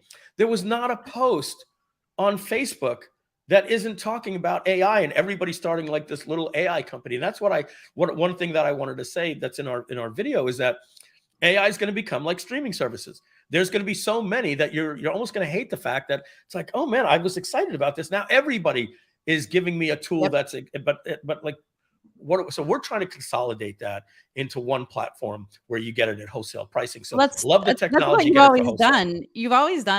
You've always combined all of the pieces of things that people need into like one amazing thing. And you've always been ahead of that. It's, I've always loved that about you.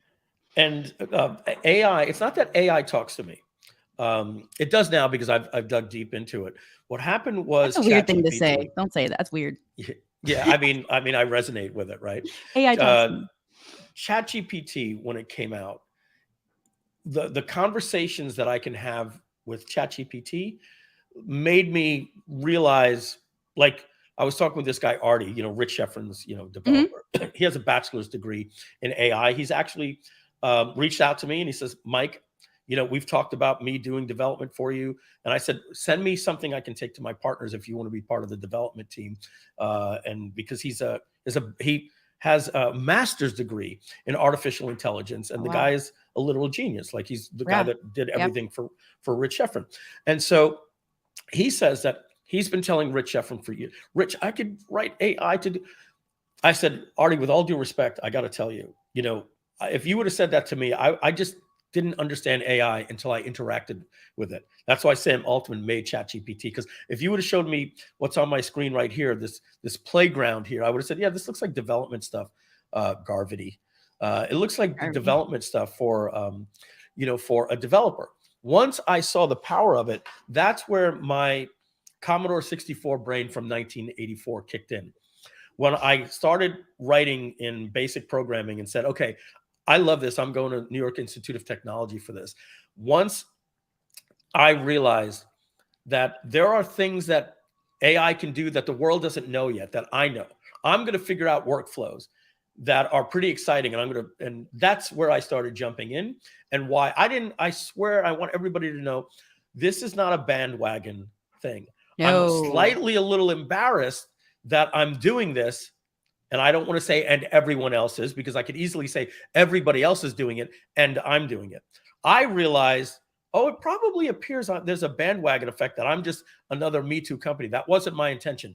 This is something that spoke to me the way Webinar Jam did, the way EverWebinar did, where I said, okay, Rich just wrote this report on automating a webinar. I'm going to go out and I'm going to do the first presentation on how to actually do this with software. And that's why EverWebinar became to this day, the largest selling automated webinar platform in the world. And that feeling that I had for EverWebinar and Webinar Jam, I had for Groove.ai. I couldn't stop. I even said to Donna, she said to me when we were talking about it with the partners, she says, Mike, please take this as constructive criticism. I don't think there's ever been a project that you've brought up that I'm more behind, but you kind of bulldozed the other partners when you came on. You were just like, this is what we're doing. And we didn't have any say in it. I said, oh my God, you're so right. I'm sorry, Donna, you're right. I should have had more input. They were all behind the project, but like, I was so excited, I couldn't see it any other way. And so I'm glad the partners didn't say I'm crazy. They loved it as well. Would you say that this is sort of like, I'm trying to think of how, because I see a lot of people that are a little bit in fear of what this could do to the industry, which I don't understand that part. I feel like if you drive a regular car and that car consistently gets you from point A to point B, this is sort of like a Ferrari, because it's a high performance vehicle that just gets you from point A to B faster, more efficiently, and with a lot more fun. But yeah, I'm going to say in that same world of metaphors that you just said, using the metaphor of, the horse and carriage and the automobile. Everybody said, sure. Hey, if this horse and carriage comes out, it's going to put all the horse and buggy people out of business and all the horseshoe people. Yes, that is true. But that doesn't mean that it ends there. What it did is it created a whole new world that we didn't understand. It created suburbs. It allowed people to become commuters through cars. And it created a new world that is completely different. But I think the fear is that, like, you can understand that concept. You can understand that conceptually. But if you don't understand how to drive it, then you're still going to feel that little bit of fear. It's like, you got to, you can grasp the concept of this is going to revolutionize. But just like I couldn't drive a high performance vehicle right now unless I knew how to drive it, how to navigate with it, it's not going to be useful to me. But once you can kind of get behind the scenes, like with what you're doing, explaining it in the way that you are, and opening people up to it, it's like it's a great way to finally understand how to leverage that amazing tool to make your life better and faster and easier. We were just talking about my fiance, Mike, who's an attorney, and all of the amazing things that can happen there. Just, from that side. We were talking yesterday about that. Mm-hmm. And this is not you know, this isn't hyperbole when I say that if you don't use AI, you're going to be left behind. The beautiful thing is that with tools like Jasper, Copy, all these different companies out there that are creating AI, Runwayml, Groove.ai, we're making AI easy, affordable, and accessible. So there's no reason to say, this is too complex for me to say, rewrite this email or write me an email that does this. The beautiful thing is nobody should be intimidated by this, but like the person said in that John Oliver interview on Last Week Tonight last week, John Oliver said, is this going to put lawyers out of business? And he said, no, this is not going to put lawyers out of business. Lawyers that use AI are going to put lawyers that don't use AI out of business. And so that's what marketers want to know, is that marketers that use AI are going to put marketers that don't use AI out of business.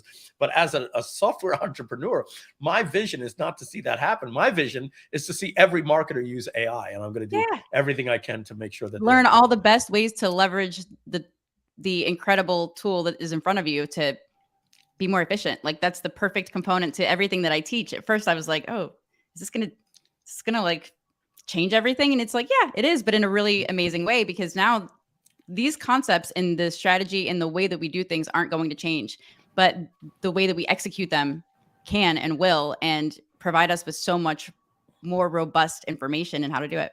Yeah, it's like you can look at like little things, not to say this is bigger in my opinion, but to understand how it changed workflows. This is what it's about, changing workflows. When the typewriter came out, right? What did the typewriter allow? The typewriter allowed a uniform way to express content and consume content. Before that, we had, you know, the pen and the ink and the scroll and all these different things. Everybody had different handwriting. And we're talking about literally the Declaration of Independence was written that way, right? Typewriters weren't out yet. Once we had the typewriters, then we could do offset printing. And we were able to now, you know, create these little things and print out, you know, the printing press and deliver news and all those different things. And it changed the world because we were able to rapidly express information. The town crier could get that thing out in the morning, you know, literally, you know, hot off the press. And what that meant is the ink was literally hot. You know, the page was hot because it came off the press. And you were able to consume that information quicker. Same is happening with AI. This is going to add more throughput to the economy. It's going to make your business better. And everybody that's on this live stream, you know, we're preaching to the choir, as they say. It's the people that aren't on here that, you know, I wish were. But if you want to drop your screen back in, Felicia, we'll pick up back where you were talking about. I interrupted you about workflow. You said we get it transcribed, and there was some more stuff that we were going to go over. Yeah, let me give me 1 second here to grab this. Let me see.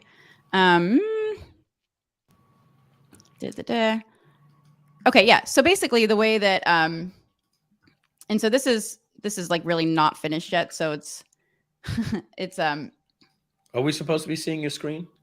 Not yet. Not yet. But basically what I'm going to do is to talk about the process that I walk my clients through. And the thing that's really nice about it is you don't have to have a webinar for this as the starting point. You can have like an ebook for this as the starting point and create your webinar, or you can have components within the framework that we just talked about and pull all of those components together in a cohesive way and create literally any one of those things. You could like double or triple, you know, your sales assets and like this using the same piece of content. So, yes, let's see here. And so while Felicia's doing that, guys, basically what we're saying is to be proficient at content creation, don't feel that like every single piece of content that you have to create is starting from a blank page. What happens is if you create a written piece of content, an ebook, you can now turn that content into an audio file with AI by literally having something like Descript read it in someone else's voice or your pre-trained voice, or any other company that does text to speech. Then you could also take something that you've recorded in an audio, like a podcast, and use speech to text and transcribe that into text, and then turn that into an ebook and vice versa, and videos. There's even one of the things that we spoke about earlier today, Felicia, was taking text and turning that into speech And That's then using crazy. something like video or InVideo or CapCut and actually turning that into a video with their instant slide, AI slide generations that will see what you're talking about and create pictures for each slide. So you could turn text into audio, audio into video, and back versa. These things all transpose on each other. Okay, so I'm going to show you. So basically, all right, we're ready. Let me pick this back up here. Okay, right. so, all right. I got it. You're back. I'm back. Okay, so basically, this is like the prompt. This is the process, right? So once we have that asset or that piece or whatever, I basically will take the transcript and have somebody, this is how I would do it before, I would have somebody go through with those timestamps and pop all of the timestamps for each of those sections here as a guide, and then go through the entire transcript using Control F to get rid of the ums, the ahs, the empty spaces where you say things like in this webinar or today, anything that is related to that specific piece of content or that specific time that you mentioned, right? So like any seating that you would use and things like that, you remove all of those things, and then basically remove any mentions of pricing or time-sensitive bonuses, things like that, if you have that in your offer. And then basically you start to organize all of those assets, right? So if you're starting with a webinar or a VSL or any one of those frameworks, you would just organize your assets in this way. Or, you just start to compile those pieces that you have from other things and to create one. So I like to put my link to my transcript here for reference. Your introduction piece, the about part, who this is for, the promise, the case studies. Section 1 is your topic, idea, or secret number 1. Section 4 is where you would tie it all together. And by the way, I should preface this with, this is a template or a prompt that I would use for a client who had a webinar that we would be turning into a fully robust ebook, which is actually a sales piece that can convert just as well as a webinar. And my clients are having that experience right now. So I'm losing my mind over here, Felicia, because off camera, I was going like, you love templates. Oh my God, you actually have a template framework that when you're done, I'm going to take that into ChatGPT. I'm going to take a piece of content and I'm going to train it like we did yesterday using instructions and shortcodes. And I'm literally going to take a transcript from a video. And once I train it on that exact framework with little shortcodes, I'm going to just literally say, execute. And it's going to say introduction, boom, boom, boom. It's going to rewrite it. I'm going to say, I don't want any price points, remove call to actions. I'm going to give it an instructional framework. So rather than even having to worry about having it transcribed, because webinars read like, and the other thing is, let me just finish my thought. Okay, so we transcribe that. But how about if we just have that whole thing and we say, now summarize into a 1,000 word article, no mention of call to actions, prices, everything in this framework. And then we hit execute. And now all we've got to do is literally upload our video to YouTube, click that little thing from Glasp, throw the transcription in there, and then say, execute this prompt. And boom, you're going to have a workflow that's going to do this in 30 seconds. Oh my God, that makes me like, I'm drooling. This is crazy. Okay, because this process. This was grunt work. This was a 2-day process that somebody was going to have to do. So the reason why there are these prompts is because we did it so many times before we had these prompts just to get to this point, right? So it would take us, it would take myself, my team, and, designers, everything like that. We got it honed in to a really short 5-day period, probably. This is after having done it time after time after time, going through that process. So after you got the transcript, you go through, you can, do your down dump here if you want to change anything. The promise. What is a down dump? This is where you basically, so if it's a webinar, say, I just keep using that as an example. This is your opportunity to take from this brief, right, where you put in your timestamps for each of those sections. Yeah. And then you look at your prompt series here. You can just kind of chunk those pieces from each of those timestamp sections into your down dump here, which allows you to look at each piece individually. So if you're going to change the format or the framework, right, you're going to shift some of those pieces around, some of those sections around. And this is your opportunity to just look at those as chunks as individual pieces so that you can modify copy, make any changes you want to kind of Let me show spice you it up. something that we did. This isn't the case study. So instead of me showing the case study, I'm just going to narrate over the video at case study. Okay, because this is so I want to show you the output here. Okay, what I'm talking about is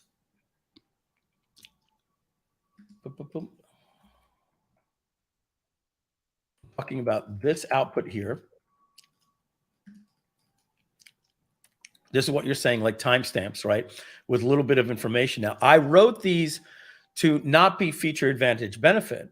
I gave the instructions in my workflow to use curiosity to make the person want to see this. So I said, I want to use a blind offer and curiosity that teases. So I could have easily rewrote this to say feature advantage and be explicit. And this was all written by AI. But here's the thing. When we actually look at this case study right here, I'm going to we're going to go full screen. And I'm going to walk you through basically what I'm saying here. Oh, that's annoying. Okay. So this right here, Don and I were talking about, table of contents. And, I said, oh, I actually think the more the better. But the problem is this is a 3.5 hour webinar. So if we have 85 table of contents, that's going to be, grunt work for some. It's like, yeah, I know, but hey, let's get on it. So what ends up happening is, okay, I was telling people how basically I use Glasp, and then I put the entire 3 hour and 40-minute webinar in, and it said this video features Mike Filsaime, the CEO and co-founder of Groove Digital, discussing how AI tools revolutionize. So it literally did this for me. It took about 2 days until the captions were ready that it could do this. Okay. So what I did is I took the timestamps that our outsource worker did or our employee did. But you can't expect any human in the world to be doing something for 3 hours and literally stop and write world-class copy for everything. They're basically, okay, he's discussing this, he's discussing this, he's discussing this. So when it was all said and done, let's just click play here. Let's read what I put here. Let's go back and read my instructions. I want to give you a table of contents that are timestamps of this video transcribed above. I want you to keep each timestamp the same, but I want you to rewrite them, each line of text. You can make them longer if you want, but I want you to focus on very strong sales copy that gets the user to want to see that part of the video for their own benefit. Use hooks and curiosity. Remember, you need to rewrite these based on the transcript, not your general knowledge. The goal is to make them want to watch the whole video and not be scared that it's too long. Does this make sense? If so, ask me for the table of contents. It says, yes, it makes sense.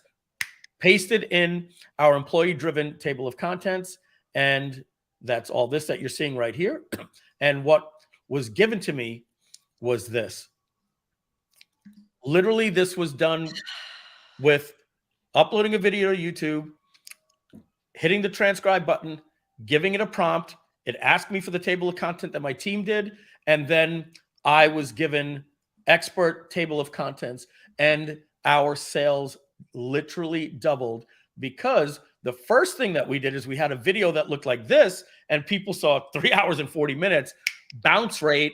So then we put the table of contents that our employee wrote, we went up 50%, and then we rewrote them. AI wrote it in 10 seconds, and I gave it to Lucius, and he put it on the page in about 10 minutes, and we doubled our conversions for the webinar. So this speaks my whole language, because I type A people, like we just want to know the piece that we want to know when we want to know it. And so if you can give us that and in a way that is compelling, sold every time. And I can't believe you did it that quickly. That's insane. Yeah, it's crazy. So all of your workflows, Felicia, just so everybody knows, I told Felicia, because she's going to be on a Groove Digital Presents presenting this, but it was basically like, hey, if you want to maximize this, you're going to have to dig in and get ready to get a team to outsource to do this for you. And now Felicia's quickly realizing in the last 3 weeks, I've got to figure out AI, because I'm pretty sure that I can workflow this. So what I told Felicia that we're going to do is we're going to work together. I told her, give a free bonus to people that are going to get involved in that course. And we're not selling anything today, folks. That's for 2 weeks when she's on her Groove Digital Presents. She has a whole course on this. Today, we're getting free content. And what you and I, Felicia, are going to do, we're going to do like a couple of live streams. Yeah, a boot camp. And you're going to give me the workflow, and I'm going to create these different prompts that we just showed you. Well, that were in that video for every single workflow that you have. But it's not going to stop there. What I want to do is I want to create your ideas, Felicia, so look at this. So imagine I'm going into Copy.ai, right? So imagine we just logged into Groove.ai, right? And let's get this down to 100%. Felicia, watch out. This is where Mike convinces you to take all of your work product and load it into Groove.ai because it's a benefit to you. That's exactly right. But what I'm saying is there's different ways she can do it. She can do it. You can do it as your own workflow in our marketplace, right? So you can sell your course and tell people. And the beautiful thing is when you get your Groove.ai account, you'll get all of my workflows for free, right? And so now imagine when they come in, they'll see this, right? And they'll see marketplace or whatever. And let's say this was yours, and they click. Are you sharing your screen? Because I'm not seeing it. That's the problem. Whoops! And I just hit remove. Let's hit add to stream. Okay, so this is a good point. So let's say they just logged into the dashboard, right? They're Copy.ai, and let's say that right here is like add-ons, right? And then they clicked on their add-ons and they clicked right here, and it opened up. Here are your different workflows. So you would want to do a workflow for what we just said, table of contents or whatever, and we're going to basically have a workflow that says enter YouTube URL, and it'll go in, get the text, blah, blah, blah. Enter your table of contents, timestamps that you want generated. And then we'll use, you want features or do you want teaser? And you'll walk through, and then boom, it's going to output your entire table of contents, and your table of contents will look like something like, let's see if I have previous, you'll get something like this. You'll get an output document that you can go in, edit if you want, and finalize, and then finally export. So that's what we mean when we say that we're going to have different workflows. And so since you have some already, we're gonna create them in ChatGPT, and then I'll have workflows that I can give to my team, and we can put them into Groove.ai either with you or we'll just do it natively. This is super cool.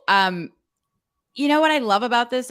As you were saying that, I just thought of something, because a lot of what I teach is heavily on the strategic side, right? So like it's not just like saying, oh, let's distribute our content in a bunch of different ways, right? It's like strategically, these are the 7 to 8 to 10 different ways that you can do this right now to squeeze an extra 6 figures out of what already exists for you. And that's very strategic core sales stuff, but it's also how to leverage all of those things to generate more leads, get more traffic, get more engagement, in all the different ways that you can do that using this process. So when you showed me that, the first thing that I thought of in my mind is how I love to make super crazy elaborate maps that terrify all of my clients and I would never show to them. Right? Because in my mind, I'm seeing this goes into this. This can go into here. These 3 things, if the behavior... Oh, the little dotted lines going here, and this says email follow-up series. Yeah. Like pure insanity, where it's like, these are 7 different entry points. If they don't enter here, they can do this. And then if they don't take action here, we'll drop them into a micro deconstructed, video series. If they don't take that, we'll drop them into a 3-part workbook with fillable fields to get them, all these different things. And what I liked about what you just said is you could literally build into that the mind map to portions even of mind map to say, like, here's the thing that we're doing right now. We are going to build out this component for the sake of, getting more traffic to the top of our funnel. So like, for example, with repurposing, the way I would do that is say, okay, if we've turned your webinar into an ebook, right? And it's a fully robust sales ebook that converts just as well as your webinar does right now, which happens for a lot of my clients because it's laced strategically with offer copy and seeding and things like that. And it's designed to convert just as much as your webinar would. So then it's hitting a sales goal, right? Because now you doubled or tripled your revenue with this thing. But you can also leverage that same piece of content to generate new leads in the top of your funnel, because you can do things like, actually, let me just show you. Felicia, I have a question for you, and I'm not trying to twist your arm to do anything. Respect for all your content. So don't feel that you're on the spot and you need to do this. So it's simply just a question. Somebody says here, Felicia, where might we access your template, meaning that Word document? So the question is, or the answer will be, well, actually, that's my proprietary document that people pay for, and I'm just doing a demonstration here, so I can't give that. Or is it, oh, I'm happy to right click. Have it. Yes, have it. Because I want people to see how simple this process can be, and I'd be thrilled to give that away. Absolutely. All right. So I believe that yesterday you gave me 2 documents. I'm going to pull them onto my screen here and share my screen. And so let's add this here. That'll need to be cleaned up just a little bit, because it has some of my talking notes, because it's for the training. But yeah. Simple. So which one? Day 1 boot camp or day 5 final outline? I think she might be talking about. She might. Do I not have that link? No, it's this. Okay, shoot me that link. In fact, I'll just let you do it. First, go in there and click share with everyone with viewing rights, not editing rights, and then just give me the link, and then we'll get that over to everyone. 1 second. Where the heck did I just put that? I will find it. So everyone, you can thank Melanie Hoffner for being somebody that says, you don't ask, you don't get. Can I have that for free? So everything that Felicia was just going over with you, Felicia is gonna share that with anyone that has access to the link, and we're gonna give that link to you in just a minute. And while Felicia's looking that up, and I see Donna petting her dogs there, we're gonna do a quick 1-minute break. While Felicia's getting that, we're gonna give you a 1-minute commercial. Lucinda says thanks. Robert says thanks. We're gonna be back in 1 minute with that document for you to share, and then we're going to take Felicia out for the next 40 minutes. We'll be right back. Hey there, it's Mike Filsaime's AI Avatar. I hope you're enjoying the AI Week Groove-A-Thon. We're going to be here every day this week through Friday, streaming from 11 a.m. to 5 p.m. Eastern, talking about all things AI with some awesome guests and workshops. But right now, it's time for a quick break. Don't worry, we'll be back soon. In the meantime, let me tell you about something exciting, our backer project for Groove.ai. By backing this project, you can get lifetime access to Groove.ai and never make a payment to us or anyone for almost all of your AI needs ever again. But hurry, this opportunity is expiring soon. So head on over to Groove.ai/backer to learn more and become a backer before time runs out. And here's something special for all paid or lifetime Groove.cm customers who back our project before we close. If that's you, you'll get a massive bonus of 3.75 million words of free AI content. That's equivalent of getting 3,500 emails with 1,000 words each. That's right. That's a 1,000-word email every day for a decade. Don't miss out on this incredible bonus. Act fast and become a backer of Groove.ai before midnight tonight. All right, that's it for now. Let's get back to the AI Week Groove-A-Thon. Now get ready for the power of Groove.ai. Become a backer of Groove today. Become a backer of Groove today. Hey. Oh, I just love that song. I do. Okay. All right. So let's see. Somebody says, what's the best way to connect with Felicia? She's on Tinder. Tinder, swipe right. At Footgirl is what you use, right? What's the best way they could connect with you? Yeah. Honestly, I don't do the social media thing very well. So I would say the best way to connect with me is if you go to Activate Your Brand on Instagram, or email me, Felicia@activatebranding.com. You can go to my website, activatebranding.com. Any of those ways would Activate Branding. What a great name. All right. So you got that URL? I sure do. Here you go. Actually, yes, here you go. You ever watch that guy with the YouTube channel? It's called Pitch Meeting. And he talks to himself on two different things. He's like, "So you have a movie for me?" "Yes, sir, I do." And he's pitching a movie, and the Hollywood agent is always like, just wants to make money. It's a pretty cool channel. I think it's called Pitch Meeting. Michelle and I just does that love too. it. She's really funny. I forget her name. Rich showed me to her. Yeah. Or showed her to me. Okay, so there's that. You gave me the URL? I popped it into the chat. I don't know if that's What am I missing? private chat. It's in the private chat. I'll distribute it. Oh, not the one with you and me, Felicia. Yeah. Oh, it's in a different group that I'm not in. I'm not part of it. It's in the StreamYard private chat. Mike. Oh, you're not invited. Talking about you in there. I've been looking in Skype all this time. So Donna, she's on it. She's sharing it with you guys. You're going to see it if any second, or it's already there. All right. So Felicia, we've got about 35 minutes left with you. So yeah, let's continue down some of those different things that you were saying when you were sharing your screen, that we could break this content down into. Yep. Okay, so she's going to share her screen again. Yes. You don't have to keep pulling your screen out if you don't want to. I'll pull my screen out. I don't mind. I'll pull my screen out anytime. Okay. Here we go.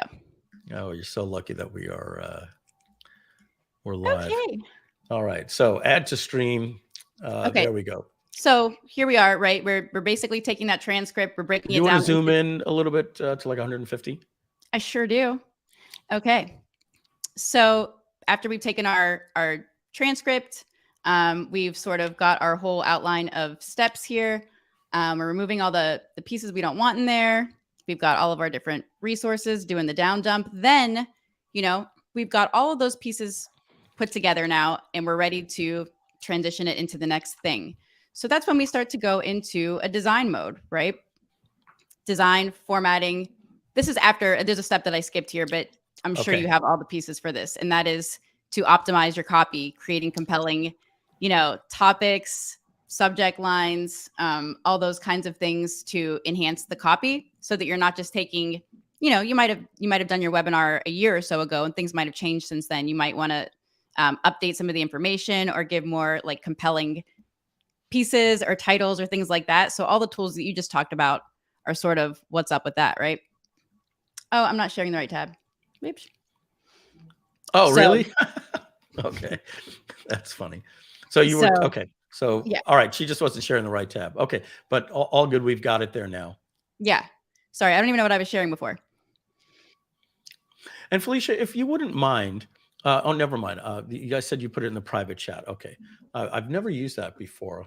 So I've got the document now and I'm putting it on my screen as well in case I need to share it later. But I can't believe you just shared this with everybody for free. This is fantastic. So thank you. Yeah, of course. Yeah. Sorry if it's like a little messy. It's not like totally done. It's mostly just internal, but yeah, hopefully it's no problem. helpful. And if you could just zoom in at 150 on this new tab as well for us over 40 people, Yes. Okay. So give me this. So basically this is where we then go. This is basically to go into design mode, right? So what I did to streamline this process until now, I'm sure you're going to show me, is I would give this brief to a designer, right? So I would put like my link to the transcript here. Table of contents always happens last because after you go in and design, right, then all the pages are filled out and then you put your table of contents in last. So basically I would go through here and down dump my designs for my cover page, table of contents. I would start to build out with titles and things like that. No page numbers. Then I pop in my bio. This is like my spec, right? That I would give to my designer to show him how to go and just take this and rip it into, a book, which we now turn into, ebook templates and things like that we can buy on Etsy and just, can kind of copy and paste into there. But this is where you go and do your down dump for your entire layout of your book and, modify your copy. You can read it in this kind of full format. And then, let's see. And everybody, while we are having Felicia go through that, so you're probably likely already registered for Groove Digital Presents, but if you're not, go to Groove Digital Presents or Groove Digital Academy, or let's see, Donna, which one would it be? Academy or Presents? I think you can go to web classes, right? Yeah. So go to yes. go to GrooveDigitalAcademy.com, click on web class, and just register right here, right now, while Felicia's getting that. Because we do this every Wednesday at 1:30, and on Wednesday, the March 15th, that's 2 weeks from yesterday, Felicia's going to be doing an actual scripted PowerPoint presentation of all of this stuff. And this is more podcasty, and we're infusing our AI stuff into here and doing commercials and all these different things. So there's going to be a well laid out plan here for you coming up, and it's going to be some exciting stuff. Then that's 2 weeks. So go register at Groove Digital Academy, click on web class. Sorry, Felicia, go back to you. Yeah, all good. So actually what I'm just going to do really quick is just show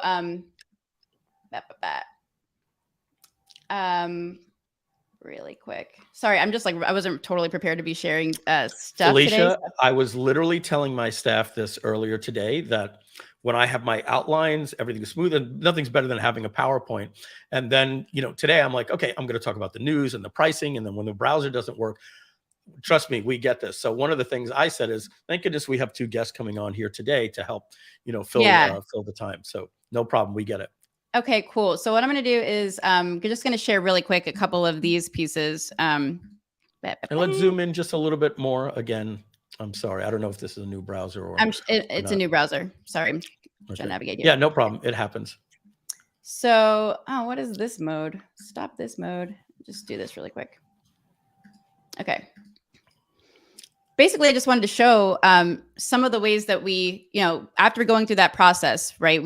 This is Miriam. She just became a best-selling author from basically the book that was her webinar. But we took her webinar and we turned it into she helps artists learn how to sell their art. And Miriam is a genius, but she took this strategy and we laced it in here. You can see that she's seeding inside of her book a lot of other things that are relative and relevant to what she does. And she actually, her podcast is huge now. She's got her artist incubator program, which is her high ticket offer, link there. As soon as she launched this, she got 12 sales from the webinar and 3 from the ebook, and then 4 from the ebook. This is the same day, like within 3 hours of having implemented this, which took her no more than like 4 or 5 days, but that's immediate. That was immediate. And her offer is like $3,000 or $4,000. So not too bad. Oh, it was $2,000, $1997. I was originally having her just drive to a sales call, but she just decided this is working too well that she just wanted to go straight to a sales page, because if it's done right, it'll work that good. If you're doing it right, it's the sales content and it's that good. And here's another one. No sales call, no webinar. Wow. No. And so we just, basically the same strategy here. We turned a webinar into an ebook, and we just put some banner ads in there. What do you use to design the ebook? Do you use something like Canva docs, or what I actually do is I get templates from Etsy that I like, that are sort of either workbook templates that are really clean and really customizable, and then I'll load those into Canva and then design from those. So we just did a couple of I'm just going to ask you, Donna, David Lemon, I know Simon's not here. About 3 weeks ago, we shared something. There's something like a report creator, Donna. Is this the one that you told me you got from, was it Rich? Maybe. Is that the one? Oh, did you send it in there? Let's see. I'll find it. No. You'll find it. Yeah. So I might have put it in the rapid content creation, the group that we just closed. So basically, Felicia, what I'm going to do is I'm going to show you that there's this this thing that it was created specifically to create freemiums and reports. And it's kind of like a hybrid of Google Docs and it works in more of it's an Illustrator light, right? So that's interesting. Yeah. So we'll get that for you. I just did a Google search for it. I was looking to see if something came up like a pink report link, but no, but I'll let you continue. Yeah. I'm just going to go off on a tangent really quick, because I just realized that just with the book, right, that's the sales part of it. But also what's so cool about what you're doing with AI is you can literally create the book description, bio, all of that stuff. And you could literally upload this to Kindle KDP, sell it on Amazon, and just use that as a, as a lead source or as a brand new low dollar product and or a traffic driver into your website. And you can do all of that with this same piece once you have it, you know? So Donna got me the link. Oh, cool. And I'm gonna. You don't have to. Don't remove your screen. Yeah. I can toggle back and forth between the two.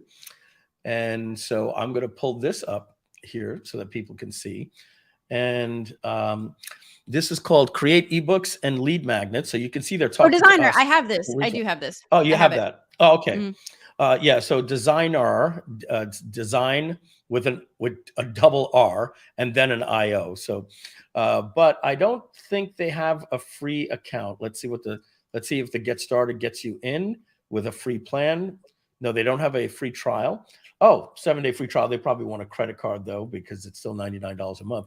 But if we do this, just so I can show people how it looks, we're going to go to YouTube. And we're going to type in designer.io. And we're going to look into here. And so let's just take this video. That's his main featured channel video. And let's see when he gets into, okay. So you're seeing that it's meant to create actual reports, and there's pre-made templates. So you can import copy, and you can put a Google Doc URL, and it'll import it. It's not going to get it right out of the gate, but you'll be able to create all of these different types of things. Let's just look at some other videos here, like this one here. This is Designer creating like a flip book. So you see import from Google Doc, import from a URL. It'll find all the text, even off of a website. And so it's sort of like a Canva or Groove Designer Pro type of creator, but with more like easier to use typing document stuff that's a little bit tougher to do inside of Canva. And again, it imports your current content that you would just export from a Word doc or ChatGPT or all the different workflows that we're talking about here. So Designer is a pretty cool product. So back to StreamYard, back to Felicia's one thing on that too is just I think Canva's really come a long way to the point where the templates in there and things that you can use there for me are they're just fine. And a while back when I used that software Designer, it was still a little bit newer, so it was not as easy to navigate, which I'm sure has changed. But the one benefit, the biggest benefit to that platform, I think, is that it resizes for Kindle formats, for KDP formats, which is that's nice. So maybe you could export a Canva document over to here. So I just went into Canva Docs. And I'm sorry, guys, I got to lower my screen resolution here a little bit. Sometimes it's just too big for me it's like sitting in that front row of a movie theater, and it's just a little bit too much for me. But so if you notice now with Canva Docs, look, they have templates in Canva Docs. Did I just go to their main Canva templates? So let's see, do they have docs? Let's just go back to Canva Docs. And they don't have any documents underneath templates, but maybe they do when I click create. Have you played around with the AI in Canva yet? I watched a couple of tutorials, but I haven't. Yeah, it's all of these things now have these little magic commands that you can do. Beautiful.ai, Notion, and all this. It's basically just like a prompt. It's like putting a prompt into ChatGPT, and the output comes right where you're typing. I would probably still fine-tune things in ChatGPT and Groove.ai. But yeah, so guys, look, Canva Docs, if you haven't heard of it, it's kind of like Google Docs with all of the awesome assets that you get from Canva and the ability to move them in ways that are easier than Google Docs. So Canva Docs is a really cool way to repurpose your material as well. Back to your screen. Back to you. Yeah, so just a couple of other ideas, since I know we're not going to have too much time here, but some of the other cool things I like to do with video is if it's like a long form video, you can have your webinar. You don't need to change the format of the webinar. It's just for anybody that registers for the webinar, maybe doesn't watch it. You can easily deconstruct that into 3 individual videos. Because remember, everything is usually, topic idea number 1, topic idea number 2, topic idea number 3. And it's as simple as taking that transcript, right? Pulling out your idea number 1, idea number 2, idea number 3, And all you have to do is record over it like a really, really simple tip and tail, I call it, right? So you, instead of where in the full piece, you were saying like, and the next thing I'm going to talk about is idea number 2. In this is going to stand alone, right? So what you can do is say, today I'm going to talk all about this one specific thing. And you just record that little audio snippet and you snap that right onto the front of that piece. And then you do an auditory call to action that you just edit onto the end of that piece. And you could actually say, if you loved what if you want to know, if you want to go deeper into this and learn more about it, then sign up for or register for or buy my thing, whatever it may be. So you can actually create a separate introduction and a separate call to action for each one of those video pieces. So where in your webinar, you would have one opportunity to offer and close. Now you have 3 because each of these are individual topic content pieces and you don't know which one's going to appeal to somebody. And now you have 3 different opportunities to get them just by turning that one long form video content into 3 shorter videos. And I'm assuming that AI is going to be pretty good at creating those descriptions and some better compelling headlines and titles, things like that. Yeah, I can't wait to work on workflows with that with you. So Felicia, let me ask you a question. So when people get get on your live stream, one of the things that people like the most, if they ever get involved with you, do you just teach this is what you need to do? You need to do something like this, or do you actually provide them templated, like, hey, if you want to create something like this, here's a template that you can use in Canva Docs or anything like that? Yeah, I mean, we definitely do have some templates built in for sure. We have, in some cases, we'll do done for you, just depending on what it is. Like I said, it's a boutique kind of thing. It all just depends on what part of, if you've got the foundation of your house built, we can build the walls, we can build the roof, we can build, whatever part of that you need, but it's all just kind of customized. And yeah, there's some templates that are like done, like do it yourself. Starter templates, starter packs. Yeah. Yeah. And it's just another idea. It's basically like with an ebook, right? You have your offer, all those kinds of things. But another great way, when you have that deconstructed 3 individual ideas, now you can actually turn it into a mini course, like a mini training course, and sell it.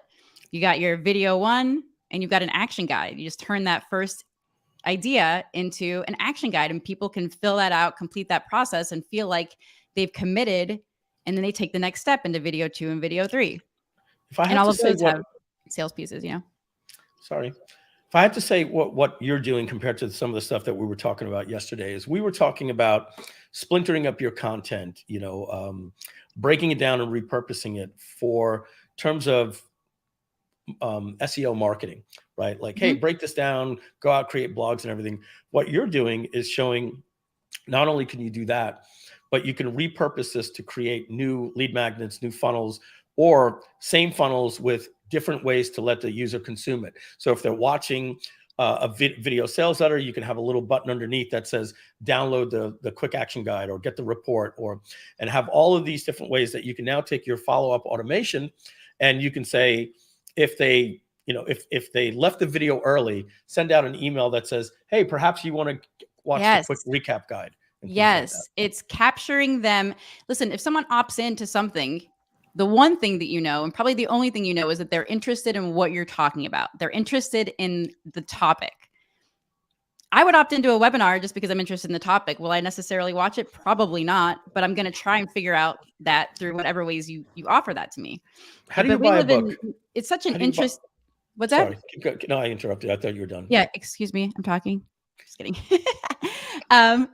But no, I mean, the point is someone's there because they care about your message. Do you know how they want to consume it? Probably not. So you should put it in front of them in every way that you can make that available, which is a lot.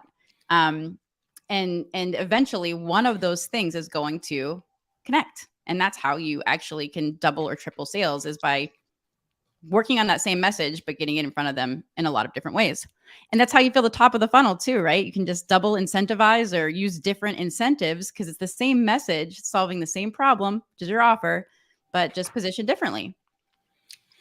What's your preferred method of learning? Are you video or audio or? I will read straight up.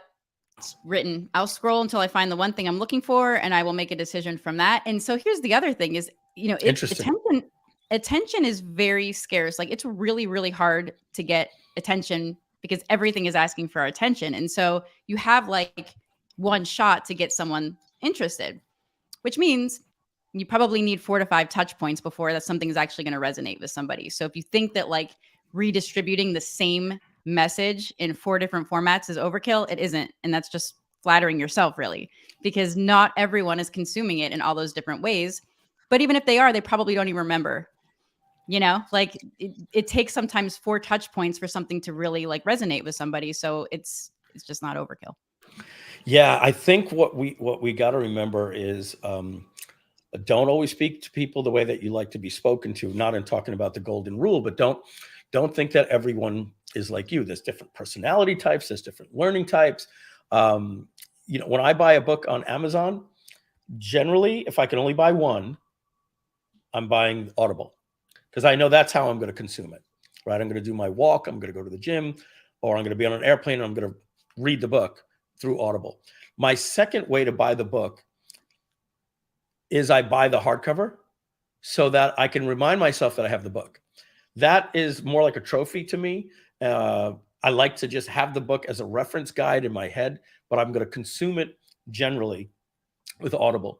And then what I'm going to do is, if I'm really in love with the book, I buy the Kindle version and I have Daddy read it to me. I have Audible read me the book.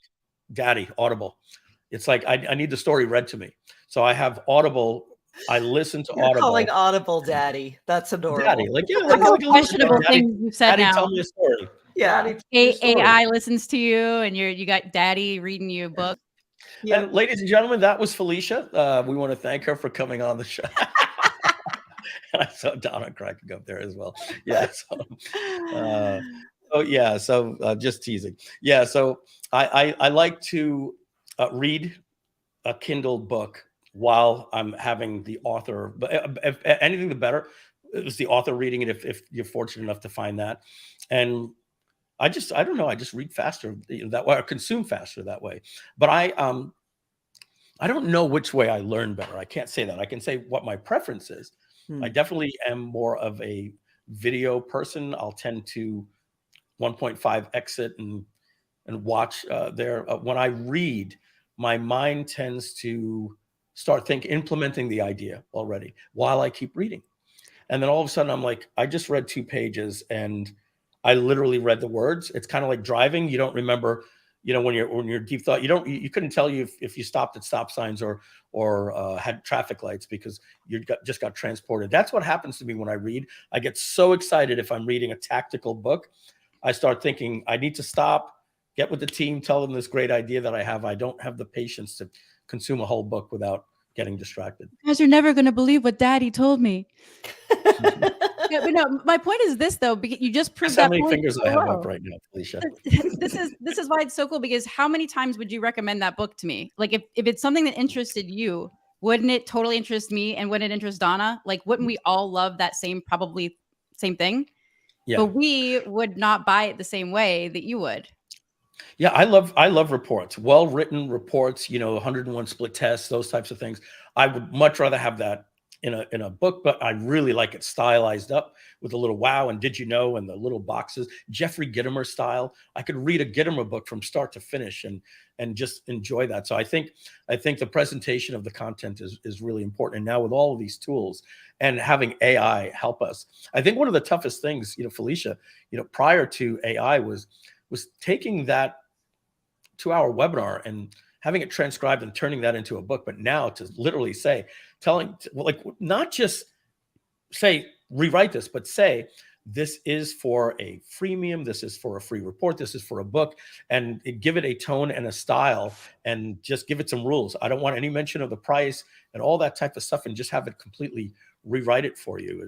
And that's the other thing too. There's so many ways you can stylize that now that it can literally feel like 3 entirely different things, and it's just, that's super compelling. I'm excited to learn more about that.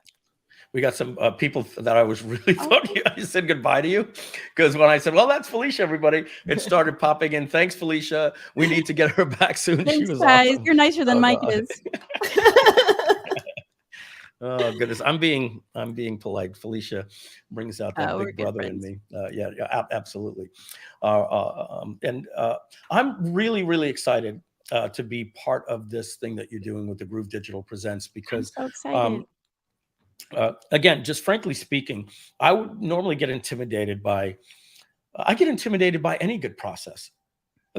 I go to a mastermind or an event, I have a very conflicted feeling after day one. I don't want to go to day two Really? and day three anymore. I Yeah, would not have because guessed I'm that like, about you. because I just realized there's 19 things I'm not doing in my business that I should be doing. And I'm like, I can't go back and talk to the team about this, because these are great ideas that we don't have the time to implement. And so now, being able to create these workflows with AI, I'm like that little kid, in the Yeah. Despicable Me movie, like Yeah. it's so fluffy. I'm so excited about the prospects now of being able to get all this stuff done that's in our mind. Yeah, and that's the thing too, is like this is the low-hanging fruit. Like this is the money you pick up off the floor from stuff that already exists, Like this is the Yeah. stuff that you want to go back to because, it doesn't require much more like strategic work from you. And especially now that you can streamline it all with, AI, it's just such a worthy investment of. Yeah, and Felicia, you just said, something that is really profound, that the hard part is already done.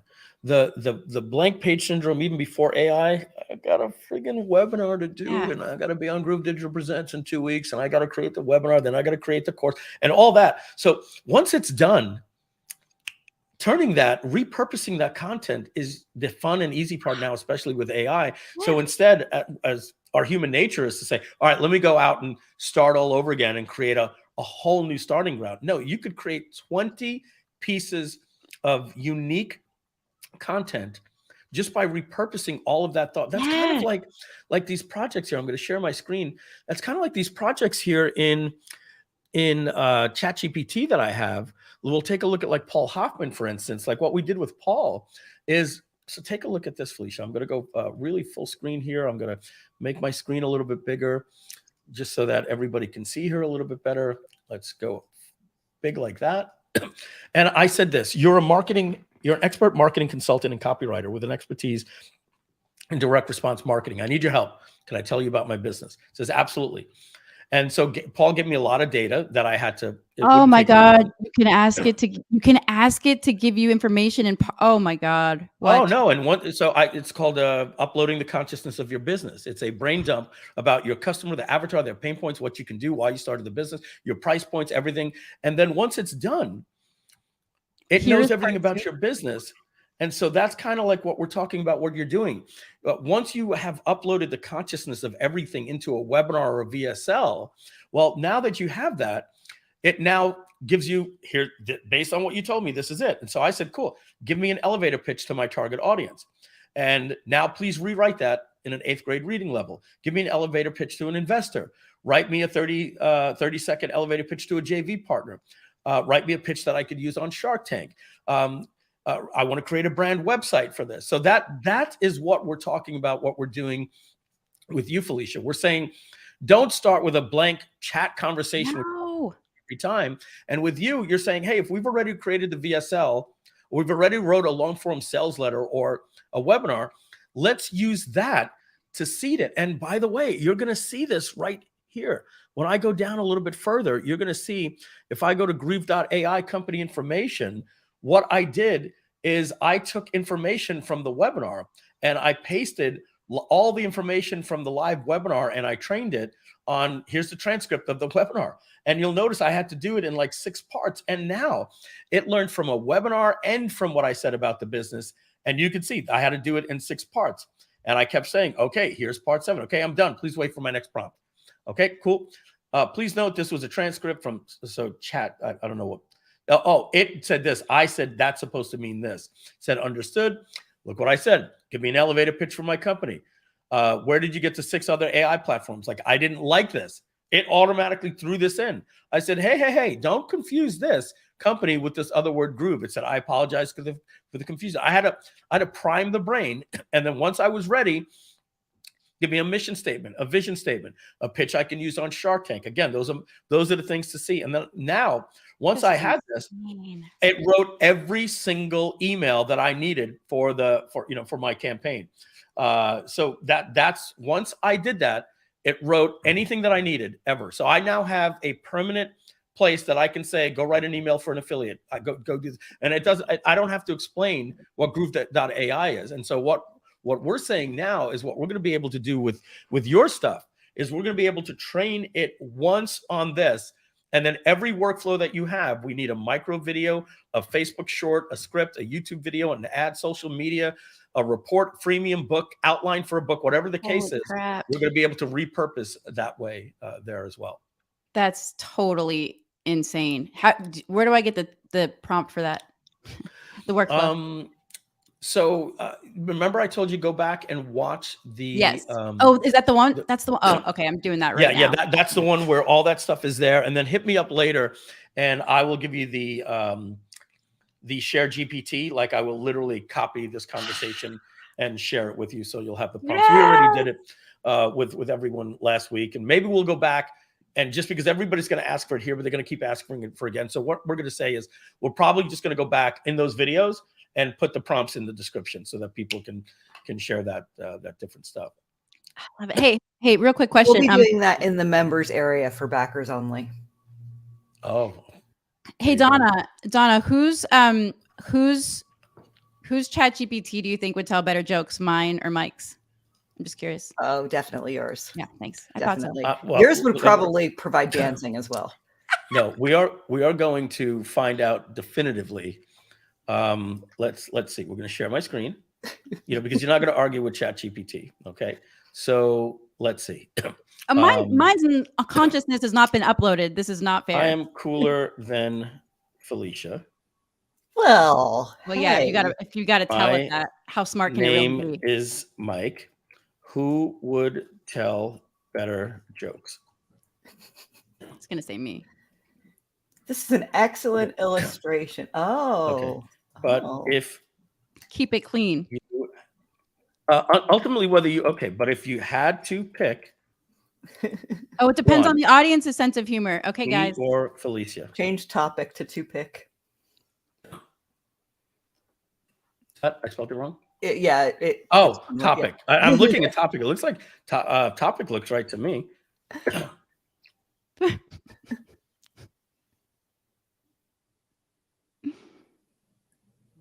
I love it.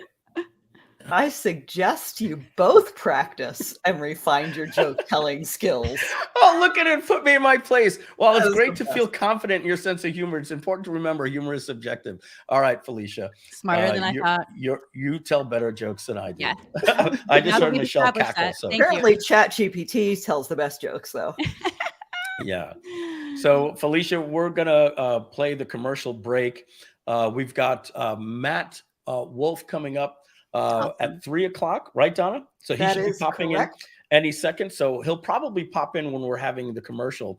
So Felicia, thanks so much. Thanks for your time today. Really, really excited that we got to explore the concept of taking content and blistering it and making micro content from one thing and being able to use AI. We're certainly going to be doing it in our business, and I can't wait to get my hands on your workflow that you're working on so hard. Yeah, it's so exciting. Thanks so much for having me. This has been awesome. Thanks, Felicia. Always great to see you. Take care. Hey, Donna, let's play the 10-minute Mike face avatar commercial, so that way when Matt Wolfe comes in, he's going to see that, and that'll be the first thing that he sees, and it'll be a nice topic of discussion start. Okay, everybody, a quick little thank you that we got Matthew Walterd in the last 10 minutes just signed up. So we wanted to, he snuck in with the 250 as well. So, all right, everybody, we're going to be back in 10 minutes with our next guest, Matt Wolfe.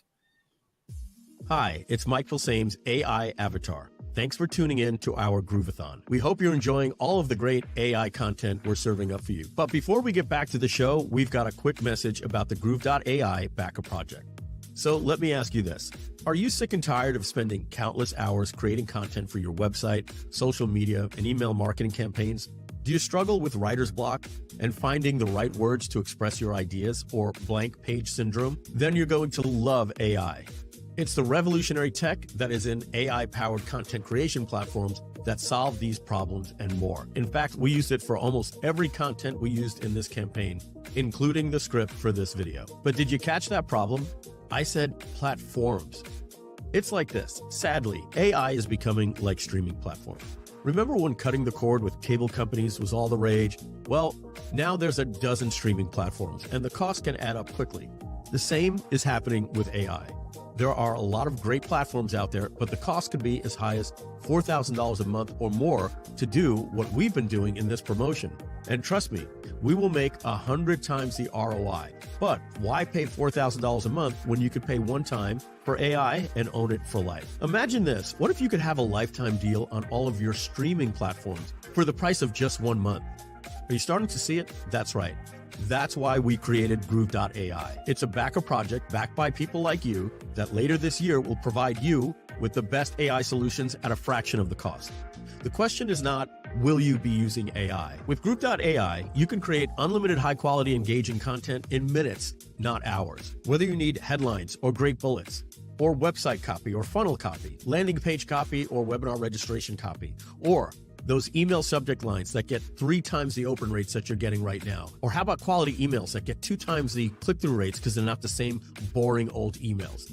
When it's easier, you're more productive. When it's better quality, you make more money. It's just like how we used AI in this campaign you're part of right now. We used it for our landing page, webinar registration page, copy on a replay page. And when we put AI-generated copy underneath the webinar replay video, it doubled our conversions. In fact, we used AI to get you onto this live stream. AI was used to create the script for this video that you're watching right now. And AI was used on our checkout page to get more than 500 people to back this project. People just like you. But the content won't stop there.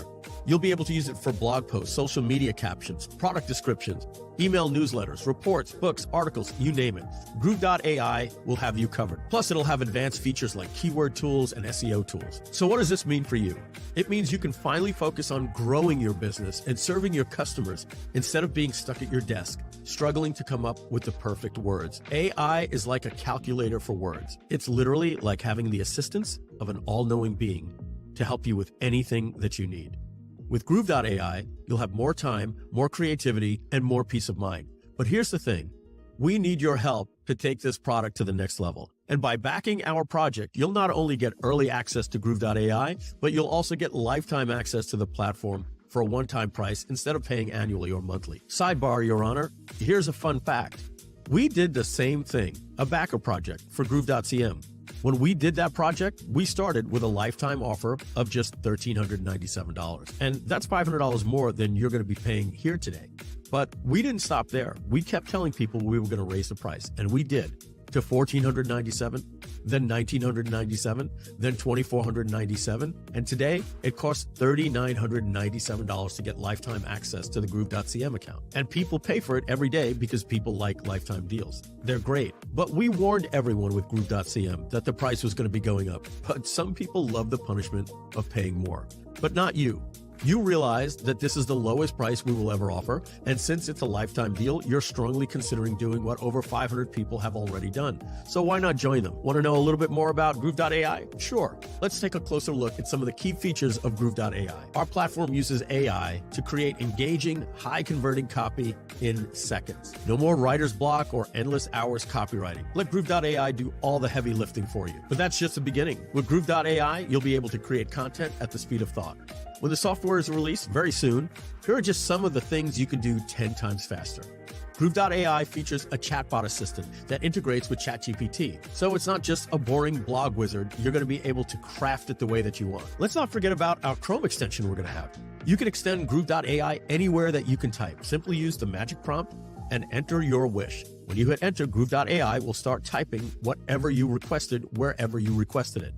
This can be used to write copy anywhere for subject lines, inside your marketing email builder, in Gmail, or to write a blog with Grooveblog or WordPress, product descriptions in Shopify or GrooveCart, website and funnel copy, bullets, and so much more. It's literally Groove.ai content on the go. We will have a meeting and content summary, Just upload any audio or video and easily transcribe meetings or videos from multiple sources, including video conferencing apps like Zoom or any audio file you have. You can review a 1-hour meeting in just 5 minutes. With just one click, you can get access to your meeting's action items, tasks, questions, and other key metrics. You can get summaries and TLDRs at your fingertips. And weeks, months, or years later, you can search any text for any keyword from any meeting in your company with ease. But our most coveted feature is this.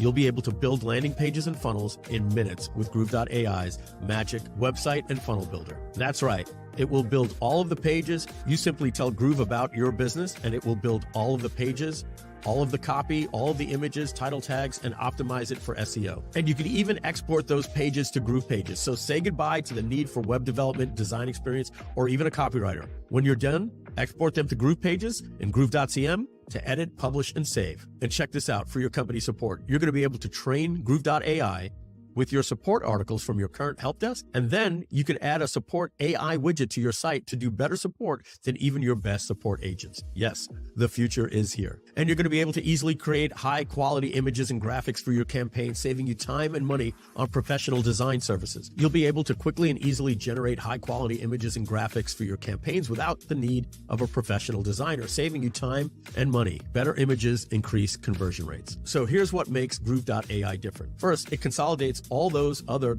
good but expensive AI companies into one, saving you money. Second is that you can use your own free API key that you get from OpenAI and Google. Unlike companies like Jasper.ai and Copy.ai, Groove.ai is not locked into only one AI company like OpenAI. Although OpenAI is the talk of the town right now with DALL-E for images, Whisper for voice to text and text to voice, ChatGPT, but recently Google just announced their API, and the AI wars are on. But we use them all, and this is going to allow us to be more expansive and flexible than the competition while offering a no-compromise solution, all at wholesale rates. You heard that right. With Groove.ai, we don't charge you for AI. Instead, you connect your free API with companies like Google, OpenAI, Stability.ai, and more. This means you don't pay monthly for AI you're not using.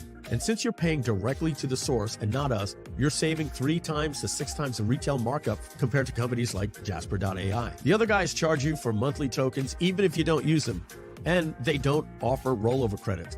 Groove.ai can save you thousands per year compared to the other leading AI companies. And finally, what makes us different is Groove.ai is a marketplace. Yes, we're making a marketplace for other AI developers to create cool apps.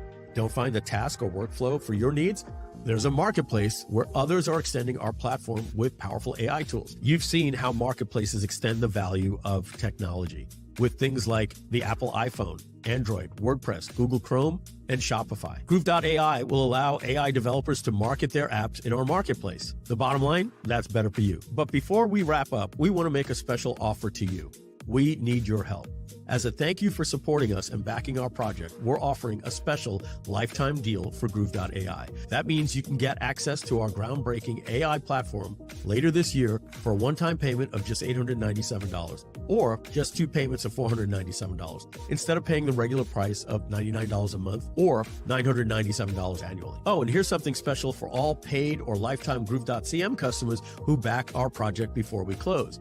You'll get a massive bonus of 3.75 million words of free AI content. That's the equivalent of getting 3,500 free emails with 1,000 words each, or the ability to create one 1,000-word email every single day for a decade. Don't miss out on this incredible bonus. Act fast and become a backer of Groove.ai today. But don't wait too long. The lifetime deal is only available for a limited time. Once we close this backer project, the lifetime deal will be gone forever. After that, it will cost $99 a month or $997 a year. So if you want to take advantage of this incredible opportunity and save big on your AI needs, become a backer of Groove.ai today before it's too late. Don't wait. Join the community of over 500 people that have already backed this project and be the first to experience the power of AI when it's released later this year. Go to Groove.ai/backer right now. Groove.ai/backer. So now let's get back to the AI Week Groove-A-Thon with the real Mike Filsaime. Now get ready for the power of Groove.ai. Become a backer of Groove today. All right, everybody, we are back. I am so excited. I see him in the lobby there. We haven't even had a chance to speak yet. He's smiling. We're going to bring him on in about 30 seconds. I got to tell you what Donna just said. She says, I've been watching so much of Matt lately. I feel like I'm having a fangirl moment. My response was, it's crazy. He's a peer, and I feel like I'm meeting a celebrity. We've been talking about this next guest all week. Just locked him in last night. This is his YouTube channel here. I want all of you to go over to it right now. It's MRE Flow, or just look up Matt Wolfe on YouTube with an E. And one of the things, and I always wondered where he came up with Hustle and Flow, his old podcast that he used to do. And if Flow is his name backwards, I didn't even realize that when I see MRE Flow is Wolf backwards. You talk about fanboy. You can see there is not a channel on a video on his channel that he puts up every single day that doesn't have a red bar underneath it. I watch everything about it. Matt, give me a thumbs up if you're ready to come on in. Here it is. Finally, Matt, how are you, man? Great to see you. I'm doing good. This is awesome. This is kind of a full circle moment for me, actually, because the very first live event that I ever went to in person was one of your events. It was for the affiliates of Butterfly Marketing. I passed that threshold early on. Workshop. Yeah. Yep. Yeah. That was the very first live event that I ever went to in the marketing space. So, oh, that was your first event. Yeah. No, I'd been doing marketing maybe for a year or so. And at the time I had an email subscriber list of maybe 1,000 subscribers at the time. And I just barely passed the threshold to get invited out to that event for Butterfly Marketing. And that was the first event I was ever at. And I was just thinking about it because you were mentioning like the fanboy moment. And I just remember going to that event, and I went with Joe Fear and Josh Bartlett. Josh came to San Diego. That's where I met you. With Josh. In fact, there's even a video of Josh interviewing you like in La Jolla by the water. You had like this long hair, more of a hippie dude with the ski type glasses on. And I just saw that the other day by going into old videos on your channel, like seeing how far you've come.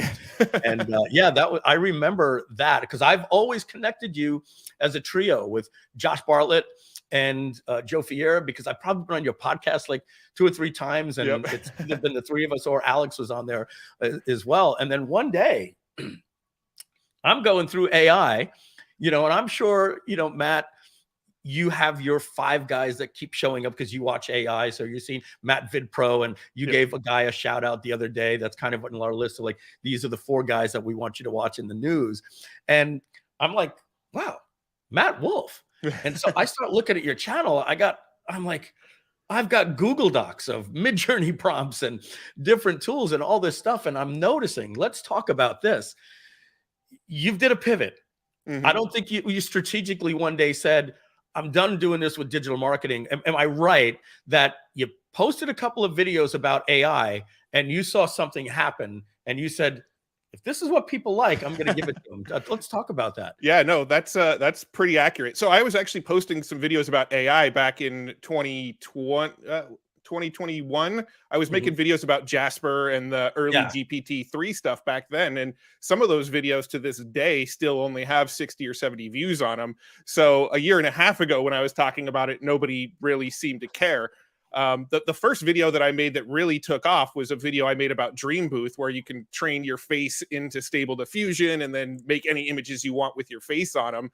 I made that video. That video was just kind of a fun, random video that I put online, and it ended up with, 40,000 views. And I went, man, this stuff's really fun to talk about, and people seem to actually want to watch it. So maybe I should make more of this. And so, yeah, I really kind of went all in, but the Future Tools website was actually me going all in before the YouTube, actually. So Future Tools actually came first, and then I started to go all in on YouTube around it. Yeah, there's another guy out there, Futurepedia. Did you guys just have the same idea at the same time, or did you get inspired by him, or vice versa, in your opinion? Yeah, so I actually know him. His name's Vivek, and he's him and I are friends on Twitter. We chat, but they both came up about the same time. So he might be, a week ahead of me or something like that. Yeah. But we both popped up around the same time. I put my site out there. It started as just a giant Google sheet. So I had a Google sheet where every time I'd found like a cool AI tool, I'd put it on a Google sheet. I use that as my lead magnet. I say, hey, opt in for this Google sheet. But over time, there was like 80 tools on it, and it was hard to find the exact tool that I was looking for, and it got confusing. So I decided I'm going to go push this over into Webflow so I can use some of the faceted navigation and sort the tools a little bit better. And so that was sort of the genesis of it, was just I wanted to be able to sort and filter the tools that I wanted. And so I created that for just my own filterability. And then I shared it on Twitter, and it kind of went viral on Twitter. And as soon as I shared it on Twitter, everybody started going, hey, have you seen this site? Have you seen this site? And so people started pointing me to Futurepedia. I reached out to Vivek and said, hey, I made this site that looks similar to yours. Hopefully you're not mad at me for it or anything like that. And we got to talking, and now we actually bounce ideas around off each other and share tools. Oh, nice. Yeah, they kind of go hand in hand. It's like Android or iPhone. Like I find myself saying there's a couple of sites you want to go to, futuretools.io and Futurepedia, because like they're similar places to get the news on AI. You have a newsletter that you're doing. Same for me. Like I'm glad that like you created like this resource where it's like, okay, I don't have to worry about this Google sheet that's just becoming like my bookmarks. Like after a while you stop going back, and being able to search and sort is just fantastic. I noticed, when I go back just 4 months, your average video was getting 1,300 to 1,800 views. And when you get 1,800 views, you feel really good about that when it used to be 180 views, right? But a slow video for you is somewhere around 18,000 views. I don't know, but I'm thinking you're probably averaging 50 to 65,000. And when you pop one, you're doing 125 to $230,000 views. Once you start seeing that, I think you put on a different hat and you start saying, okay, this is working. Time to start looking at analytics and like, what has this YouTube journey been for you? Because we don't get that many guys in our space that like pop off like you did in the last 90 days. What's it been like for you? Yeah, I've been listening to a lot of Mr. Beast interviews lately. Trying to figure out the optimization side of it. I started this YouTube channel back in 2009, and I just recently went and unlisted a whole bunch of older videos that were on there that didn't really match what I'm talking about now. I still have my very first video that I ever made on there, which is how to make affiliate links using Pretty Link. And I went, I'm going to leave this very first video on there from 2009 so people could see that I have actually started this channel is actually 14 years old, and you can see where I came from, but I kind of got rid of all of the videos in between. And I think 1,200 to 1,800 views per video is generous. I'd say most of my videos had under 100 views for the longest time.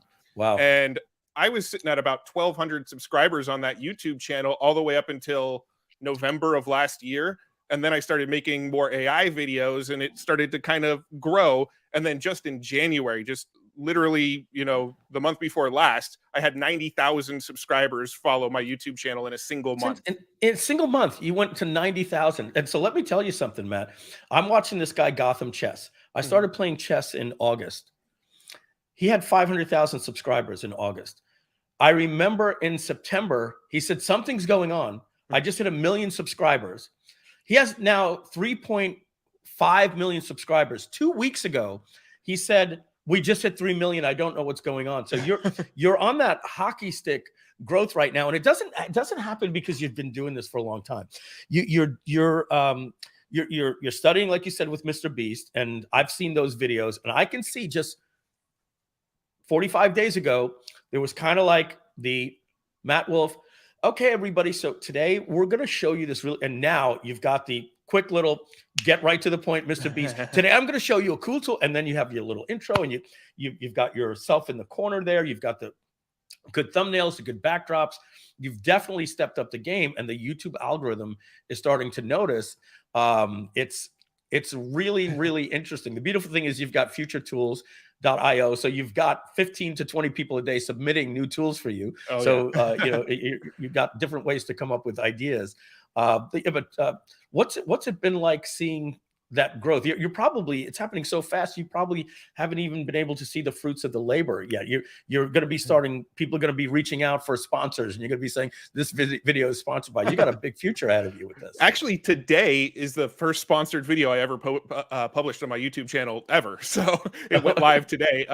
That's definitely an understatement. My inboxes and DMs have just exploded. I mean, the last 2 months have been, it's been hard to keep up with. I've had to bring on two people. I have one person now that I hired to help me run Future Tools. And then I have one person now that I hired as an editor. So now I'm just recording, sending it to my editor, and they're doing all the chopping for me. And it's come out of necessity. It's just I haven't had time to communicate and do the sponsorship deals and have all the communication. So I've had to bring on people to help me out. Otherwise, it's just been so overwhelming with all the messages. And I felt bad text messaging you because I know. Look, the biggest lie that anybody ever said is, look at this guy with his YouTube channel. All he does is all you do is put up a video. You've got to come up with an idea for a video. You've got a workflow. You got to script it. You got to edit it. You've got to time everything, and you've got to export it. You've got to upload it. You got to come up with a title, description. It is not easy, and it's not worth doing unless you know it's going to pay off like this. And because and then that motivates you to do more, and then you could get a team and create workflows. You use AI to help you with your workflows. But I got a question for you, dude. I think I would put myself in the elites of marketers that know tech. I'm not saying I'm the techiest guy that I know, but marketers that know tech. There's Michael Stevenson, obviously Josh Bartlett, guys like us that always had like a little bit of see something through a different lens. Right. I look up at you and I'm like, is he installing Stable Diffusion because he has a YouTube channel and he has to figure it out? Or are you wired that way? Because I've decided, okay, I'm going to bow over to Matt when he's showing me that he's installed Stable Diffusion locally and that you're starting to play with these little dials. Those are the toughest things with AI, right? Temperature. It's kind of like moving the dial here will give you more. It's like, I don't know what that means. It's like, well, that just added 5 ears, right? So have you always been a technical guy, or are you exploring that now? Yeah, no, that's kind of how I've always been wired. I have shiny object syndrome to the max, right? Whenever I see new toys and new tools, I just want to play with them. That's me. That's how I've always been wired. I installed Stable Diffusion for the first time just because I thought it was cool. I didn't actually know the business use of it yet. I had no clue how I was going to use it for business. I just went, ooh, this is something new to play with. I want to install it and see what it can do. And then it had insane amounts of use for the YouTube videos because it's very meta, right? I'm talking about AI, so might as well generate my thumbnails with AI. But yeah, all of those have been generated with AI. And so that became my use case for it. But when I first installed it, I just went, this is a new toy. It's free to install. My computer can handle it. Let's see what I can do with it. And that was really the beginning of playing with it. And then I came across Midjourney, obviously, early on. And Midjourney, I use every single day as well for different uses. I want to ask you something, not to cut you off there, because this is something that we said we were going to ask you when you got on. So yesterday was my most difficult day. This has been a 4-day live stream, 6 hours of content. The first 2 days was ChatGPT. And Matt, I've used AI for every single part of this launch. My team has never worked less, and we've never had better success. The logo that we used for Groove.ai was made by Logo.ai. I used Beautiful.ai for the slides. I used one of the things that you showed us about creating music, for AI. You saw us end with that. Yep. I used a script for editing and cloning my voice. We used Movio to create an AI avatar of me. We had them on because I needed them to rush this for me because we wanted to flex a little bit. Obviously, an AI avatar can be creepy and wonky, but it works in our context this week to hey, wow, that's cool, right? And so with all of these different things, Monday and Tuesday, we were blowing up the chat, and I knew yesterday was going to be my toughest day. So I shared this Google Doc, and basically it went through DALL-E. And I didn't even demonstrate it because between you and me, I think it's the worst image generation tool out there. I agree. And then I went through Midjourney.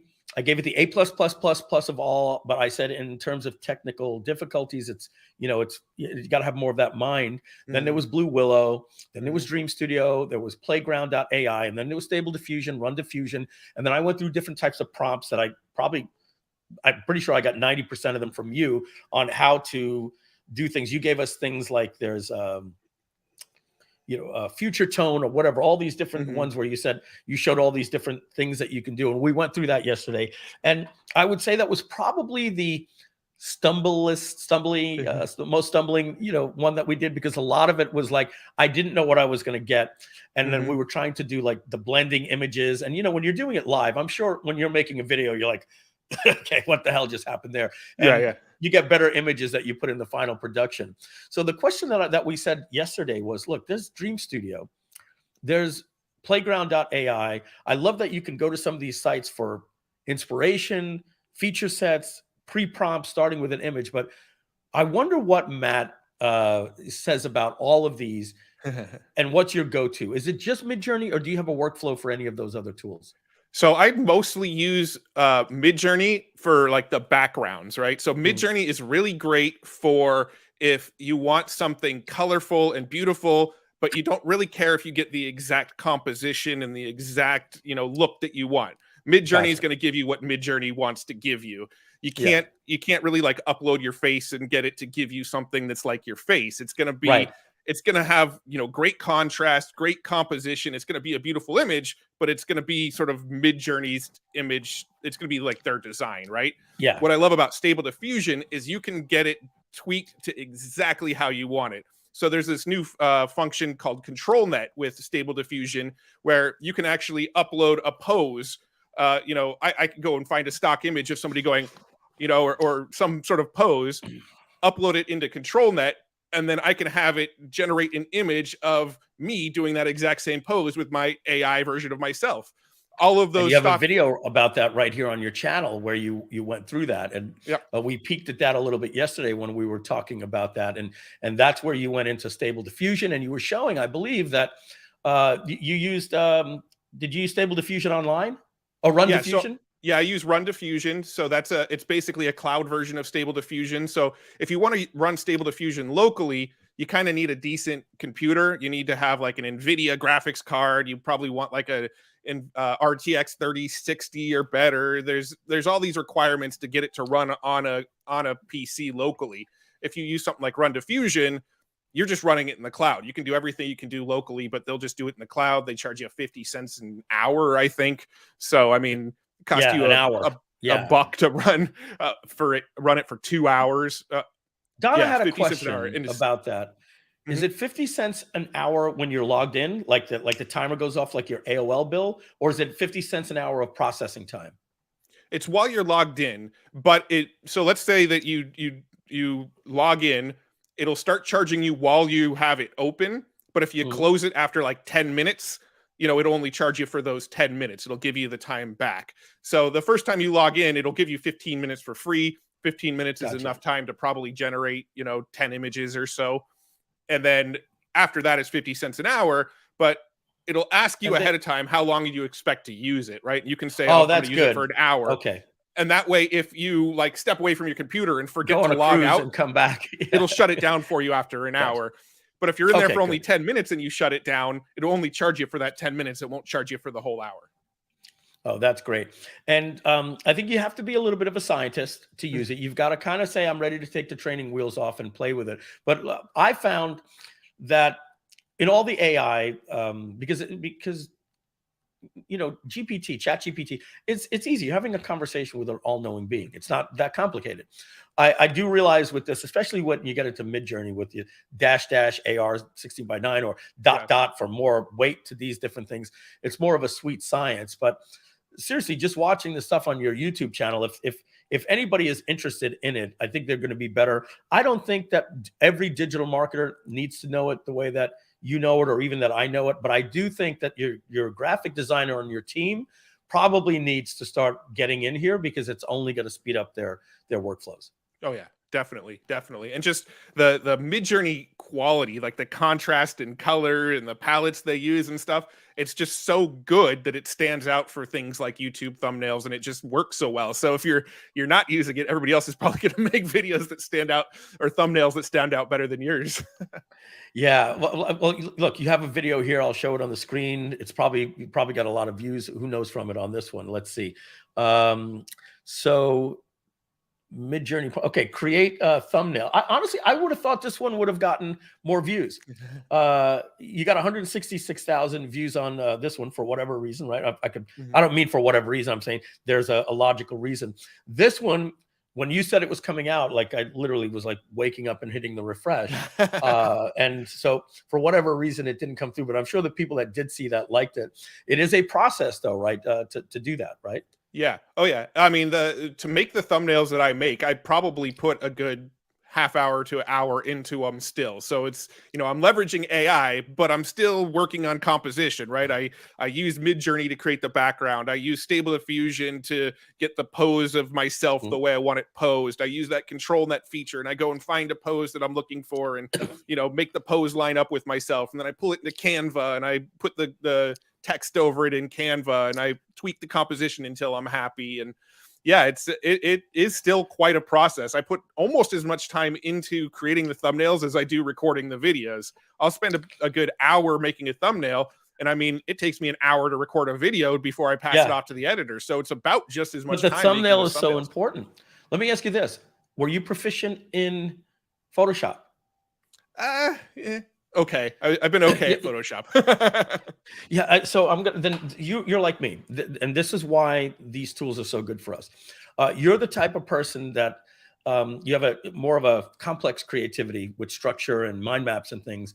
And starting with a blank canvas in Photoshop is probably something that intimidates you, like it does to me. And you probably say things like, I don't know that I could do the interior design of this room, but if you show me 10 different ones, I can tell you what I like and say, give me more of that. And so this is kind of like the opportunity to look over the shoulder of your graphic designer that you used to have to do. And now you can do it with prompts, and you could say, make the background darker, do this. And so now all that stuff that was difficult in Photoshop for you and me, we could start with something and say, okay, give me another version of that. Give me 4 more versions of that. Okay, I'm starting to see where this is going. So yeah, it takes an hour, but at the end of the day, you're creating something with literally no compromise, or something that is like, I created this, where sometimes if you gave the instructions to a graphic designer, tomorrow comes back and you go, oh, you did everything I said. It's just not what I had envisioned. Exactly. And I think that's the power of this. Oh, absolutely. Absolutely. Yeah. And, the 2 things that I want are good content and good thumbnails. So I make sure I create the content and I create the thumbnails. Everything else I'm happy to pass off, right? Like my editor, you can chop it up and, do the zoom ins and put B-roll and stuff. Yeah. It'll be good enough, right? But as long as the content is good and the thumbnail's good, then I'm happy. And I usually make a couple thumbnails too. I don't know how closely you're watching the YouTube channel, but like the one that you mentioned about the YouTube, how to make the YouTube thumbnails, that was the most requested video I got. Every single video I made, I got comments saying, how do you make those thumbnails? How do you make those thumbnails? So I was a little surprised that one, didn't jump into the hundreds of thousands of views as well yet. But I've already swapped out that thumbnail 3 times to try to boost the amount of views on it. I'm constantly swapping out titles and thumbnails and trying to optimize and trying to figure out, okay, maybe this combination is going to work. Yeah. This one that you're seeing on my screen here, folks, that says Bing is broken. What's interesting is that was 4 days ago. And the day after that, you said how to create 2 days, how to create YouTube thumbnails. What's great is you actually showed how you created this thumbnail there. And so there's a couple of things that are interesting. Number one, you got this computer with the broken Microsoft with a prompt. The Bing you got by taking the logo and putting it into Canva and using this awesome, distortion and blur feature there. The background was, Canva. I loved how you did it. But this pose came from the previous video. You literally went in and you typed in facepalm in royalty-free images, dragged that into Stable Diffusion, where you trained it on your face, and you literally merged a pose with you and built out this the screenshot. And I was just, I'm fascinated by the workflows that you've created. It's very meta. Everything I do, I'm just kind of showing here's what I made yesterday. And then tomorrow here's how I made that I made yesterday. Well, our digital marketers, we literally came from that, right? It's like we do a product launch, and the next product is how we did this much on our product launch. Exactly. Right? Sort of, right? Yeah, so it's pretty interesting. So that's images. You just mentioned something about video. You have a video editor that takes your audio and your stuff and puts it all together and exports it.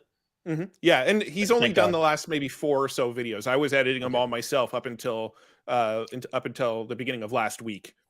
I have a question for you. A couple of questions. When you record your audio for him, do you cut it up and then send it to him, or do you just say, nope, all the bad takes, you figure it out?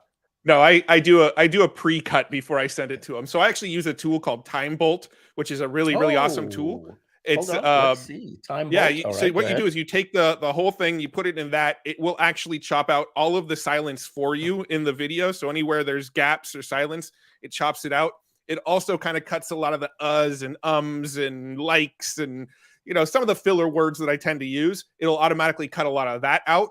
And then as I'm watching it at 2x speed, I'll cut out any sort of bad takes. So what the editor gets is something that I've cut down to, 10 to 15 minutes already. And then he does all this sort of polish on top of it. Have you looked into Descript to do that? Because that's our workflow in Descript. We basically, I'll upload my file, and then they have something called remove gaps, which is because now I know I just leave a gap.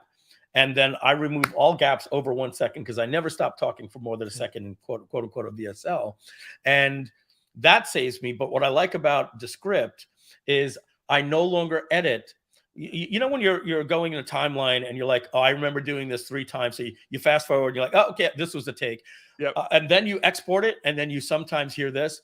So what we're going to show you today, and then somebody says, hey, Matt, and you're like, oh, I missed that. With Descript, I don't edit in that timeline anymore. I edit like a Google Doc, and I literally just copy paste the text, and it's cut my editing time down by 80%. Donna would probably say that it was very difficult to get me to record audio, or because it wasn't the audio recording and reading it; it was the editing part that always was difficult for me. So I'm just curious if you've ever tried Descript for that. Yeah, so I was using Descript before I switched to Time Bolt, and I found the workflow of Time Bolt to be quite a bit faster. In fact, Time Bolt will actually. Time Bolt? I'm not sure off the top of my head. I thought it was just timebolt.com, but I could be wrong. Is it timebolt.io? Okay, yeah, here it .io, is. that's it. Yeah, so Very weird timebolt.io website here. Oh, there it is. Break the fourth wall. I didn't have the video load before.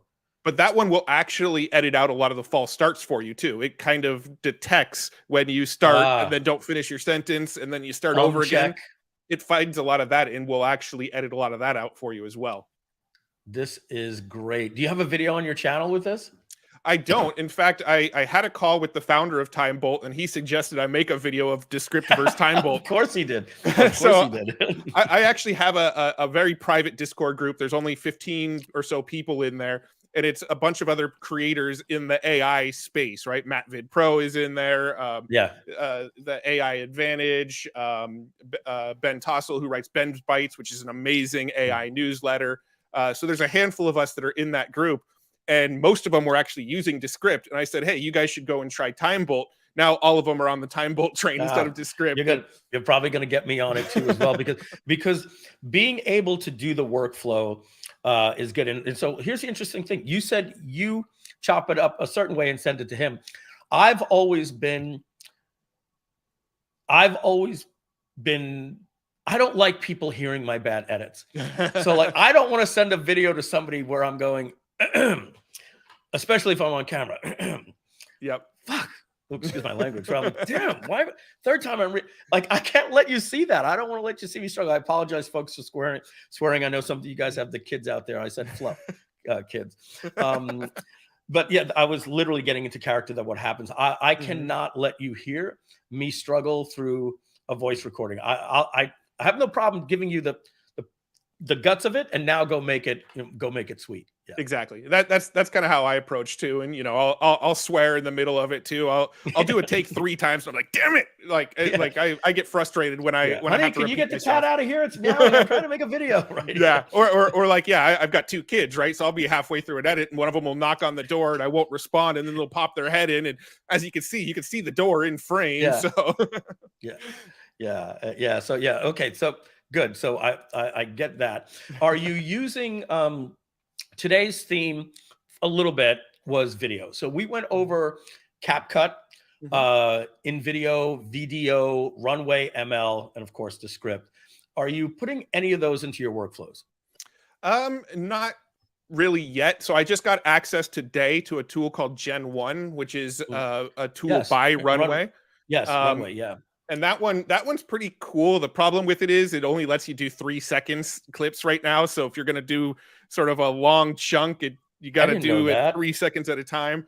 But that but you can do cool. it, but you have to process every 3 seconds. Yeah, you have to I process got it, every got it. 3 seconds. And it's also built in Discord. So it's similar to Midjourney, where you got to do everything with the prompts instead of Midjourney. And so it's Yeah. still a little rough around the edges, but that one's really cool. It lets you take a video and then an image, and then you basically tell it, make this video look like this image. So you can have like a real stylized image that you made in Midjourney, upload a video, and it will actually make that video like the graphical same look as the Midjourney image that you created.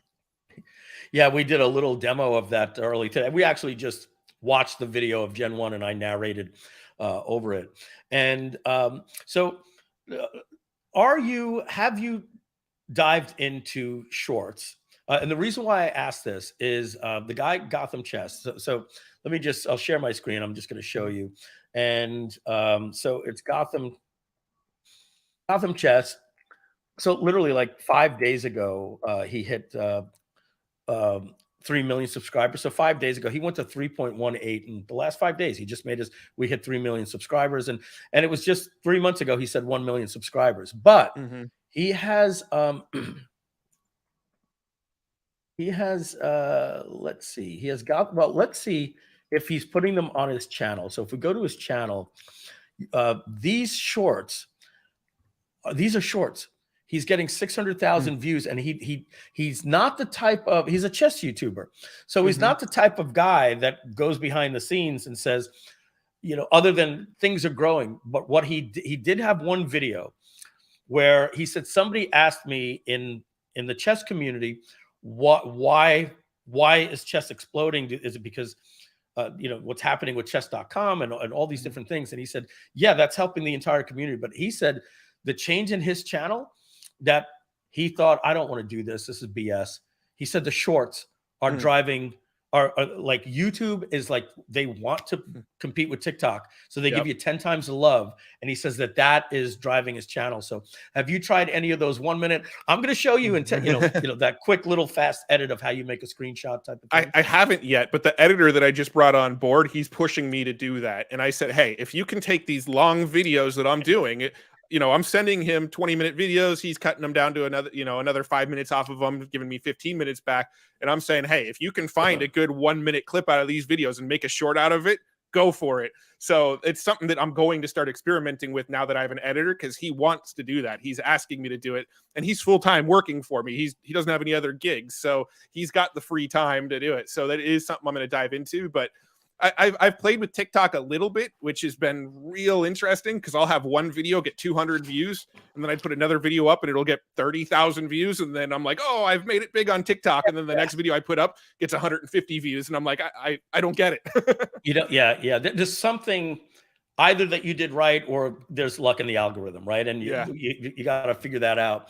Let me show you something, Matt, just that we bring that up. This, maybe I got this from you, but we're just going to find out real quick. So let's open this up. You've heard of Glasp?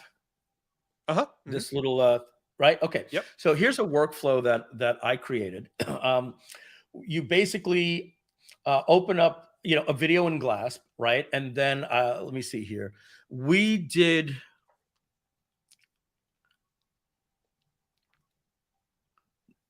Let me see what this one is here. No. Bear with me just a second. Maybe I went too far.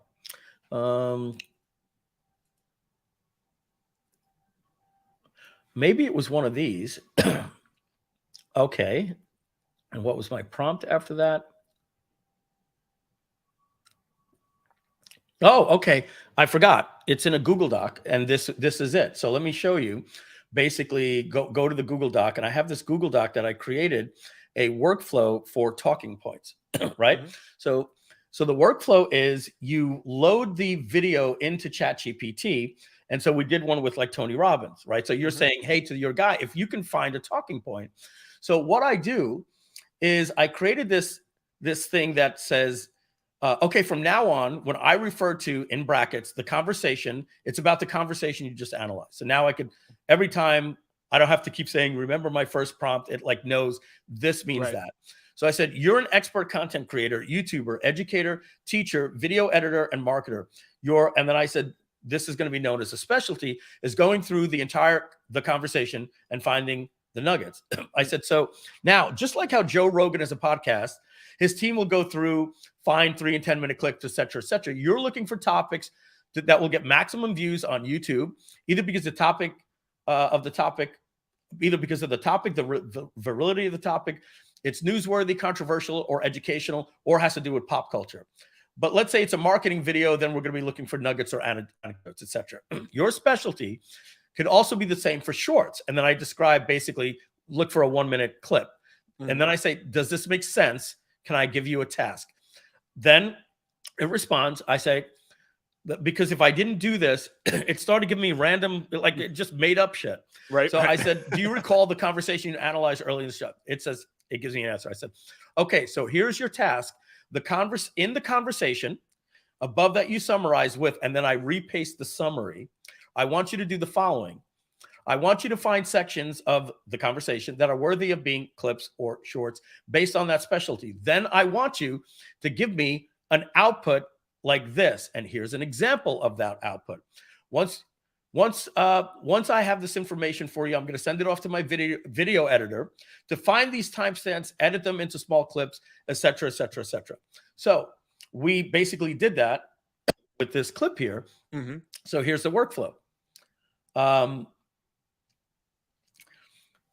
It says this. I said, okay, from now on, refer to this as the conversation. Yes, I understand. You're an expert YouTube creator as an AI language, blah, blah, blah, but I'm happy to assist you. You know, the typical stuff you get from it. And I said, so now this is the prompt. Does it make sense? It says, yes, give me the task. Just a quick little reminder. Do you remember the conversation? Yes, I remember the conversation. Great. Okay, so here is the task. And then in that little prompt, I say, the conversation above that you just summarized, and I give it the resummary. I want you to do the following. I want you to basically, let's look at the output. So it says understood. And then it found here from 2 minutes to 6 minutes. This is the start text, so the guy can go back and find it. This is the end text. Now, for some reason, it summarizes this. I don't know why. I've tried everything in my prompt to say, again, remember, give me the exact output verbatim. It doesn't. And it's also estimating the timestamps, just so you know, because it didn't actually watch the video. Right. But it gets it right. So it says here, the part of the workflow is to give me the title, the YouTube title, Tony Robbins of the Power of Giving, the description that I can paste right into YouTube. In this clip, Tony Robbins shares, okay, I tell it to give me the keywords that I can use for YouTube. So I'm taking all the thinking out of it. Thumbnail design, right? Tell me what I'm going to go make in Midjourney. A picture of Tony Robbins with a big smile surrounded by people he is helping with the text, the secret to living, giving in bold letters. Then give me the thumbnail text that I'm going to put on top of the thumbnail. And then I ask it, give me the reason why you chose the clip. I want to know, like, what was your thinking? This is its words.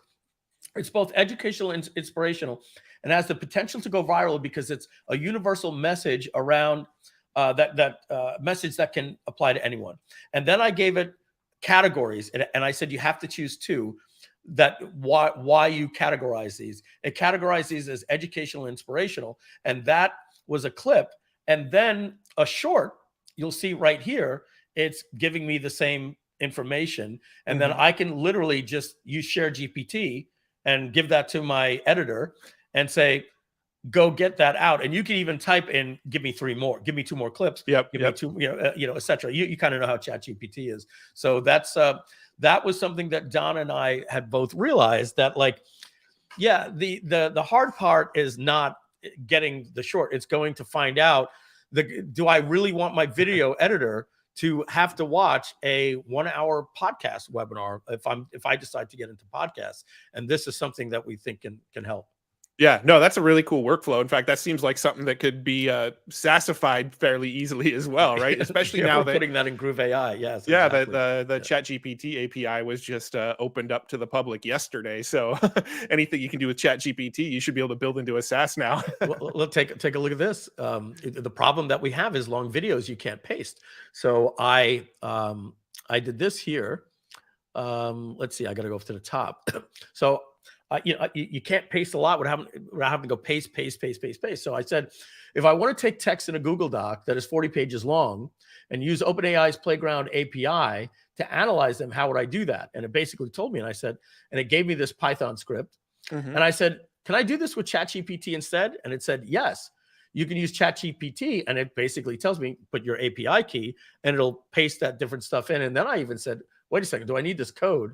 I then asked it, is it possible to do this with Zapier with no code? And it friggin' literally gave me a workflow to get around the paste limit where it says, try smaller text. So it's interesting times indeed, man. Indeed, I saw a workflow that our mutual friend Sean Vossler made, where he took like a long chunk of text and then moved it into, I don't know if it was Airtable or Google Sheet, but he would take a chunk of text and then put each chunk in a different cell, and then using something like Zapier or Make.com, it would go and pull into ChatGPT or OpenAI. I think he was using OpenAI, but what he was doing was he was using 11 labs and then having it transcribe it in his own voice. So the workflow actually made an audio of his voice and then exported out an MP3. Yeah, and he ended up doing an entire like 2.5 hour long like audio book where he just chunked it out into each cell, and then one at a time it pulled it into 11 labs and made the entire audio. But you can do something like that, right? Where you have it break, you use one of these things to have it break it up into different cells. And then once it's broken up into different cells, one at a time, have it summarize each cell, and then, combine all those cells, and one at a time have it combine that until you bring it down to just a summary of the entire thing. So there are workflows to do that. And there's another API that I've started to learn more about, and this is really getting into the weeds, but there's a thing called LangChain, which allows you to connect ChatGPT-3 to other APIs and sort of sequence them out. ChatGPT? GPT-3 or ChatGPT now that now they have ChatGPT, API open as well. But so the LangChain will actually allow you to start stringing these things together, and so you can sort of take a long chunk of text, summarize each chunk, then you have, a shorter chunk of text, and then you can chunk out that, shorten it even more, and then chunk out that until you have just a summary of the whole thing. But that's really kind of getting into the weeds and probably more complex than what people need to hear. But there are tools in the works right now where you're going to be able to put a whole book into it, and it's going to say, all right, here's the bullets that you need to know from this entire book. Yeah, one of the things that we're doing with Groove.ai, and by the way, we have Sean Vossler on tomorrow. And Sean, now that you told me about that workflow, I'm going to see if I can get him to show that workflow. But one of the things I think is going to be interesting is having people realize, don't wait for Groove.ai to do this or for somebody to create it. There are so many different people you're going to be able to go find at Upwork.com everybody developer right now is going to be diving into this stuff. And you'd be surprised to create your own little custom workflow can probably be done for $300 to $600. This is not complicated stuff. It's API driven tasks. And you're literally saying, like you just said, Google Sheets, OpenTable or Airtable. Airtable, Make or Zapier and stuff like that. And all this stuff now just connects with making a little automated process. And I see a world where people are going to be selling these workflows, and we want to get it into our marketplace. So somebody's giving me some advice. So apparently I could be doing better here. He says, not to be rude, it would be, and I certainly appreciate the feedback. It would be nice if Mike let Matt do his knowledge dump more than rehashing all of his experiences.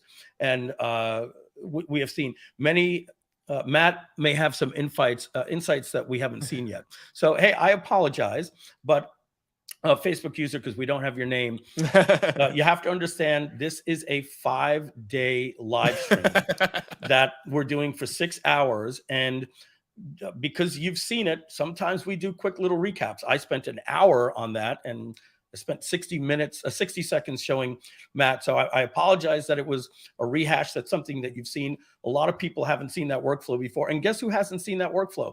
Matt, you haven't seen that workflow. I thought maybe you'll say, Mike, send me that Google Doc. So, but I am going to take the feedback here. And I also wanted to realize that, Matt, I didn't want to get you on here. I said to Donna, I want this to be a little bit more podcasty, because when we were doing Midjourney prompts yesterday, it's a lot of, okay, this is sometimes wonky. All right, this is going to take a little while. It's a 36%. And it kind of slows down the live stream and also starts to intimidate people. So I didn't think it would be right to get you on here and literally have you go over things that take 30 minutes that you've condensed into 6 and 8 minute videos that are on your YouTube channel. I think people would be better served to go to your YouTube channel, find something about how to do this, and just get it right there. But there is something here that it says, let Matt do his knowledge dump more. So maybe I'm interrupting. I'm going to give Matt a little more time to talk and stop getting excited and going in. That's good feedback there. So we appreciate that. Matt, talk to us about some more workflows that you're doing with either ChatGPT, images, OpenAI, Playground, or any of these other AI tools. Like you're showing us, different tools out there that you're putting into your workflows. Yeah. So one thing that I think is pretty cool is actually how the Future Tools website gets updated, right? So every day on Future Tools, I'm adding between 20 and 30 new tools every single day. And a lot of that's actually automated with the GPT-3 API. So interesting. So we're going to show your website while you're talking. Yeah, so the way that's done is I basically, whenever I come across a cool new AI tool that I find, I literally just throw it into a Google Sheet, right? And when it ends up in that Google Sheet, make.com is watching the Google Sheet. It takes that URL and then it puts it through an app called Scraping Bee. And what Scraping Bee does is it looks at the URL and it just scrapes all of the content that's on the website. So it looks at the URL, it scrapes all of the content on the sales page of the URL, and then it takes that scraped content, puts it into GPT-3 and says, summarize what this tool does, right? And then once it summarizes what that tool does, it takes that summary and then it automatically dumps it into Webflow for me. So this website's built on Webflow. So all I'm doing to create one of these new posts on Future Tools is putting it into a Google Sheet, and then make.com just scrapes the website. Wait a second. You're saying you put just the URL, and then this site here scrapes the content. Yep. And are you sending it to AI to create a summary? Yeah. So whenever something gets added to the Google Sheet, the Google Sheet. So I'm using make.com. Make.com watches that Google Sheet to see when a new input is added. It goes and takes that URL, puts it into Scraping Bee using make.com. That's one of the integrations for make.com.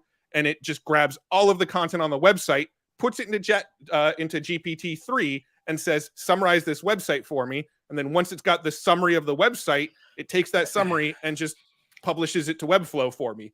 And also in that same process, it's grabbing the open graph image from the website. So all of the images you're seeing, it's just that whatever open graph image is saved. And if there's no open graph image that's saved, it takes a screenshot of the web page. Oh, it takes a screenshot, so you even have a backup. You see, these are, we're all quote unquote hyped about AI, but this is the missing link. This is like in everything that we've ever discussed in, shipping, like they've called these things, the last mile, right? Hey, we can get automatic trucks but getting it from the warehouse center to the person's house was like the thing that they could never do. And what we're talking about right now is AI is doing that last mile for you. The fact that it's writing the premise, it's not leaving you something that is unfinished in draft where you have to give the final touch of paint. It literally just puts in. I got a question here for you from Carl Galletti on our team.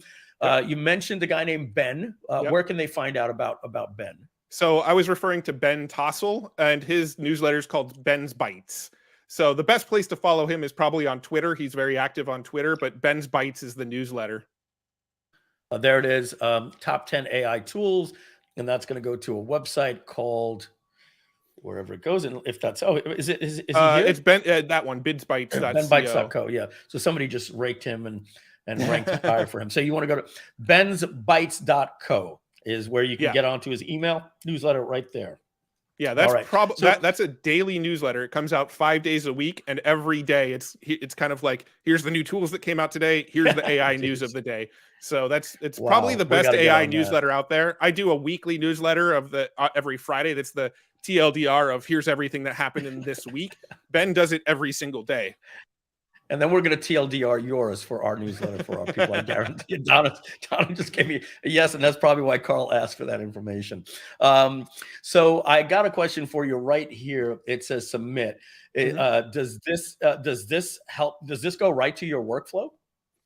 So that one, it does add it to a Google Sheet. So that one's actually connected through Zapier. So it adds it to a Google Sheet, but I still review it before. Okay. So I have a Google Sheet that I call the machine, right? And the machine is the one that's hooked up to make.com that adds it to the website.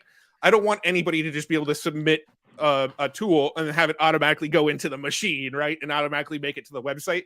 So if somebody submits a tool on that website, it goes to a spreadsheet for me and my VA to review. And if the tool looks legit, then I add it to the spreadsheet that runs the whole process. But it's still, you can't just submit a tool and automatically have it go on the website, because I get a lot of duplicates. I get a lot of people going in, throwing in their affiliate link to a tool. I get people that just throw in spam links from time to time. Yeah. So that needs to have a little bit of a manual oversight before it actually goes into the automation process.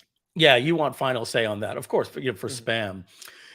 Matt, I tell you, like, I almost feel bad for me. I'm just joking, but like the fact that I have to run a company, it's like I'm just so happy for the people that are like have been saying to themselves, I'm not sure what I want to do. If I had just gotten started in digital marketing, had a little bit of skills and was ready to take on the challenge at hand, I'm learning just from you that these workflows that you just did, like I would basically jump in with this Sean Vossler type stuff. I would probably become the workflow the workflow creator, right? Like I'd be using that Airtable and Google Docs and Sheets and all these different things. I'd be the person putting them together and selling these like little workflows. I think anybody that gets it in there is going to have an exciting time. Talking with you, Matt, this smile has been very genuine, kind of like a kid in the candy shop, getting to geek over this stuff and then learning from you, where you see me going like this a couple of times. Oh, I love it. Just completely blown away. I want to respect your time. It's been an hour. Do you got to get going, or do you got another? No, I still got more time. Yeah, we can hang out for more time. Cool. If you have more. Yeah, I want to respect your time because it is the top of the hour. So we'll give everybody a bio break. Let's play a 1-minute commercial there, Don. Maybe a 3-minute in case they need a real bio break. Matt, we're gonna be back in 3 minutes. We'll be right back. Sounds good. All right, thanks. Hey there, it's Mike Filsaime's AI Avatar. Thanks for tuning in to our Groove-A-Thon. We hope you're enjoying all of the great AI content we're serving up for you. But before we get back to the show, we've got a quick message about Groove.ai. Have you noticed that AI is becoming like streaming platforms? Remember when cutting the cord with cable companies was all the rage? Well, now there are a dozen streaming services, and the cost can add up quickly. The same is happening with AI. Yes, there are great platforms out there, but the cost can be as high as $4,000 a month or more. That's why we created Groove.ai as a backup project. It's going to provide you with the best AI solutions at a fraction of the cost, and it's coming just later this year. And with our limited lifetime deal, you'll have lifetime access to all of the top features of Groove.ai when it's released. And right now you can get that for just one payment of $897 or two payments of $497. And with our wholesale pricing on AI, you'll save up to 8 times what the other leading brands are charging. But we don't just save you money. We also offer the benefits of a marketplace. That's right, we're making a marketplace for other AI developers to create cool apps for you. Don't find the task or workflow for your needs? There's going to be a marketplace where others are extending our platform with powerful AI tools. Just like how iOS, Android, WordPress, Google Chrome, and Shopify are better because of their marketplace that extends the values of their technology.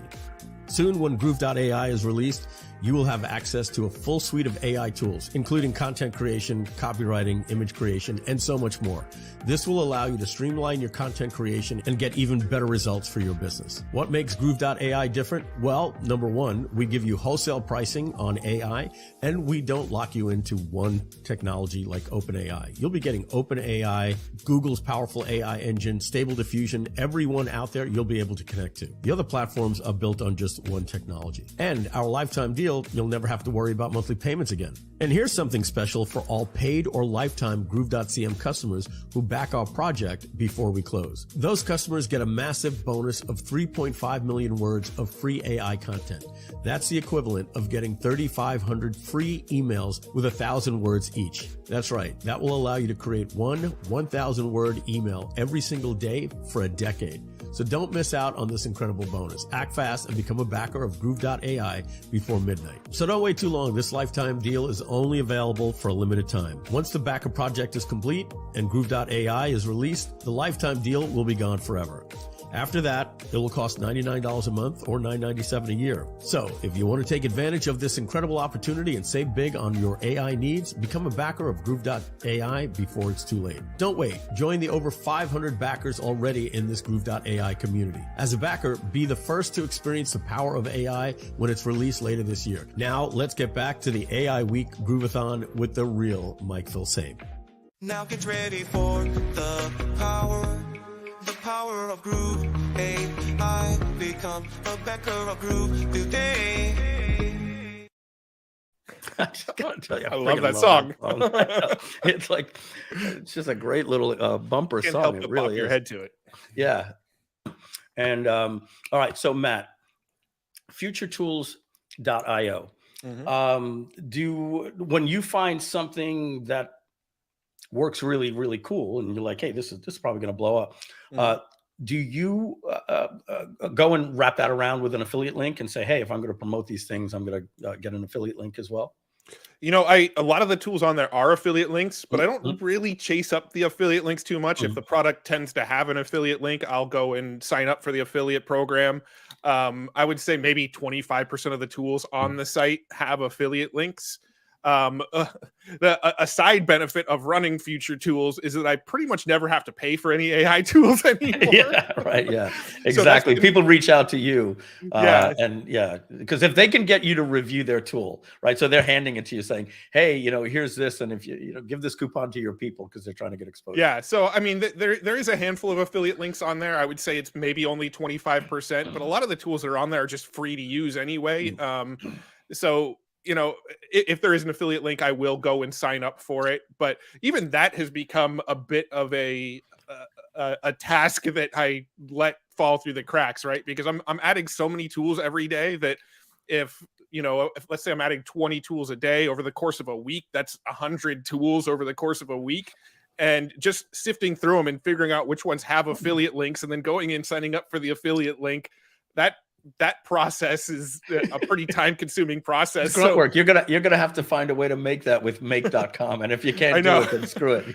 Yeah, I haven't figured out an automation process for that, so I'm even behind schedule. I'm sure I'm leaving money on the table there, but the big benefit really is everybody's submitting these tools, and then they're saying, hey, by the way, I'll give you access for free since you're featuring it. So that actually feeds the YouTube channel, right? As all these tools are coming across, I get access to them for free, and now I have just an unlimited amount of content that I could potentially make. And so it's this kind of closed loop, full circle thing where I'm getting cool tools. I make videos about them. People see the videos and they say, hey, I want him to do that for me. And they send me more tools. And now I've even got companies sending me equipment. I've got, boxes of stuff on my desk here. This is from Insta360. They just sent me 2 cameras that have AI built into them. Yeah, I've got one right over there. Yeah, those are awesome. And so they literally just sent me that in the mail and said, hey, can you make a video about this? It's hardware, but they use AI to help follow you, and it's like free tool for you. Exactly. That's crazy. I'm happy for you, Matt. I have to say that I could see the excitement in you. And as an entrepreneur, we kind of have 2 phases. I think I'm going in the right direction, but I'm not sure it'll pay off. I need some validation. And then there's the best type of frustration in the world where this is growing so fast. I don't have all the time to do all the ideas that I have, right? You're kind of like surfing a wave. You've got so much momentum behind you. And you're just like, hey, let's not crash here right now. Because you're like, that's what it feels like. Yeah, like I'm sure you talk to people that are like, hey, Matt, you know what would be a good idea? And look, me talking to you about the YouTube Shorts, you're like, we're gonna get there. I just hired these 2 people. That's the best place to be for an entrepreneur. It's just the validation comes from the audience showing up, and it's one of the best feelings out there. Absolutely. And so I'm just so happy for you. I really am. Yeah, I appreciate it. Yeah, it's been an interesting ride for sure. A lot of the stuff that I did in digital marketing over the last, decade plus, like I quit my day job, so to speak, in 2009 to go full in on internet marketing and digital marketing and affiliate marketing and all that kind of stuff. And the whole time it was kind of sort of an up and down struggle, right? There was definitely months where I was like, I don't know how I'm going to pay the bills this month. And just within the last 4 months since the AI wave has taken off, this is the first time in a long time that I've felt real comfortable, where I'm just like, all right, it's all flowing, everything's working out. People are coming in my inbox with opportunities every single day, and I'm literally turning most of them down, going, I just don't have time. It's a great place to be. It's also overwhelming at times, but it's definitely a fun ride so far. Yeah, no, look, man, you're going to be an influencer, if not already, you're an influencer in the space. One of the largest AI YouTube channels, probably, and if not, you're going to have one of the top 3 because it's an early space. It's the Wild West. Like you didn't have a AI YouTube channel worth of salt if you were anybody up until 3-4 months ago. Now that it's in the public consciousness, you were there ahead of time. And look, I'm grateful to know you, right? Like you've got all of these people that have given you their email address, and one day we'll have our Groove.ai marketplace, and I'll be going, Matt, do me a favor, send those list their products in our marketplace, and so opportunities are gonna come your way. I want to see if I can steal one more nugget from you. Is there any little workflow like that? You just dropped a bomb before, saying how you're using make.com to do that. Any little secret sauce in your workflows that you haven't revealed yet on your YouTube channel? I mean, I have a ton of various workflows that I'm playing with every day. So if you on Future Tools, one of the other things that I'm fairly proud of, but I don't think it gets as much note, is that news section up there. I tend to be one of the first people to break a lot of news that's going on in the AI space. A lot of people that have AI newsletters and stuff tell me that they find the news on this site first. Wow. And I do have a workflow for staying ahead of that as well. And so the way I do that is I actually have a feedly.com account, which is like an RSS feeder. And they recently just built AI into it. They have an AI tool called Leo. And what Leo does is it sort of scans the web and tries to find anything related to AI, any news, anything interesting in the world of AI. And it puts it inside of my feed reader every single morning. And then I have a Zapier set up. I have the Zapier Chrome extension set up. And whenever I land on a news article that I find really interesting, I click the little Zapier button. And what it'll do is it'll grab the URL of the news article and it'll put it over onto my news site automatically and just automatically publish it. Right. So basically it's watching Feedly using AI. When I find one that I like, I essentially just like it on Feedly. And then basically through Zapier, it's pushing it over onto the website. And so every morning I'm kind of, checking in on what's the biggest, greatest news going on in AI. And a lot of times I'm tooting my own horn here a little bit, but a lot of times I'm pushing the news out on my website a day or two before I'm seeing the newsletters break the news. So that's one of the other little workflows that I'm pretty happy with myself about, is that I'm usually quite ahead of the AI news before everybody else. Yeah, 100% for sure. Hey, I'm going to throw something out there. Your only response has to be cool. I'll think about it. If you ever decide that in your AI media brand that you're creating, that you want to start a podcast, because I know you had the Hustle and Flow podcast. I know you're a big podcast guy, and I think AI is going to be really big. Me selling you on this right now. Podcasts are a little difficult to do without yourself, and sometimes it's always good to have that person like we're doing right now. If that's something that you ever think of doing, please consider me. I would love to be part of an AI podcast where we're breaking down the news weekly or whatever. I think you and me were both going to agree. We don't want to do that daily, right? Right. We're not going to. We can't jump right that. But if that's something you want to do bi-weekly or monthly or weekly, I'd be down for that. So yeah, if you want to consider that. It's funny because I actually started a Future Tools podcast and it made it 3 episodes. And the reason it made it 3 episodes was I was starting the podcast and I was ramping up the YouTube channel at the same time. And the podcast, after 2 weeks, was still at maybe 100 downloads total, and the YouTube channel was just getting all this momentum. And I just kind of went, all right, I'm going to put the focus on the YouTube channel for now, and then once that's automated and systematized, I'll revisit the podcast thing. So it's definitely something I'm interested in revisiting down the road. I just need a little bit more systems and automations built in to free up the time to do it, honestly. Yeah, look, and like I said, any way we can help, our team, we've got the production down with StreamYard and all these different things. So if that's something, in 2-3 months, you're like, whew, got some things down, I think we can explore this. Let me know. And I'd love to be your on-air partner with that. And our Facebook user agrees. And so, Matt, we've taken a lot of your time. I know what it's like to do production. And you've got a lot of stuff to get back to, and talking on the air takes a lot of brain calories. It's even tough for you to get back into your workflow after being on here. So we can't thank you enough. Our users, and guys, if you can start blowing up the chat, there's a 7-second delay. If you can start blowing up the chat, letting Matt know how much you appreciate it. To me, Matt, this was like the highlight of the week. Honestly, Donna and I were fanboy and fangirling having you on, because you were the person that has the passion and the expertise that was going to be bringing on here. And it's just been a pleasure to have you. And I haven't connected in a couple of years, probably since I think when you guys did a podcast for Groove Funnels for me about 3 years ago. Yeah. It's been a while. Last time I really connected with many people at all in the marketing space, since before COVID, was a Rich's event, right? Where Rich had that event out in Florida. February of 2020, the month before COVID. I remember I was at that event worried if we were going to be able to get a flight home because everything was starting to break out. So that was after that, I really sort of lost connection with a lot of people.